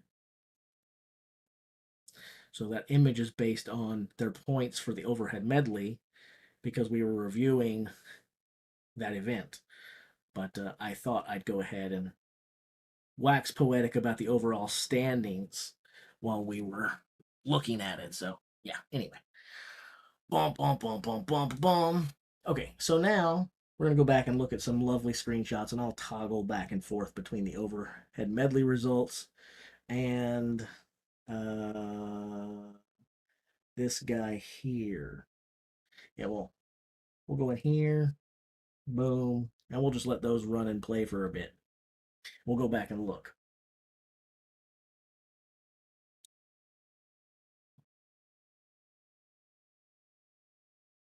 So for those of you watching the other pieces of the competition, the open, got a gentleman now who's getting ready to lift this big axle tire.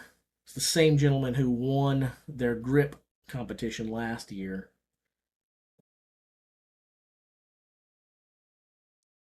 He's in the lead. Okay, so he's got to get 11. Okay, 11. Let's see if he can do 11. What do you guys think? 11 reps? All right, buddy. Let's see it. Oh, no problem. Looking good, looking good. Yeah. That's 5 and 45. He is moving. He is moving. Moving. Yeah. Boy, He it's is. looking good. What do you guys think? Come on, David. Let's see it. Let's see it. Come on, buddy. Come on. Come on. Woo. Stopping there. 11 with 20 seconds to go. All right. So you guys got to hear a little bit of that. That's the amateur stuff. The grip competition stuff. The guy last year who won the grip competition doing a little axle deadlifting. 11 repetitions. His hands look huge. He's got a good looking physique on him too. But anyway, I bet his hands are about twice as long as mine. If I stuck my hand in his, it'd probably be something like this.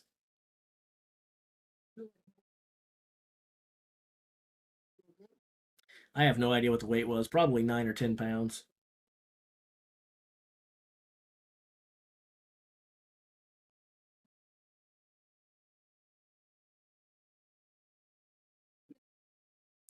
You got a 45 plate and a 25 on each side. Then they got some tires, the axle. I don't know. They probably said what the weight was, but I wasn't listening. So this monstrosity right behind me is going to be the stage for these athletes. So, here's the question for you guys. Let me know. Next up is the keg toss for height. Will the world record be set? After you answer that question, we will ask a second question.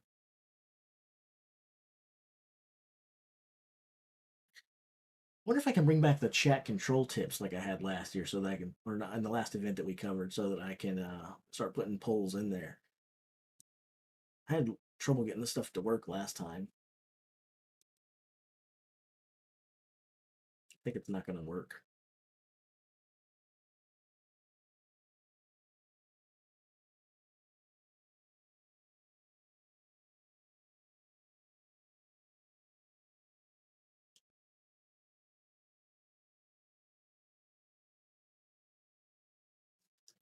Hold on.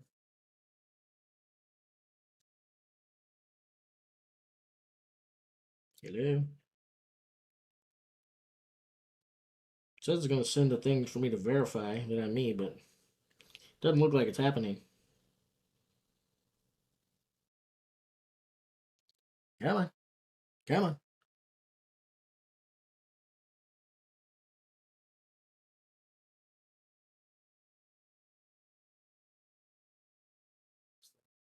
I don't know if it's going to connect or not. Hello?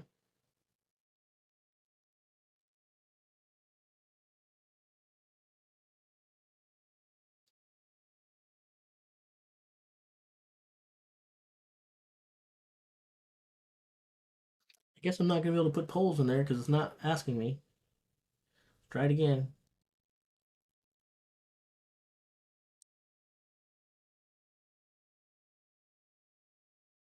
It says it's trying to connect. There it goes. There we go. All right.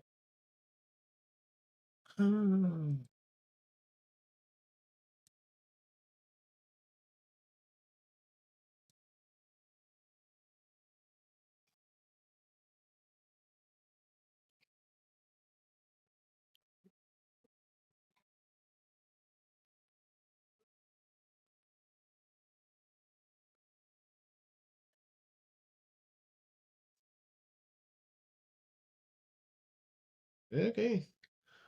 It's being real picky. They've really upped their security game.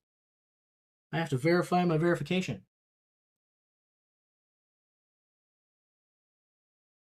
All right. Sweet. Maybe now I can actually put a poll in there. Fantastic.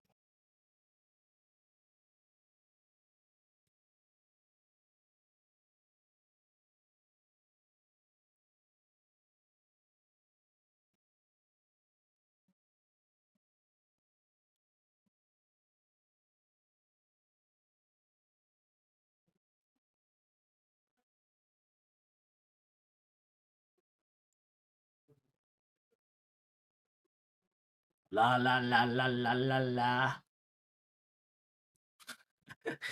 Now I have to verify again.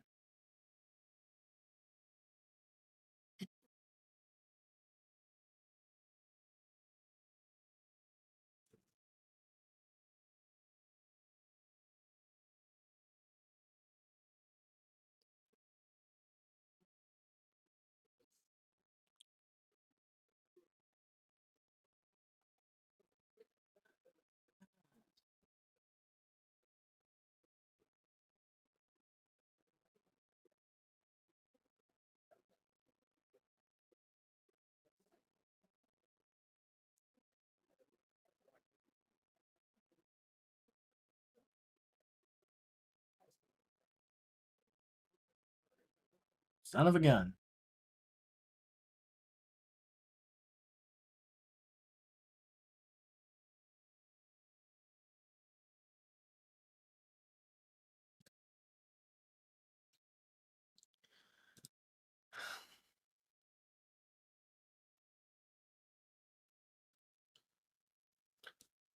I guess I'll do it this way. Maybe. Will it let me? Maybe. It's really screwed up. There we go. It's not the way I want this to be working, but I guess it will work for now. All right.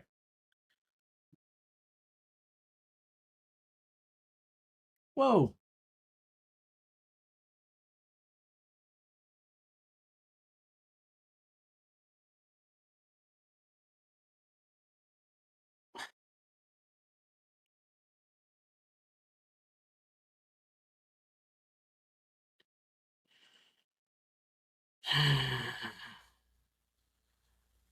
Google, you're ticking me off.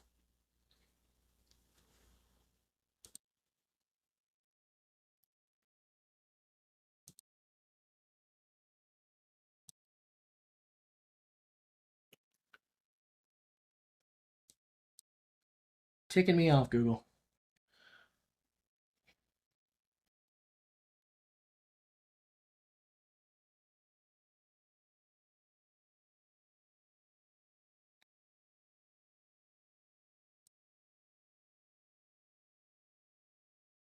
All right. So after we get about I'll say 35 votes, we'll go ahead and ask a second one.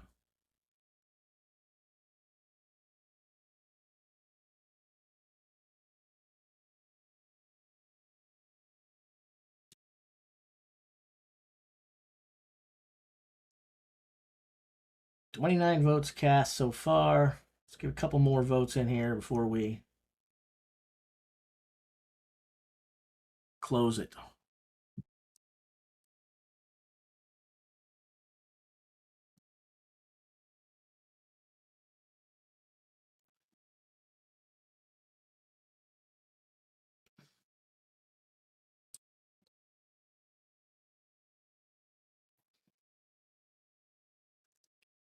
All right, we'll go ahead and close it down with a 92% ratio. You guys think that this keg record is going down. It's kind of impressive considering 3 guys just broke it at the World's Strongest Man. So it was just broken. Now all of those guys are here. So you think, hey, you got the best guys who have the best chance to do it, but you'd expect that record not to stand very long. So here we go. Let's do another poll.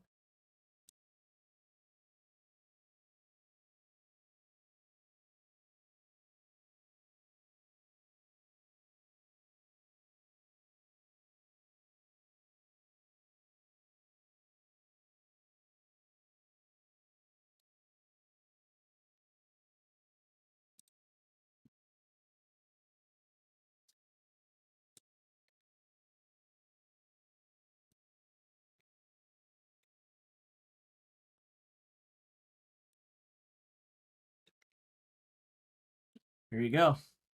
Here's your new poll. Should have been relatively predictable what I was going to ask next.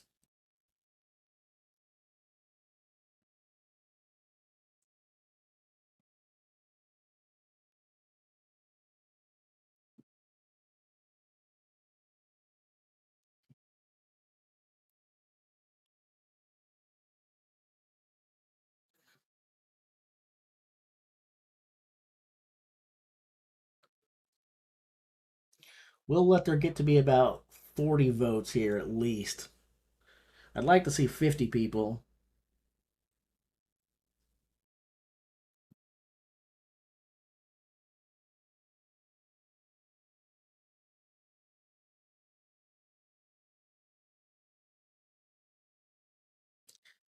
Well, perhaps I should have. In that case, you just have to tap other.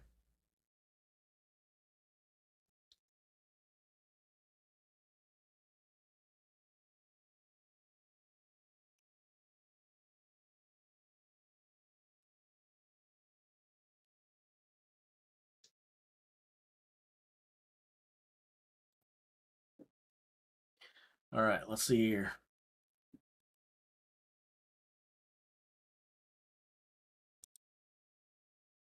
Here we go. And 70% of you believe that Thor will own the record.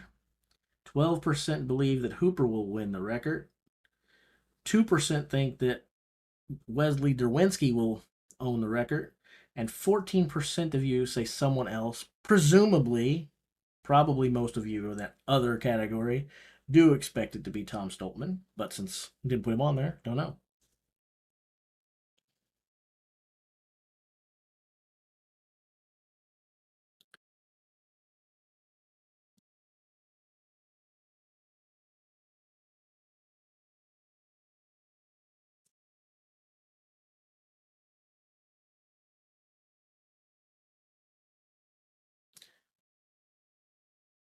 I don't understand what your question is. Why shouldn't Mitch have 31 points? He has a first and second.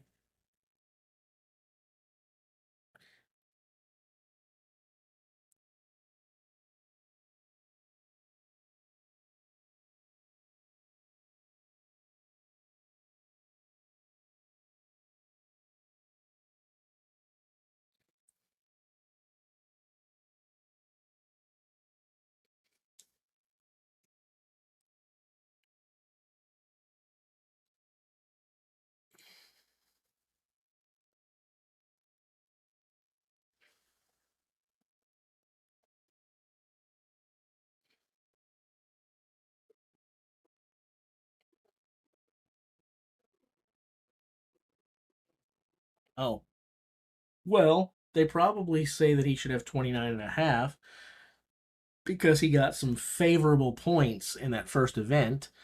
You could make an argument they got some favorable points in the second event too, because of the way the event went, period. But I don't feel like he got any more favorites there than anyone else did just because the event itself sucked.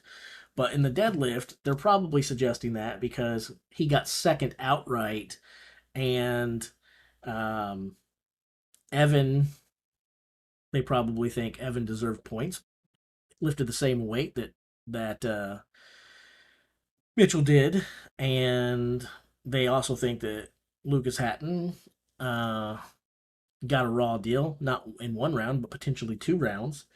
Um, so I'm assuming that the suggestion that he should have fewer points is because not because they think that Hooper has done worse than he has done, but because some other people haven't gotten the credit that they deserve or that they feel that they deserve.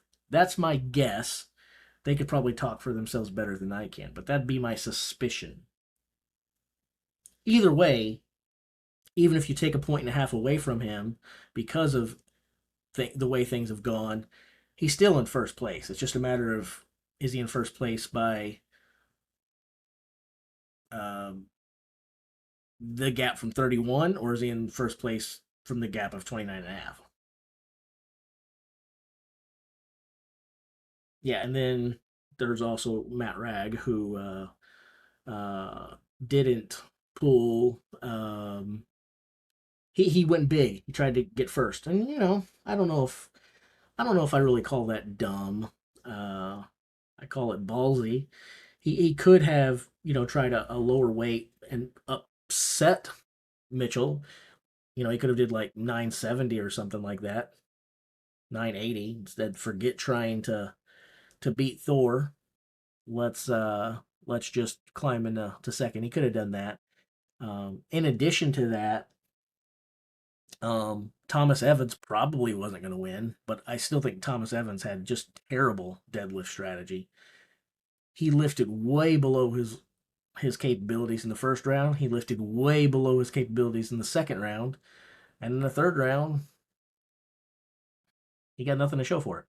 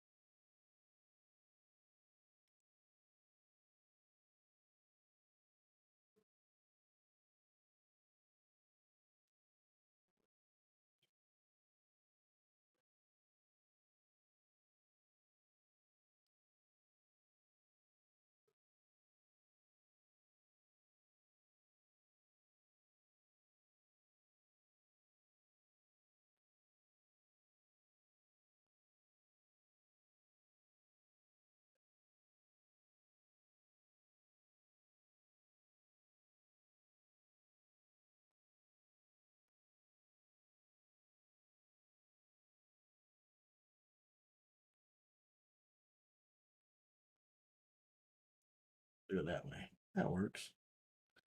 That works. Cool. I don't need Google to cooperate with me. I'll just change my screen to organize the data the way that I want to.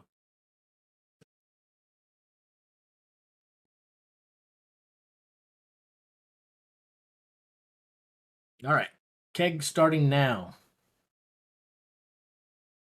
You guys want to hear a little bit of it? I'm not going to just let it run, but I'll give you clips if you want. They probably should have come out and looked at their foot position, where they need to throw from. So I don't know if some of these guys maybe came out. That's a good opening kill there. Yeah. Some of these guys might have come out and taken a look at that. That was always something I really tried to do, was figure out exactly where I needed to release the kick from. Yeah. And that position would help me to maximize the height that I could throw it. So I was going to say, because you always did so well. I mean, all these guys are strong. We know that. Thought they were going to go up rapid fire based on the way he was talking before. Guess not.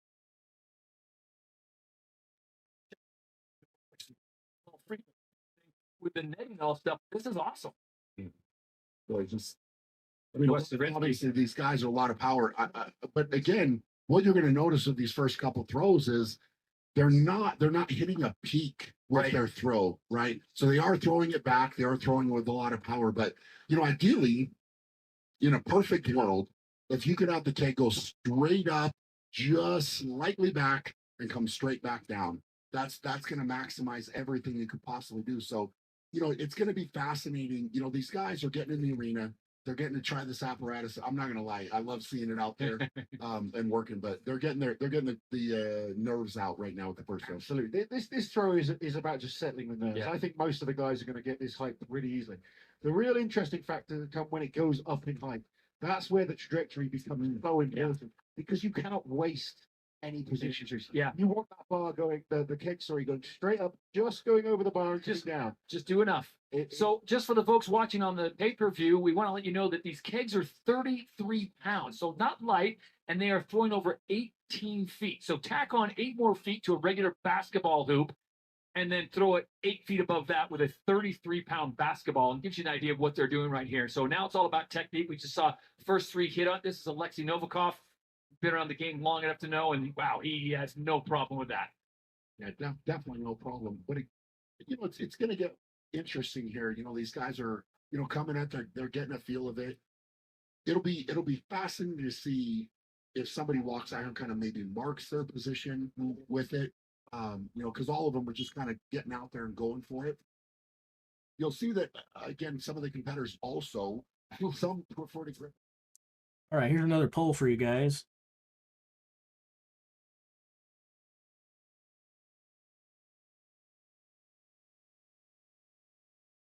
So far, everyone has cleared the bar.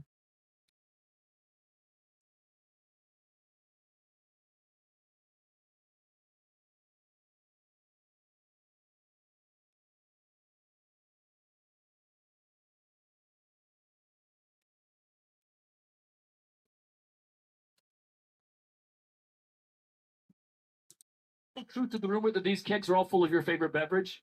There's no, it's not full of Celsius, is it? No, it is not. I don't. Well, I suppose if you maybe filled them full, that would be a heck of a lot of It would places. be, Yeah. 33 pounds these kegs weigh. They are 18 feet right now that they are throwing them over. We just saw Ivor Smuckstellis and Keith. Ryan also loves the words great and I love it. Those are some of Brian's favorite phrases. Check you next time. Go out and be great. I love it. And fascinating. Yes, those are some of Brian's favorite things to say. Yes, he does say beautiful a lot too.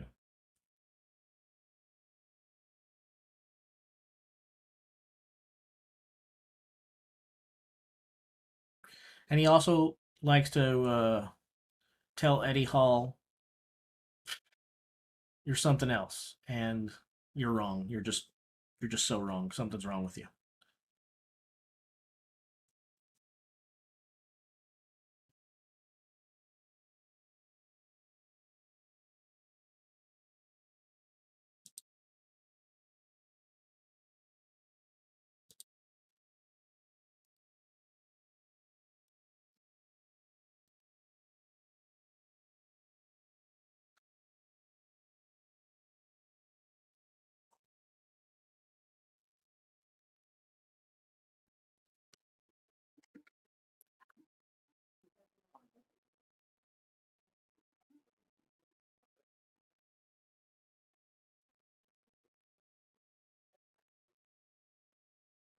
This is a talking point with you. The world record, the official world record right now in this apparatus is what? So what we are going to work in, obviously, the way that the apparatus was built is we're working in feet and inches, right? So it is built to adjust. Everything is 100% dialed in. That bar is spot on, right? So as this gets adjusted, we'll see it get adjusted, but it is dialed in. So feet and inches up. The new world record today with these. All right, so if you answered yes, that someone will fill the first keg height, I'm not going to put it in a poll, but I want you to participate and put us in the chat. the name or names that you think will fail the first keg height. Is it Lucas Hatton? Is it someone else? Is it Lucas and someone else?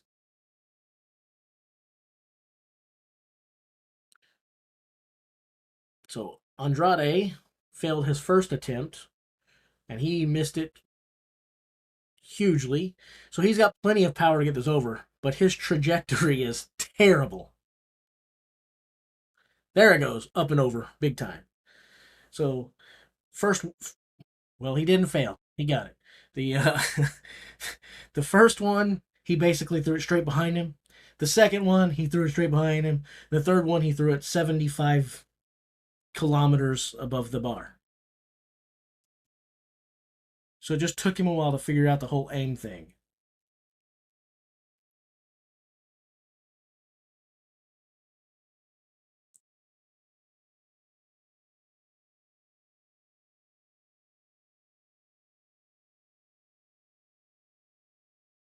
Lucas goes over. He's extremely happy. He's extremely happy. That's all he wanted. He got his one. Hey, that's what I was hoping for, guys.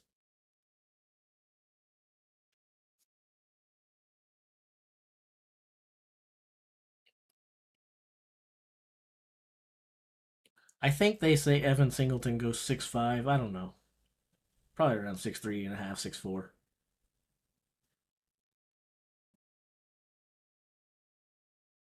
So no one has failed it yet.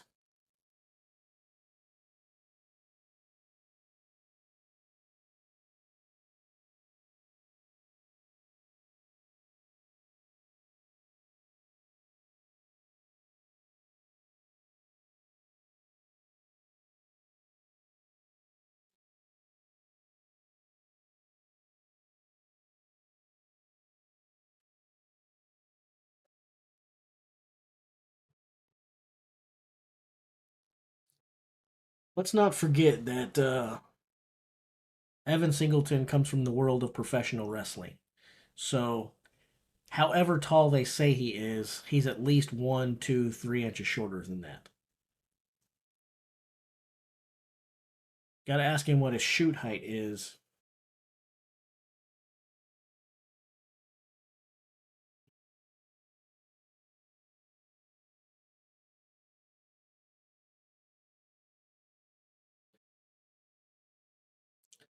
Trey Mitchell. I really enjoyed watching Austin Andrade with this because, again, the first throw went directly behind him. The second one wasn't any better. And then the third one, like, he threw it, like, gargantuanly high. It was crazy.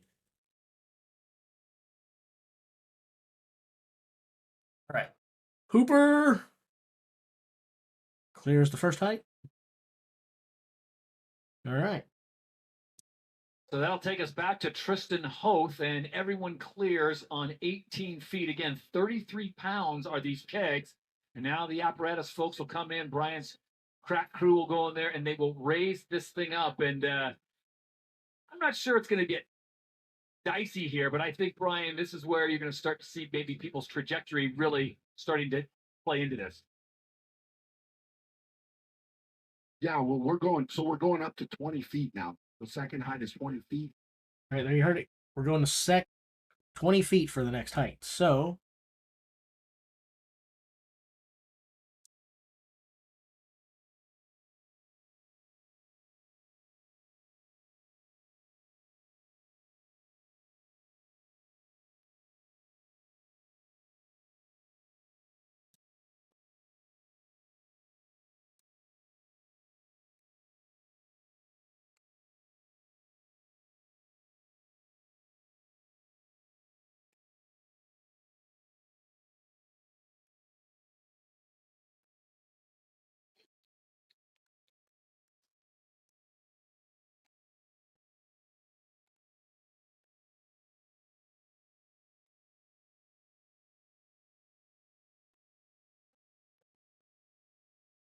that $+ is supposed to say 4+. So, if we want to lose $+ athletes, that's fine too. 20 feet now we go. The kegs remain at 33. Oh my gosh! Great footwork. Tristan Hoth just about killed himself. You just got to get the trajectory dialed. There we go. Tristan Hoth, the Canadian, successful at 20 feet. How can Mark Henry claim to be the world's strongest man? Well, my answer to that would be because he is one of the strongest men who have ever lived. He won the Arnold Strongman with basically no training coming from the professional wrestling world. And in powerlifting, he still has some junior powerlifting records, and he has one of the highest three lift totals of all time. And I think he still has the record for the highest 5 lift total of all time. So, how can Mark Henry claim to be the world's strongest man? Potentially because you could make an argument that he is and or was. He's a strong SOB.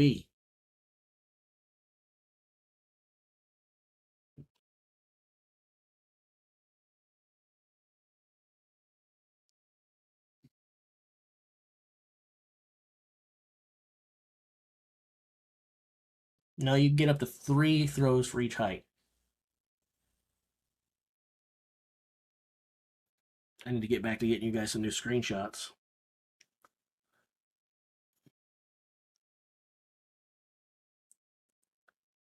Time for the Kiwi. He clears it. Didn't look overly confident about it, but he gets it.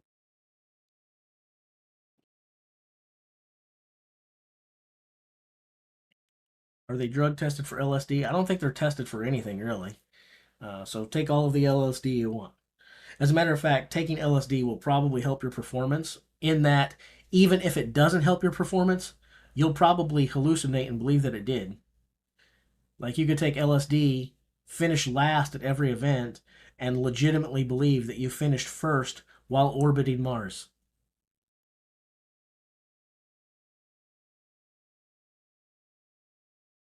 On the back of a sea turtle.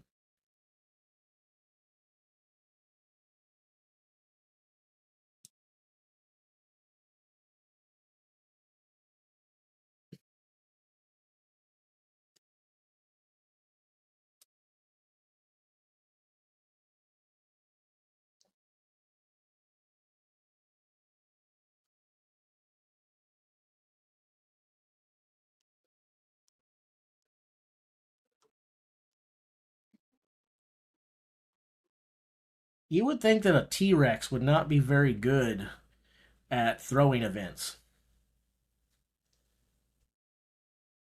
I mean, seriously, wouldn't you think that a T-Rex would struggle to throw anything over their head?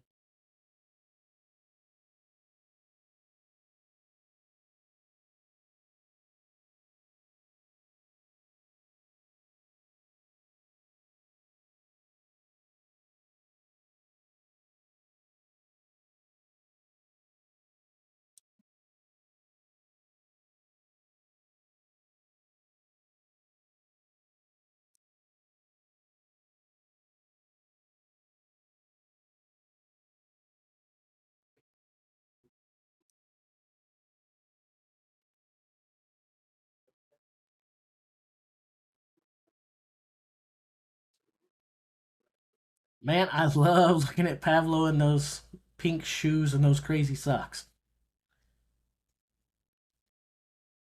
Ooh, don't kill yourself. Everyone's trying to kill themselves.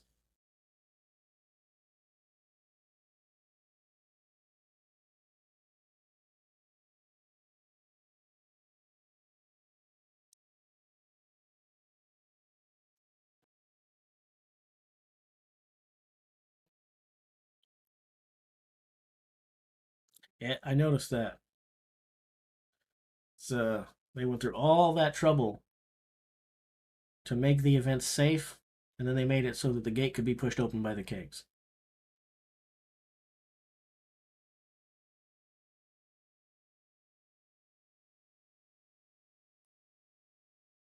The next event would be the 4th event. We are in the 3rd event now. They're trying to figure it out. They've got the carnival crew out there. This is why you should never ride a ride at the carnival.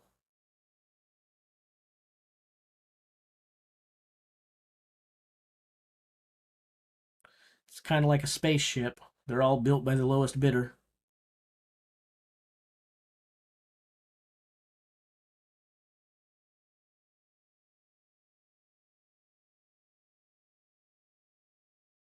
Speaking of rocket ships being built by the lowest bidder, here's another fun fact for you guys to make you feel good. Half of all doctors finished in the bottom half of their graduating class.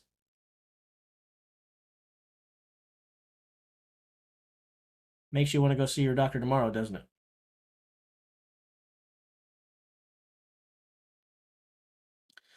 Half Thor.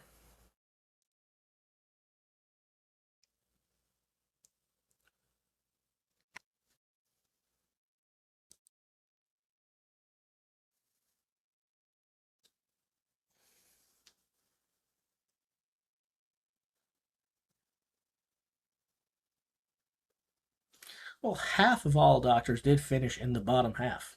That would be the definitions of half. Now, slightly less than half finished below the bottom half, but half did finish in the bottom half. Unless there was an odd number in the graduating class. But anyway. Bum, bum, bum.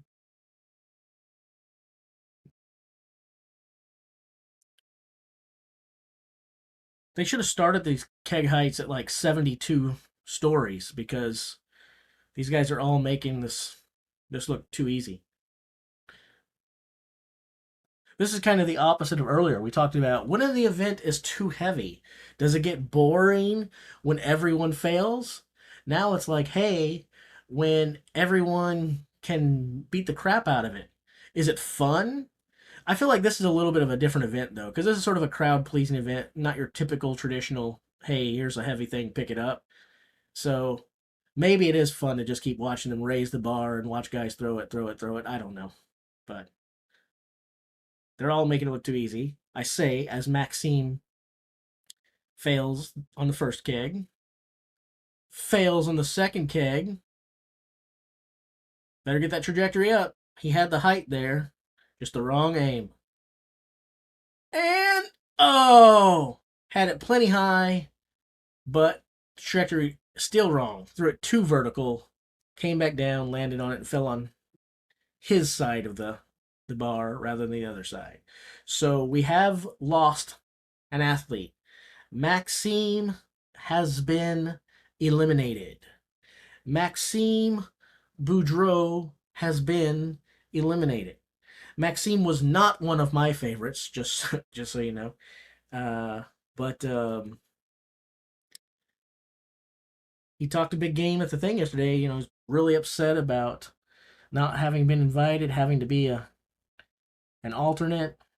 I think I thought Maxime would finish in ninth place, 9th or 10th.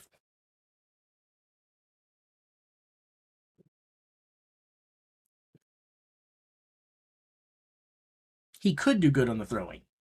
I won't laugh at people who said that he could do good. He could do good, and he should have done much better than that. That was not a case of not being able to complete it.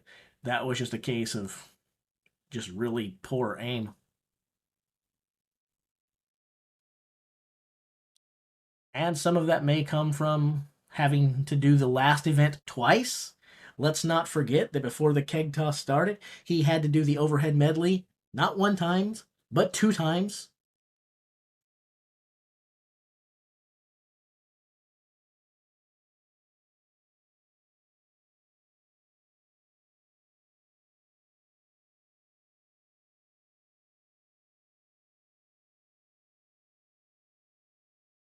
I guess you weren't around for the drama, Sandrino.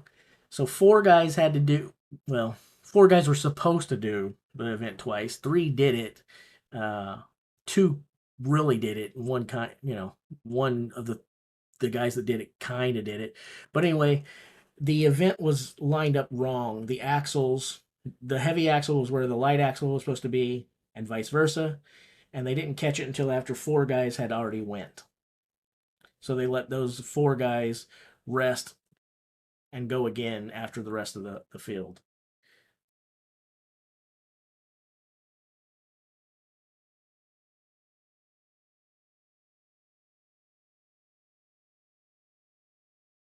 So have we only lost 1 guy so far? Is Maxime the only guy that we've lost? I believe it is, but I could be wrong. I'm having so much distraction talking to you guys, I don't know that I'm paying attention. I think we've only lost 1 so far. I believe Maxime is the only one eliminated from the keg toss. The eye is leaking again, dang it. Moose!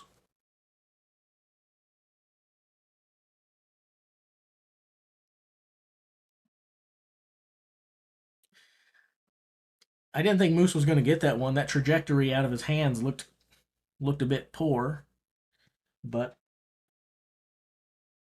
I shouldn't question him. He's such a tactician and so cerebral. He probably has it down to a science because he does everything down to a science. But it looked like it was out of his hands. It looked like it was coming straight up and straight back down on his head.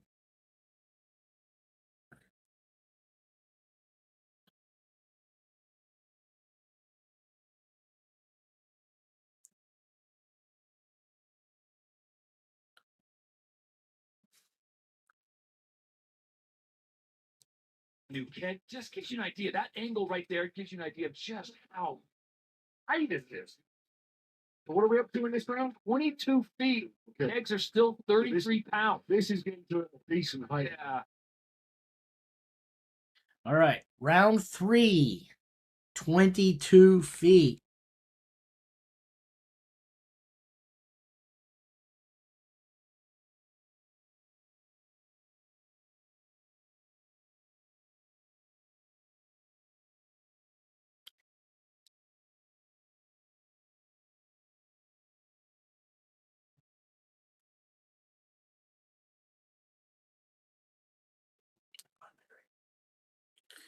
All right, cool.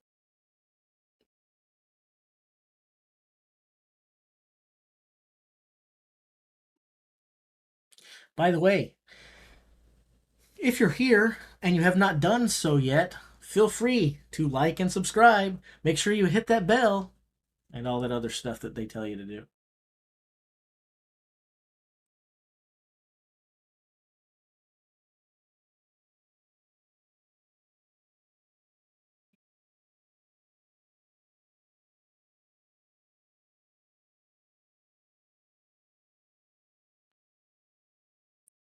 Go be spicy.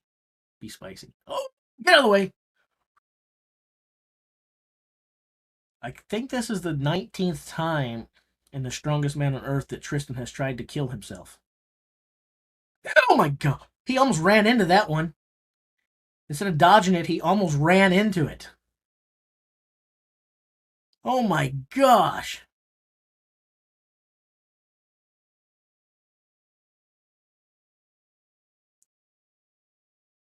If Tristan survives The Strongest Man on Earth 2024, he has to be the MVP just for surviving death like 14 times. I'll do a recap when the event is over, Jay Hall.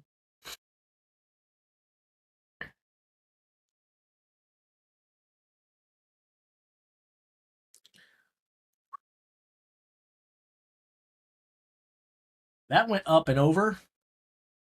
Made it look easy. What Derwinski does with the keg tosses is all the more impressive because he's not that tall. I guess Hooper's not really Tom Stoltman, Brian Shaw, Hafthor Bjornsson tall either.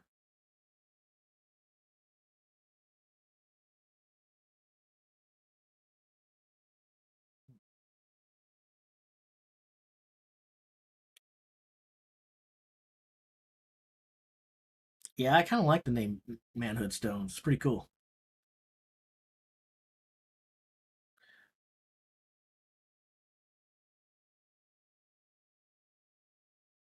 Brad gets it up and over. He looks surprised by that.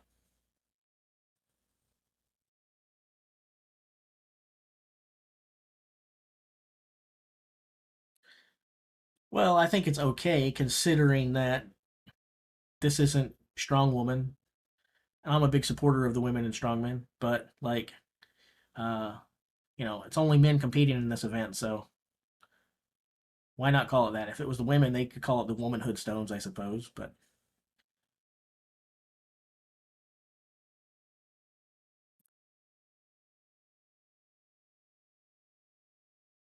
I think Mitchell Hooper's 6'3". Oh, yeah, allegedly. That's a good way to put it. I don't know how many of these guys' heights are what they claim. There are some guys who are every bit of what they say. The guys who are like, over 6.5 feet tall, when they say they're 6'8", 6'9", you don't really have to convince anyone that you're 6'8" or 6'9". If you're 6'8" or 6'9", you feel pretty prideful probably telling someone that that's exactly your height. I don't lie about mine either. I'm 5'4" and I'm perfectly fine with it. Up and over for Ivars Schmuckstellis. I just love saying his name. T-Rex. Got to get up there and throw with those short arms. Feel like, really, you just hit yourself in the face every time you threw the keg.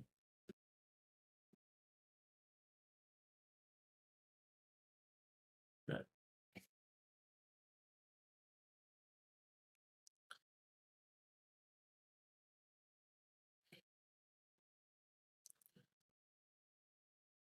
T-Rex gets it and then takes shots at the crowd like he's Shooter McGavin. This is Shooter's tour. And Shooter's not about to let his run at the top be spoiled by some sideshow freak.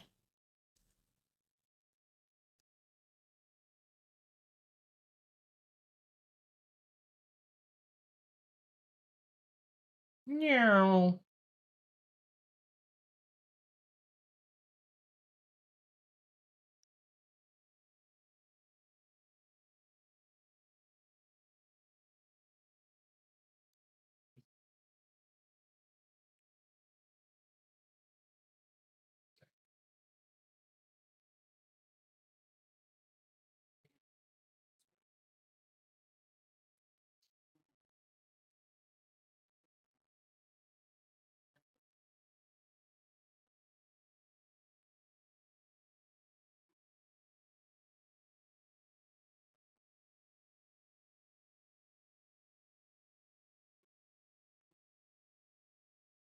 Bobby Thompson.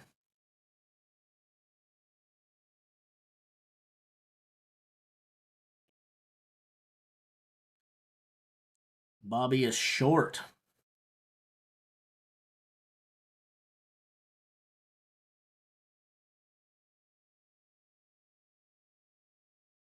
They didn't show him clear it. They decided not to show the keg at all, but he did clear it, so. Bobby probably has to throw it higher than anyone else. I think he's the shortest guy in the field. I think. Yeah, he has to be.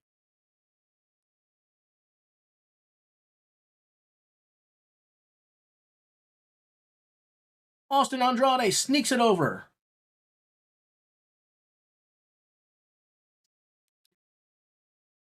Lucas would have been my second guess, but I want to see them standing next to one another.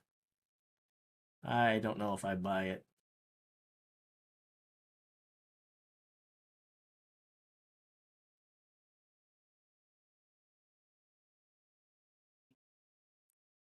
Lucas only wanted one round, so he's doing great. Oh my gosh! Lucas just about raised the bar an extra 6 inches with that one.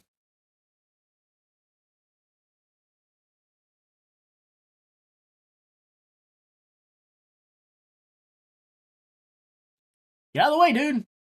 Stand there and try to catch it. With your face, he did not clear it.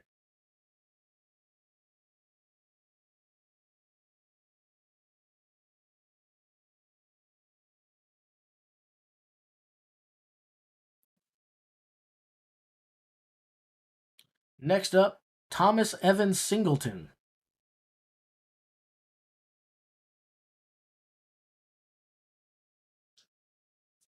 Thomas Evans is good at a height of 22 feet.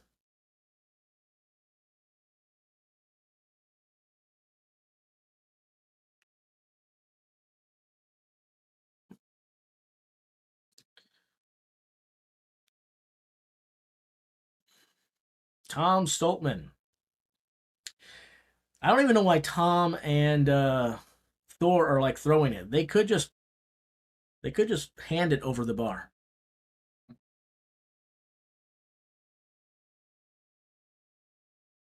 That's what I would do if I was them. I'd just dunk the keg. No, you can't skip any heights.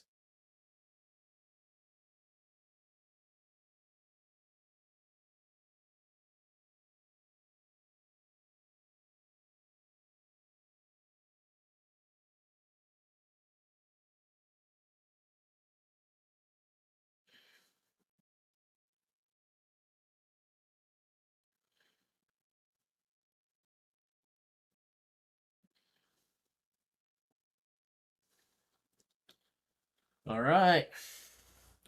Trey Mitchell has thrown a keg 22 feet in the air. And now it's time for Moose.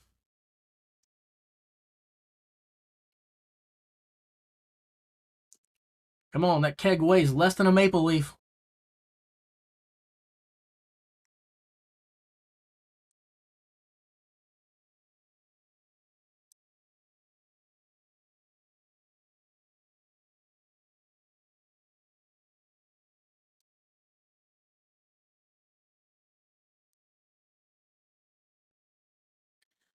Time for a poll.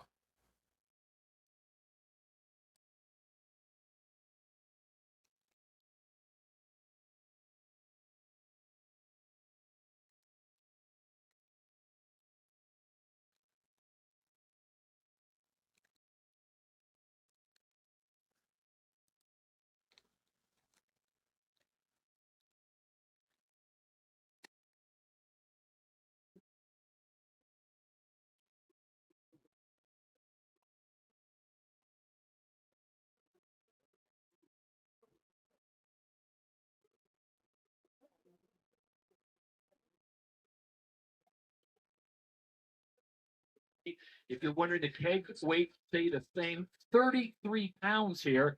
And this is just event number 3 of 4 on day number 1. 4 more events tomorrow. Of course, if you're watching here, you already know where to go. ppv.theshotclassic.com. And here we go. Now we're getting serious. 24 feet, 33 pounds. This is 29-year-old Wes Stravinsky, a guy that a lot of people think could and should break the world record here at elevation. Well, if his throws in the first rounds are any indication, You voted for Hall and I voted for you. How ironic. I guess you're just too humble. Derwinski rolls it over the bar.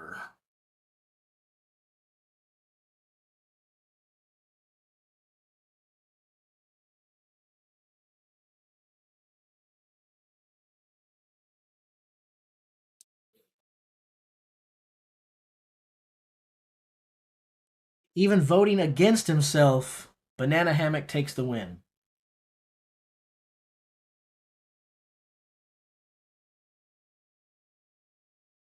Keep in mind, I did ask about a dehydrated Eddie Hall. If we change it, it's going to be a little bit different. What the heck was that? Almost looked like Matt Rag threw that forwards.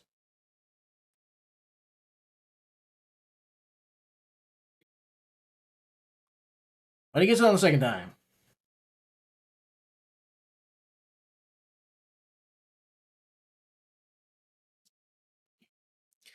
both of his opponents were at least 3 or 4 inches taller than me, Banana Hammock. So you are no longer my friend, and I will not be calling you my friend anymore.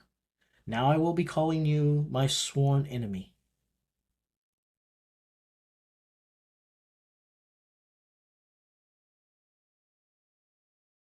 Ivar's decided to throw that back behind him. Now he's going to hike the keg like it's football.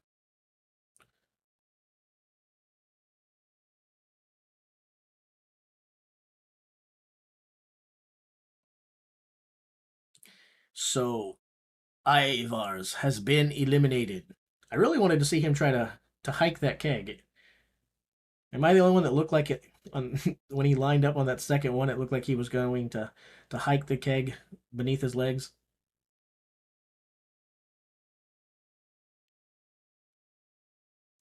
T-Rex is still in this with arms that are only 2 inches long. This is pretty impressive.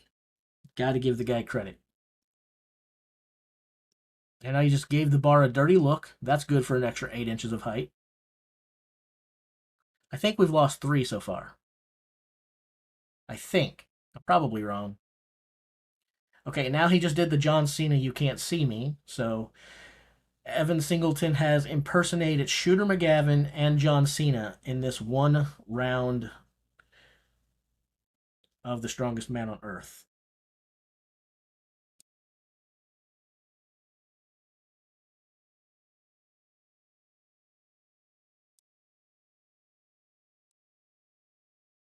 Flow. No good. Maybe 5 guys have been eliminated so far.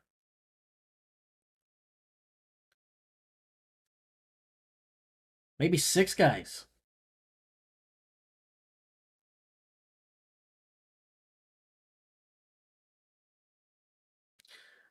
Handsome Pavlo does not know how to throw kegs over bars.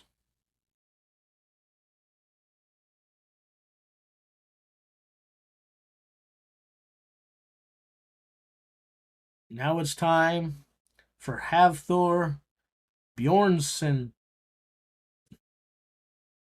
He has won 11 Icelandic titles.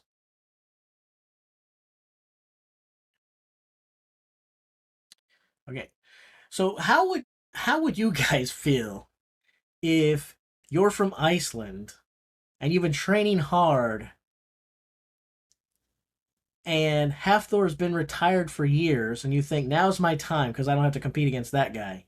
And then you show up at the 2024 Iceland Strongest Man and you happen to see Hafthor Bjornsson standing there.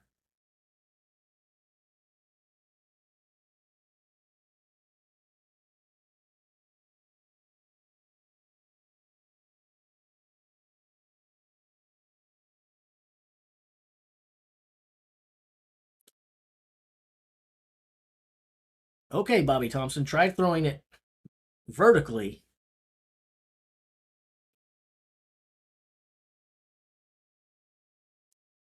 Almost, Bobby. Almost.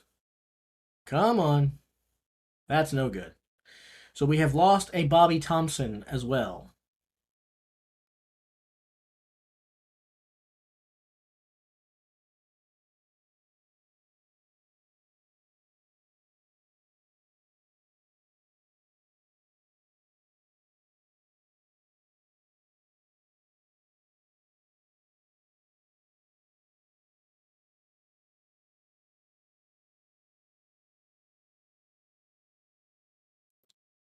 Latino, throw some kegs. It looked like it went over to me. Apparently it did not, because I'm assuming he wouldn't go again. That definitely went under. I think we're about to lose another competitor.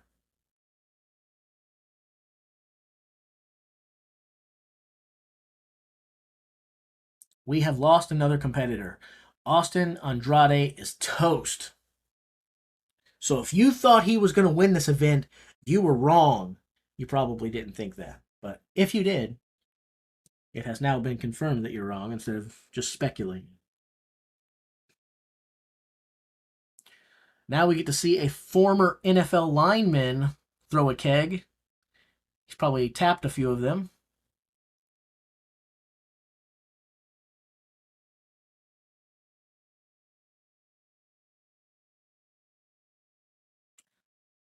Oh, good height, Thomas Evans, but you have to get the trajectory right, pal. He's not been very good at this, but he likes that donkey kick move for some reason. Oh! Thomas Evans with the crawl over the bar move. It hit the bottom of the bar. It hit the middle point of the bar. The keg hit the top of the keg hit the bar, and it went over. That thing just rode the bar completely.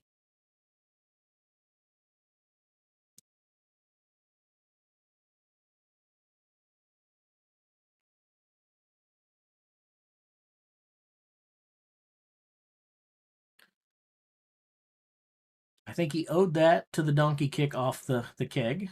That's the secret of the power. Tom Stoltman. Third keg. And it goes over. Trajectory no good on one. Trajectory no good on two. Then on the third one, he realized, oh yeah, I'm tall. If I just throw it up, it'll probably go over. And he was right.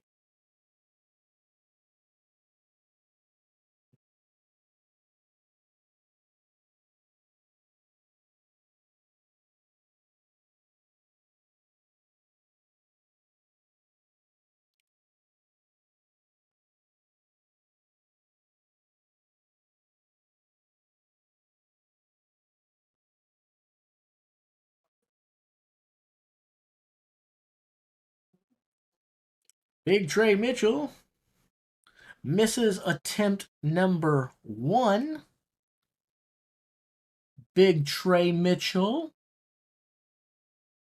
misses attempt number 2 and does a better job of dodging the keg going into the cage than most of the guys have of dodging the keg when it's coming back down towards their head. So that big guy is no dummy. He knows to get out of the way. Some of these guys look like, I'll probably be fine if it splits my head open.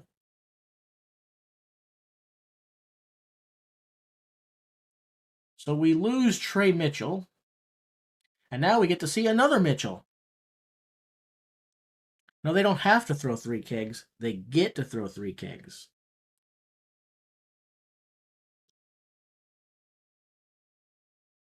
I attempted to do a screenshot of that, but my screenshot tool failed me. So you will get no screenshot of Mitchell Hooper clearing 24 feet.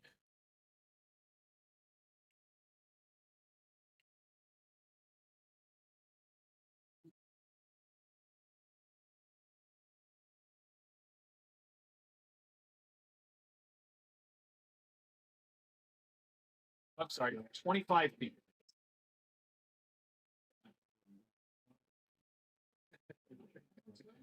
That would have really separated quickly. I want to see Evan keep lifting and keep getting them just to see what he comes up with.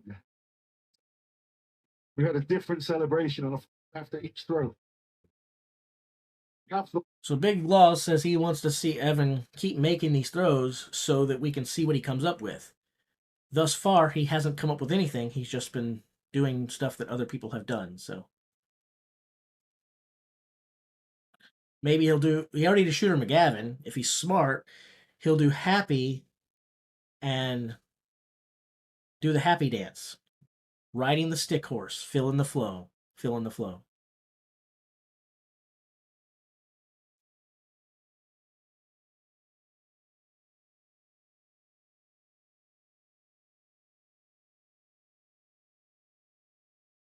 I don't think Thor sucks at this event. He's still going. How much could he suck?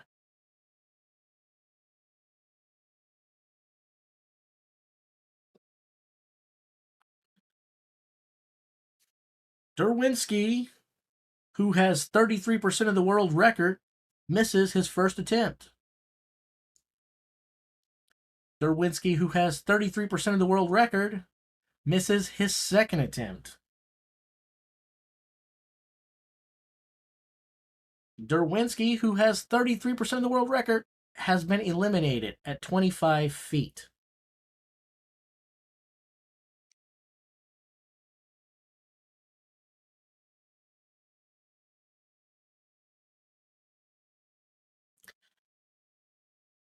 Thor's quote unquote record that he did in the event, I left a comment breaking down why the height that they said he did was not the actual height that he threw it. It still would have been clearing the height necessary, but the height that they said he threw, he did not throw. And it all has to do with mathematics, geometry, and a little thing that I like to call the hypotenuse, and how they measured the height of the bar.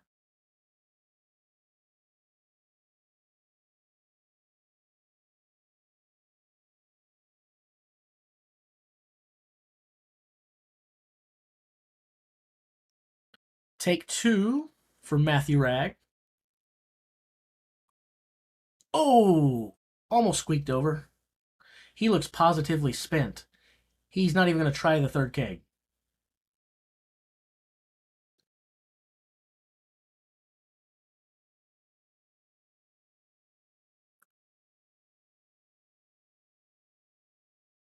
Yes, the hypotenuse of a triangle. Exactly.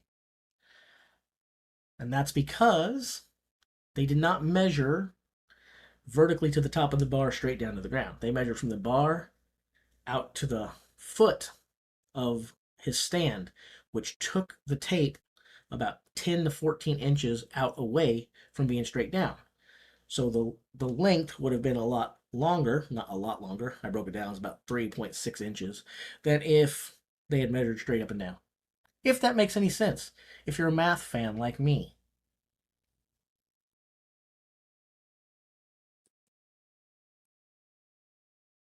No good for Evan Singleton. He is out at 25 feet.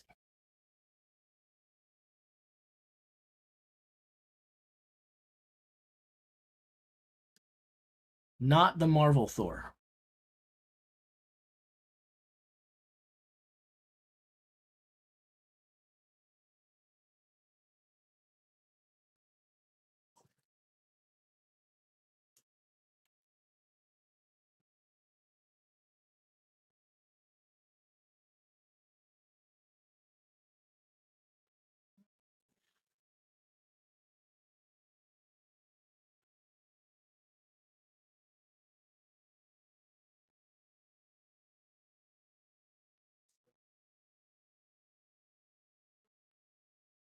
Thomas Evans. The keg goes underneath the bar. Thomas Evans. He bounced back too far. Thomas Evans.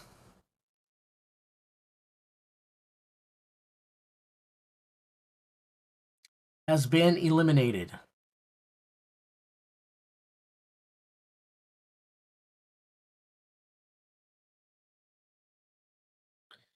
Next up is Shorty Stoltzman.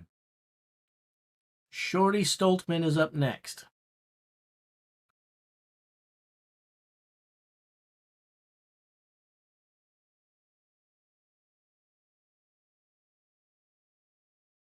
The keg jumps into a bar. Does sound like a good joke. Get out of the way, Tom. Tom Shorty Stoltzman has 1 keg remaining.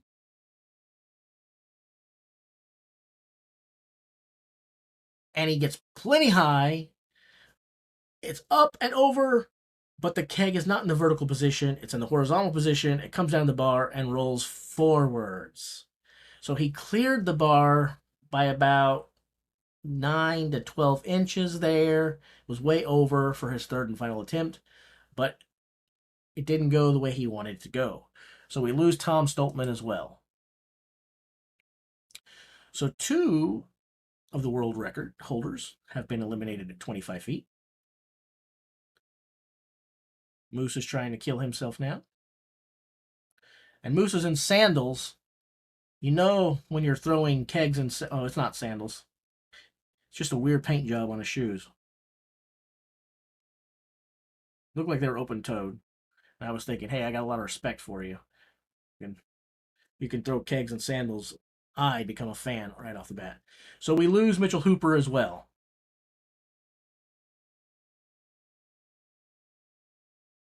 So, you know what that means? We had one guy clear 25 feet. We want to see it. You want to see it? Oh, I want to see it, and I think he's going to go for it. Let's go down to Matt Eisman and see. You have the world record, but you're tied with Derwinski and Hooper. We can put this up to 25.5 feet so you could get that world record on your own. You've heard what the fans think, but it's your decision. Let's do it. Yeah. That's what we want to hear. He doesn't need to go for the record, but he's going to go for the world record. This is unbelievable. Seemed like an easy one to go. You're not going to spend a lot of energy in this one, really.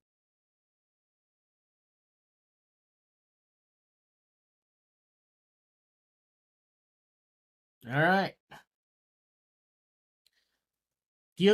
I wish he would have said no. I wish he would have went full Evan Singleton heel on the crowd and got the crowd booing. No, not going to do it. I'm trying to win a competition here. Sorry, people.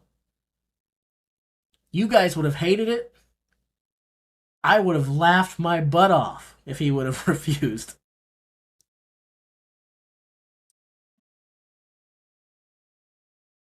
It's over. So, Hafthor Bjornsson has broken the keg for height record. So those of you who said you thought the record would go down, which I believe was 2/3 of the group here, were right. And then those of you who said that it would be Thor that would do it, which I think was the vast majority of the people, were also right. So congratulations to this very, very smart chat. Now let's move on to the next event.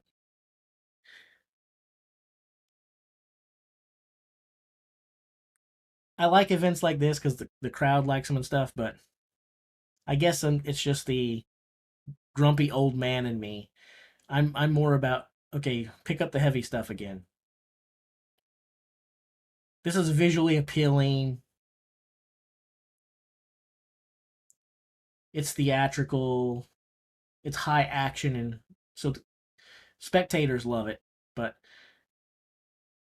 I guess I enjoy it too. I don't dislike the kegs for heights or the throws for heights, but I just want to see heavy things be picked up.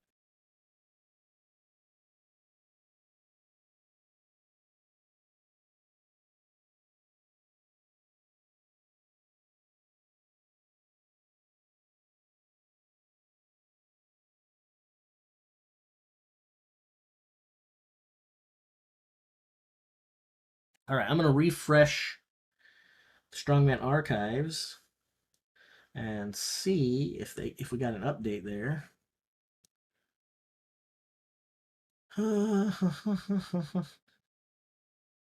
We did.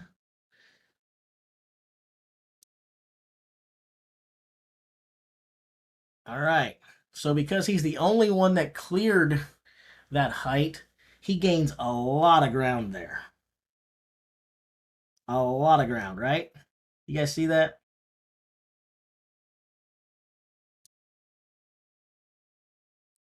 He gets 16, and then you got a 1, 2, 3, 4, 5, 6th place tie for second.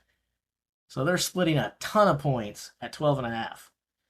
I think a lot of these guys expected to get a little bit more, maybe not in the height, but I don't think they expected to be so tight there at the top, really.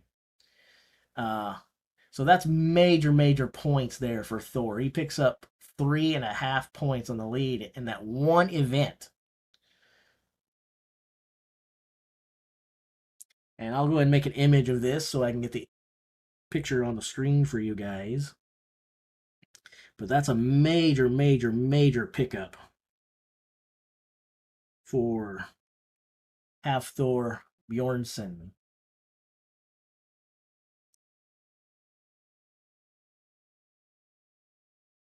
That event couldn't have went any better for him. A world record, first place, and the guys below you share a ton of points. Yeah, that could not have went any better for Thor.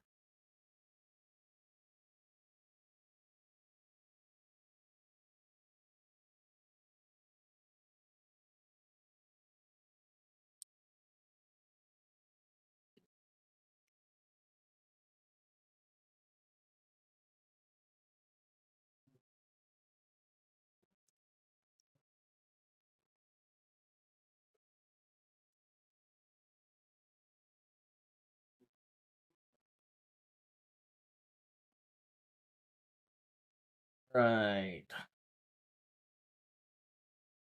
Egg toss results coming up on the screen shortly.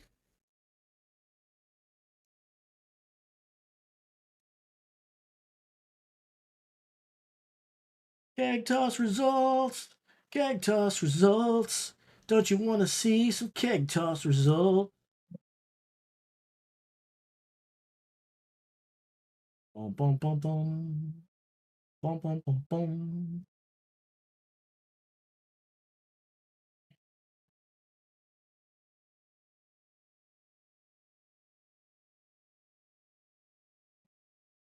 There you guys go.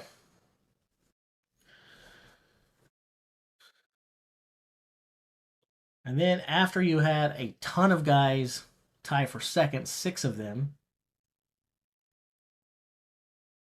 you had another 1, 2, 3, 4, 5 fellas tie for 8th place. So not a lot of differing amounts of points there. Everybody kind of had a friend do the same thing except poor Maxine.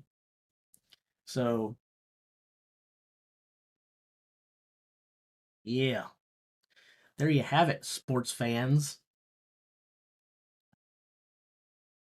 I guess now I'll make an image of just the overall standings and we'll review those as well, even though you can already see them without me doing it. I'm gonna do it anyway.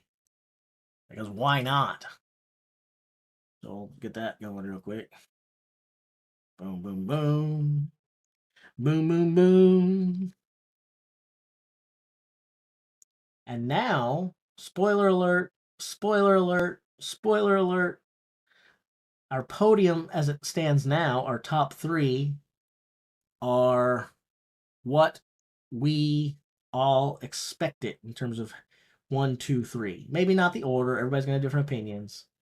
But by and large, the guys that we thought were going to finish in the top 3 positions after 3 events, your favorites are your favorites.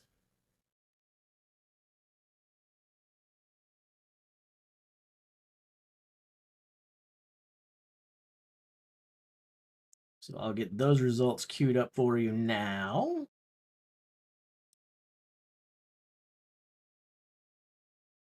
And let's put some love in the comments for this Jace guy who's putting all this together for you guys. Working hard, making images on the fly, keeping you slightly better than no entertained.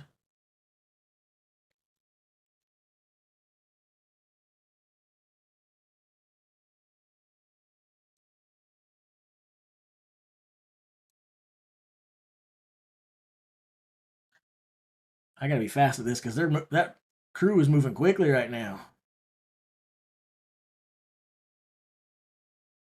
All right, so let's review, shall we?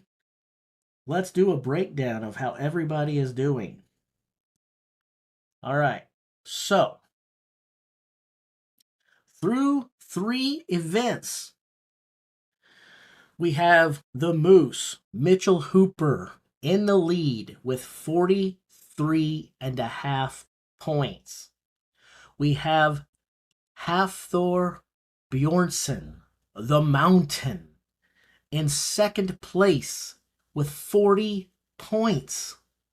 We have your reigning, defending, undisputed world strongest man, Tom Stoltman, in bronze position. with 35.5 points.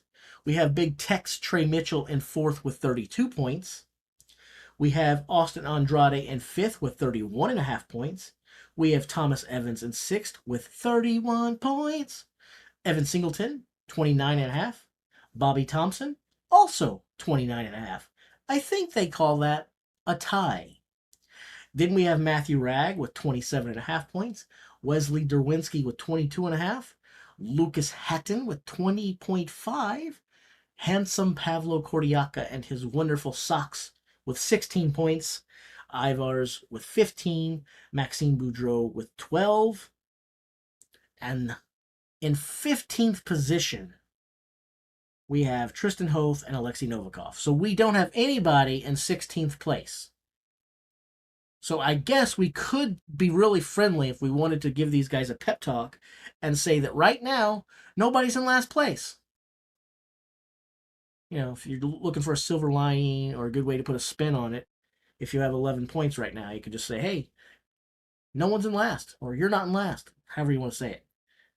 I would say, hey, they're both in last. We would all say that. But, you know. So right now, you've got Hooper, Bjornsson, and Stoltman. And due to the major point pickup of Thor, he gained a lot there.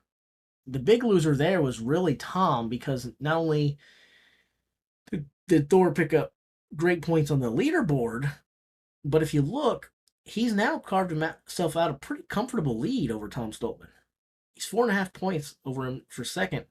And Tom is now 8 points back of first place through 3 events. Now, 8 points is still doable when you got 5 events left. You can gain 8 points in 5. But we all know how consistent Mitchell Hooper is. It's hard to like envision him really failing in too many events, or you know, having an event where he just bombs or whatever. So Tom is still alive. Tom could still win this thing. But an 8-point lead, if your name is Mitchell Hooper, barring injury, 3 events, that's a pretty big lead. Now, we talk about Tom not being eliminated. We talk about Tom still being alive. We talk about how he can still gain some ground. Well, this event right here is going to tell us an awful lot about that, right? This event is going to answer a lot of questions for Mr. Tom Stoltman. Because when we start thinking about like events like, you know, what do they call this next event? Oh yeah, the Stones. So when we start thinking about the Stones, what's the name that comes to most of our minds? Well, it's Tom Stone, or Tom Stones. We'll just call him Tom Stones. We might as well. Tom Stonesman. So when we think of the Stones, we think of Tom Stoltman. And yeah, Thor's been saying, hey, I can pick up that big stone too. And you want to rep it out, Tommy? I'll challenge you. I'll go. And Thor is looking in fine form. But whether that's the case or not, and it's a two-way battle, or they're challenged by Maxime or Mitchell Hooper or someone or whoever, the bottom line is, I think the Stones is always, when they're the Atlas Stones, it's 5 stones across the finish line as quick as possible. We always just think, well, how much is Tom going to win by? Heavier stones, this is a different thing. He's still got to be the favorite. He still has to be the favorite. We all would agree. But the question now is, how much ground can he pick up on this event? Does he beat Half Thor? Does he beat Half Thor by more than 1 position? Does Mitchell lose 3, 4, 5 points? This is a very, very dramatic round. This is a good way to end day 1. The storylines are there.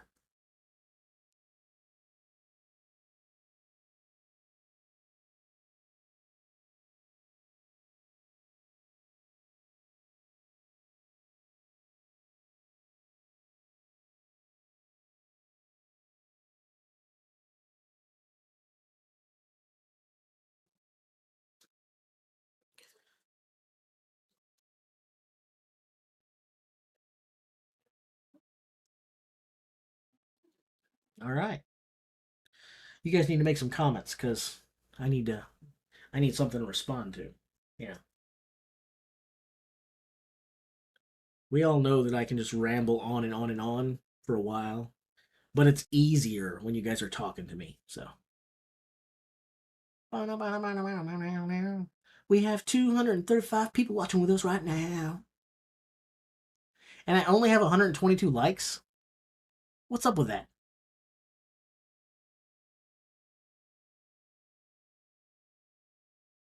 Let's see, what was our max?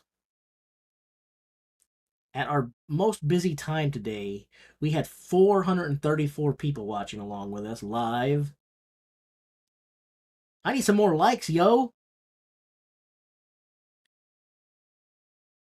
Who do I have for the whole show? Mitchell Hooper. Seems like an easy pick now that he's in the lead, but I was kind of hoping he'd have a bigger lead by this point, to be honest. But that was my pick at the start of the day. And I'll stick with it.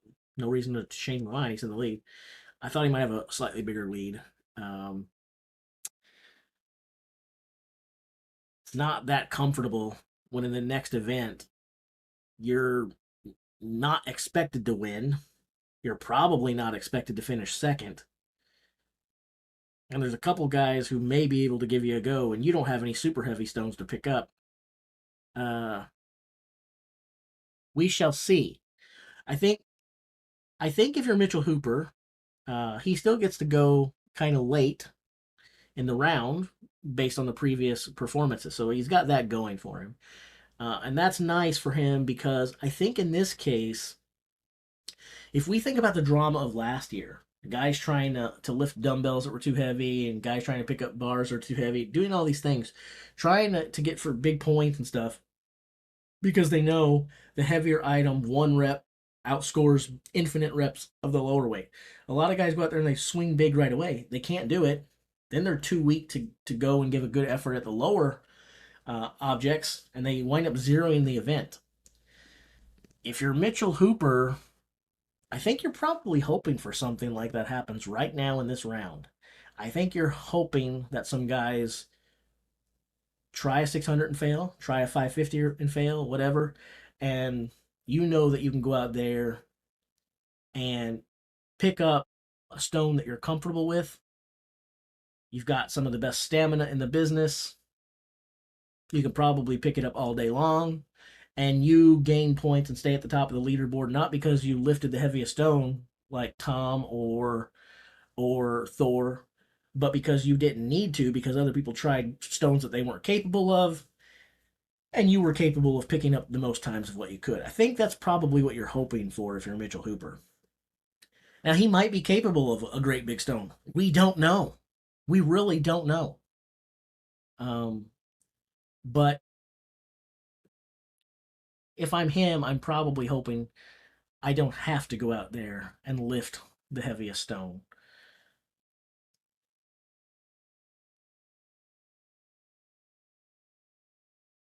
Yes, they can go straight for 600. You can go for anything you want whenever you want, and you can go back down. You don't have to go in order. You can try them any order you want. Basically, you can go up, down. You could go down and fail and go up. You just have a certain amount of time to work with, but you can do anything you want within that time frame. So if you go 600 and you fail, you can go 550. You fail, you can go to 500. Fail, you can go to 450. Now, what usually happens in these things is exactly what I was talking about before. If you go out there and try the 600, usually these guys put in a lot of effort trying, and then they burn themselves out. And then that 550 feels heavier than 550 was likely to have felt before. I think it's very, very possible that you see some guys zero this event. I do believe that. I do think you might see some guys get zero on this event. I hope to be wrong. That would not be that exciting. It would not be that fun. But you might see some guys get zero here.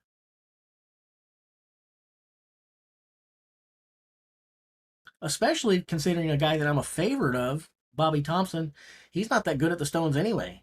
That light of stone, I don't think is a foregone conclusion for him. So if he tries anything else, good luck to him. But I really think it's possible that you might see some guys get 0.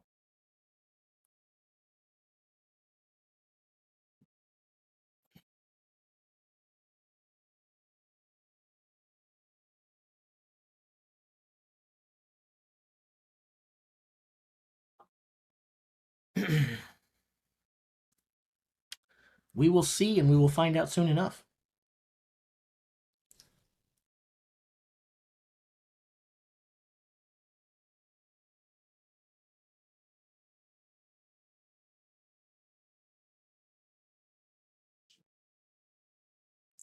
The next event is the one that we're talking about now, the manhood stones, and it starts any moment now. And by the way, I'm assuming with that handle you actually play chess. Are you any good? What is your rating? Do you have a chess.com account? What is your handle? Is it 22 chess? Is it something else?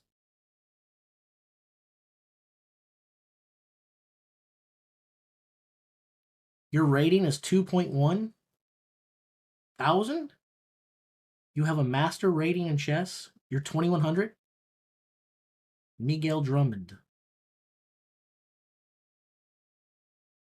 Well, I was getting ready to ask if you would like to play sometime, and I was getting ready to say, would you like to play during a live stream and get beat for the enjoyment of my audience? But if you're rated 2100, I'm going to go crawl in the corner and hide, and I'm not going to ask you if you'd like to play sometime.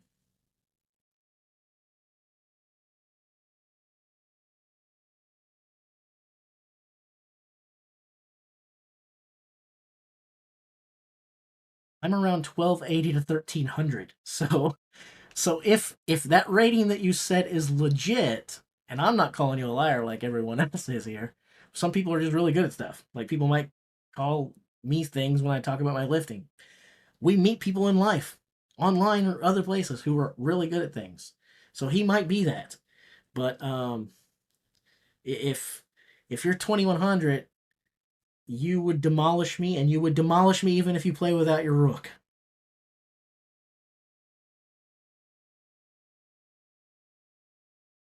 I recently beat someone who was 1640. It was my highest win ever.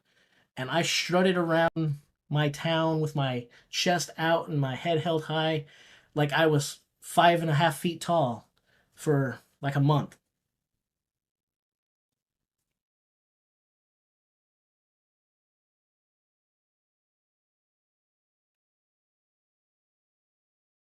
$2,100 is incredible.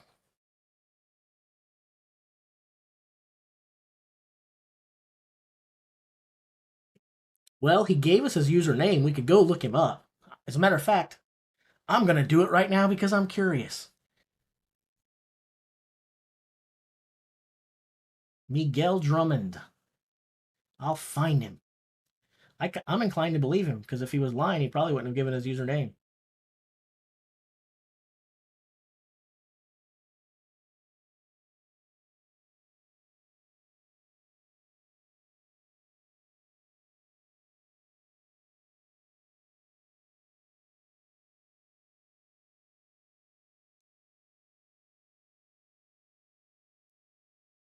The guy has played 3,154 games.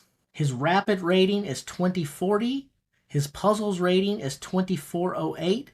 His blitz rating is 2088. His bullet is 1900. I don't see a daily rating. Do you not play standard?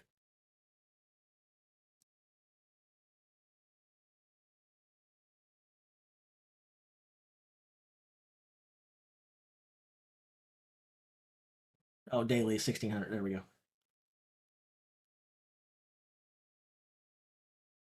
Well, I'm not very good at speed chess. I'm even worse at that than I am yet. But if you're only 1600 daily, maybe. I'll play you sometime. I'll send you an invite later when we're done with this stuff. You'll kick my butt probably, but I'll play you. I'll do it. Anyway, long story short, assuming that's him and why you would quote some random person's handle that's not you, I don't know. But dudes, it looks like the dude is legit. So, uh, kudos to you.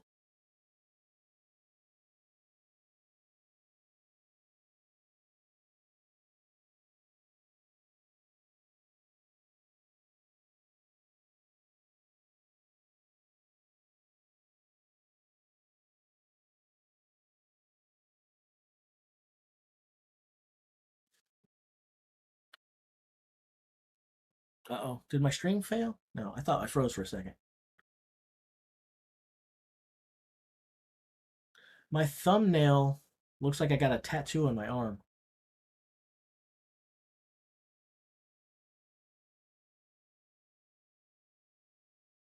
Jay Smash himself. That sounds dirty.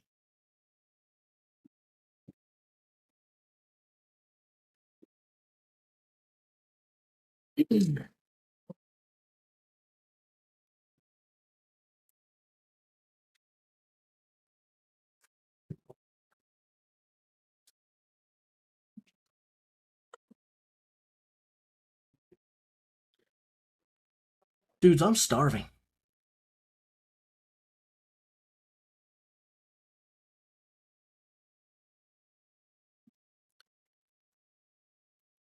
No, I've competed in some regional strongman things. I could compete in powerlifting. I'd probably actually do much better there than I would in the world of strongman because my 3 lifts were pretty good, and I'd be competing against people who are similar size to me rather than everyone who is way bigger than me.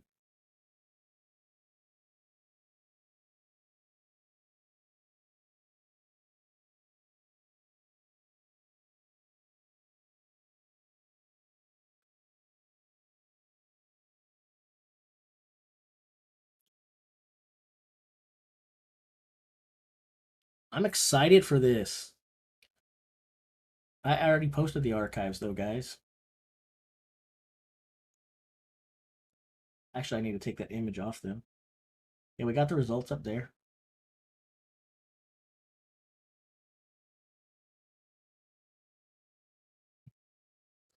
We got the results up there.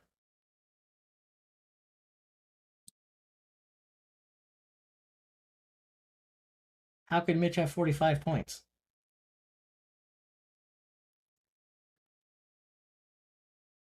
How'd that happen?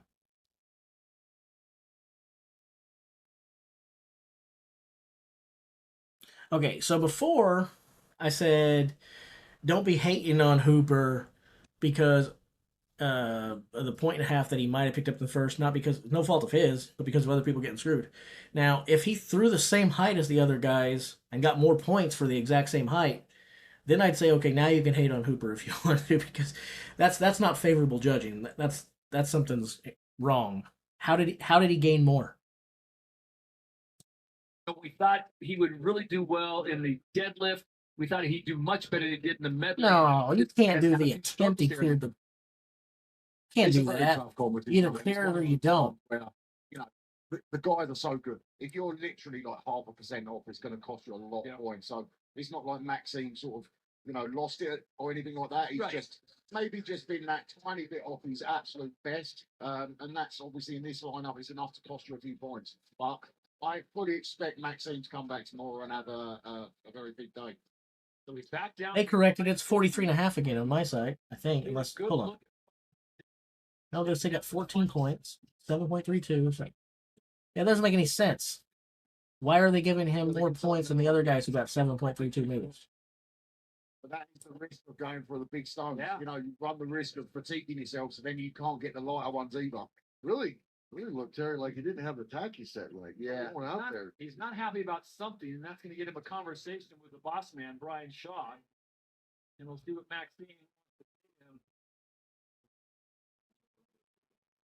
There's a lot of the time with the tacky, it's just a case of like getting it right, getting it at the right temperature for what the arena is, and then obviously. So Maxine tries to come out and get the big stone, and now he has to go back with his head held low. It's almost like someone called that stuff like this might happen. It's almost like someone said that was a real possibility.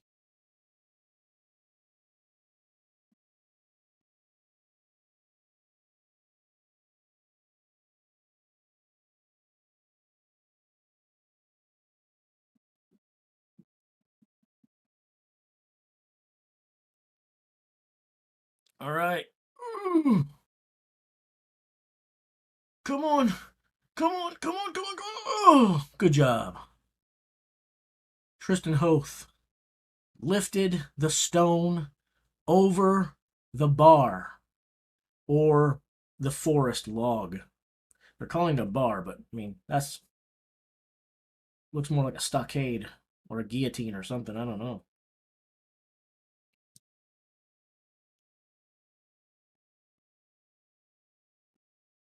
And obviously, like I said, I mean they've already done a max deadlift.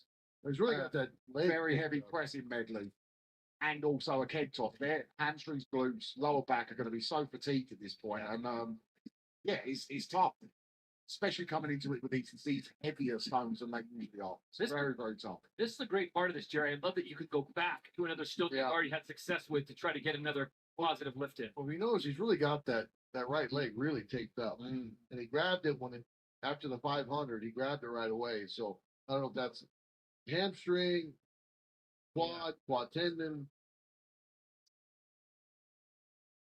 I think other than Hafthor Bjornsson, I don't know if anyone is feeling 100% right now with one event to go here on day number 1. So Tristan Hoth will be credited with that first lift.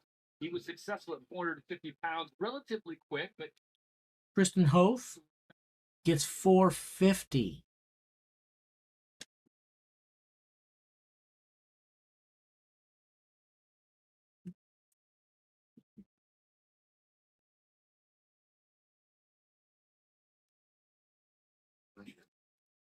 do you anticipate, and I know no one wants to hear this, but do you anticipate tomorrow when we get ready for day number 2 that there will be some athletes maybe injuries and they're just not going to be able to keep going? I mean, we fully expect it. I think all the guys competing fully expect it.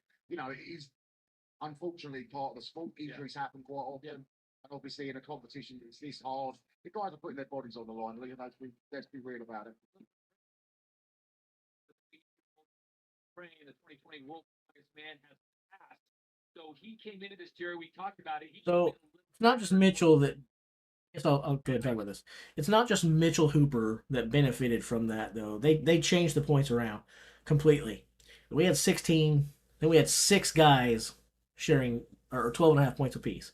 Now we've got 3 guys sharing 14, 1 with 12, and 2 with 10 and a half. So it was first attempt Hooper, Singleton, Derwinski, 2 attempts Matthew Ragg, 3 and final attempts for Stoltman and Evans. So I didn't know they were doing that. They probably announced the rule beforehand that in the event of tie, it would come down to who did it in the fewest. They probably did announce it. We just didn't know it. Now, if they didn't announce it, I would say it's wrong and seems blatantly unfair now. But they probably did announce it. Seems like something that guys would be making a fuss over otherwise. And if they all knew that was the rule, it was fine. And I'd probably be upset too if it was just benefiting or changing one guy and Hooper just got an advantage. But we see Hooper, Singleton, and Derwinski all benefit from that. Matthew Ragg, and then Stoltman and Evans. So first 7.32, first keg, 3 guys, 7.32. Matthew Ragg in 2 attempts, and then it took 3 attempts for both Tom Stoltman and Tom Evans. So when I look at it through those guys, I don't think it's unfair, and I think it's probably okay. Again, I'm giving the competition the benefit of the doubt and assuming that they announced it and all the guys were well aware of that before the competition started. If I'm wrong about that, expect a follow-up video later where I rant.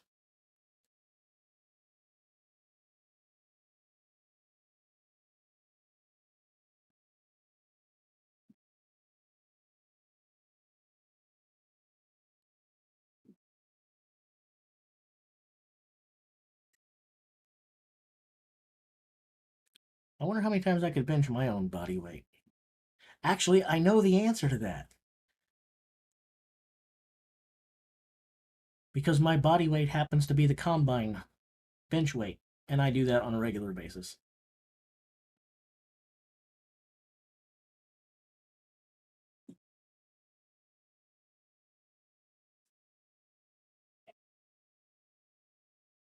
I like Ivar's approach there. Push it into the thing, stand back, and just try to drive it over like it's a football thing or a rugby scrub. Didn't work, but it looked pretty cool.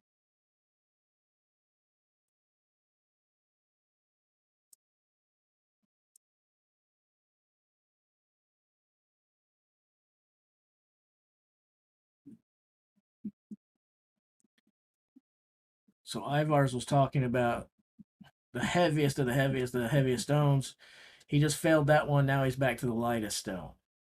So, again, as I said, what these guys were saying they were going to do is a little bit different than what's actually shaking up.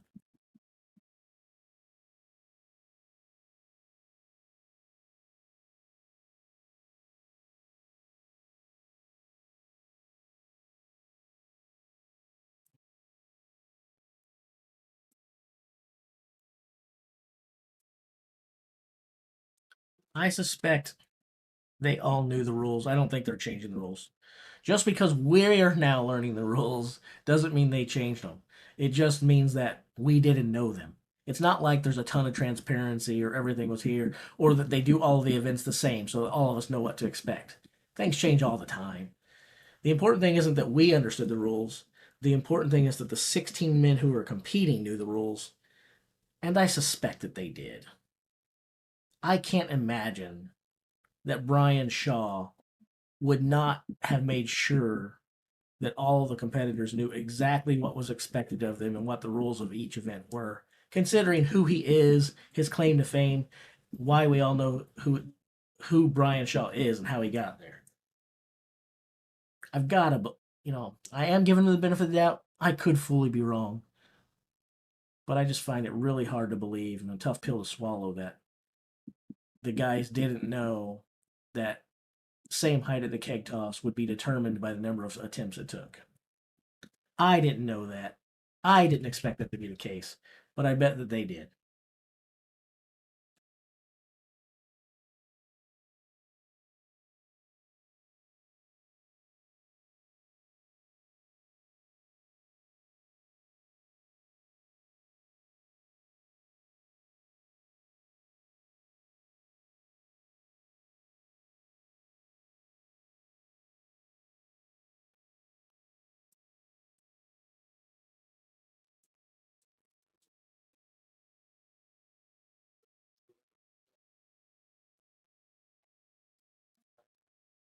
Have low, can't get the second heaviest stone. Or the second, yeah, the second, third heavy. Can't get the second stone. So he's like, hey, I'll go back and try the lightest one. But my tacky's not working very well. And I can't even pick the stone up. I'm going to zero this event if I don't figure it out real quick. I'll go back and blame the tacky. Hey, quick, give me some tacky before I run out of time. Hurry, hurry, hurry, hurry.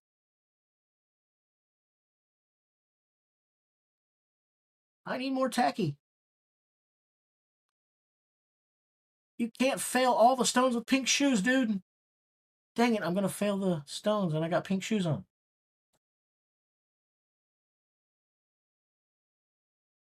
And what almost looks like yoga pants. Yoga pants, mismatched colored dinosaur socks, and pink shoes.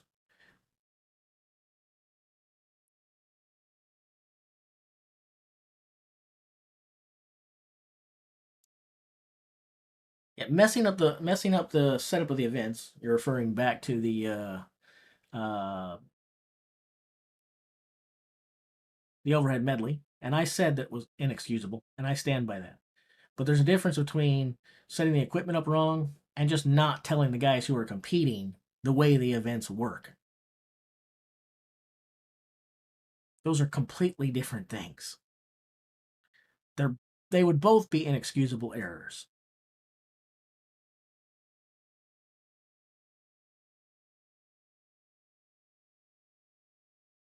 But it's the equivalent of having first base misaligned slightly and not explaining to the guys playing that there are 3 outs in an inning.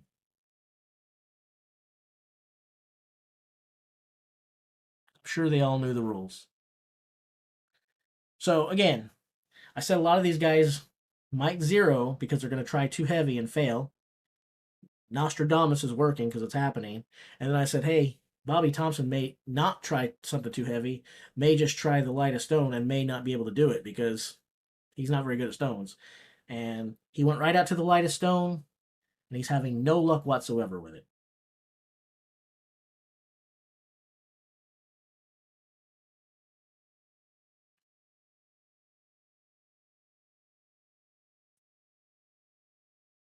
And the crazy thing is, Bobby Thompson was already undersized. He's lost a lot of weight. He looks way more fit. He's a scary looking dude without a shirt on now. Yeah. Yeah. But scary looking dude equals 0 points.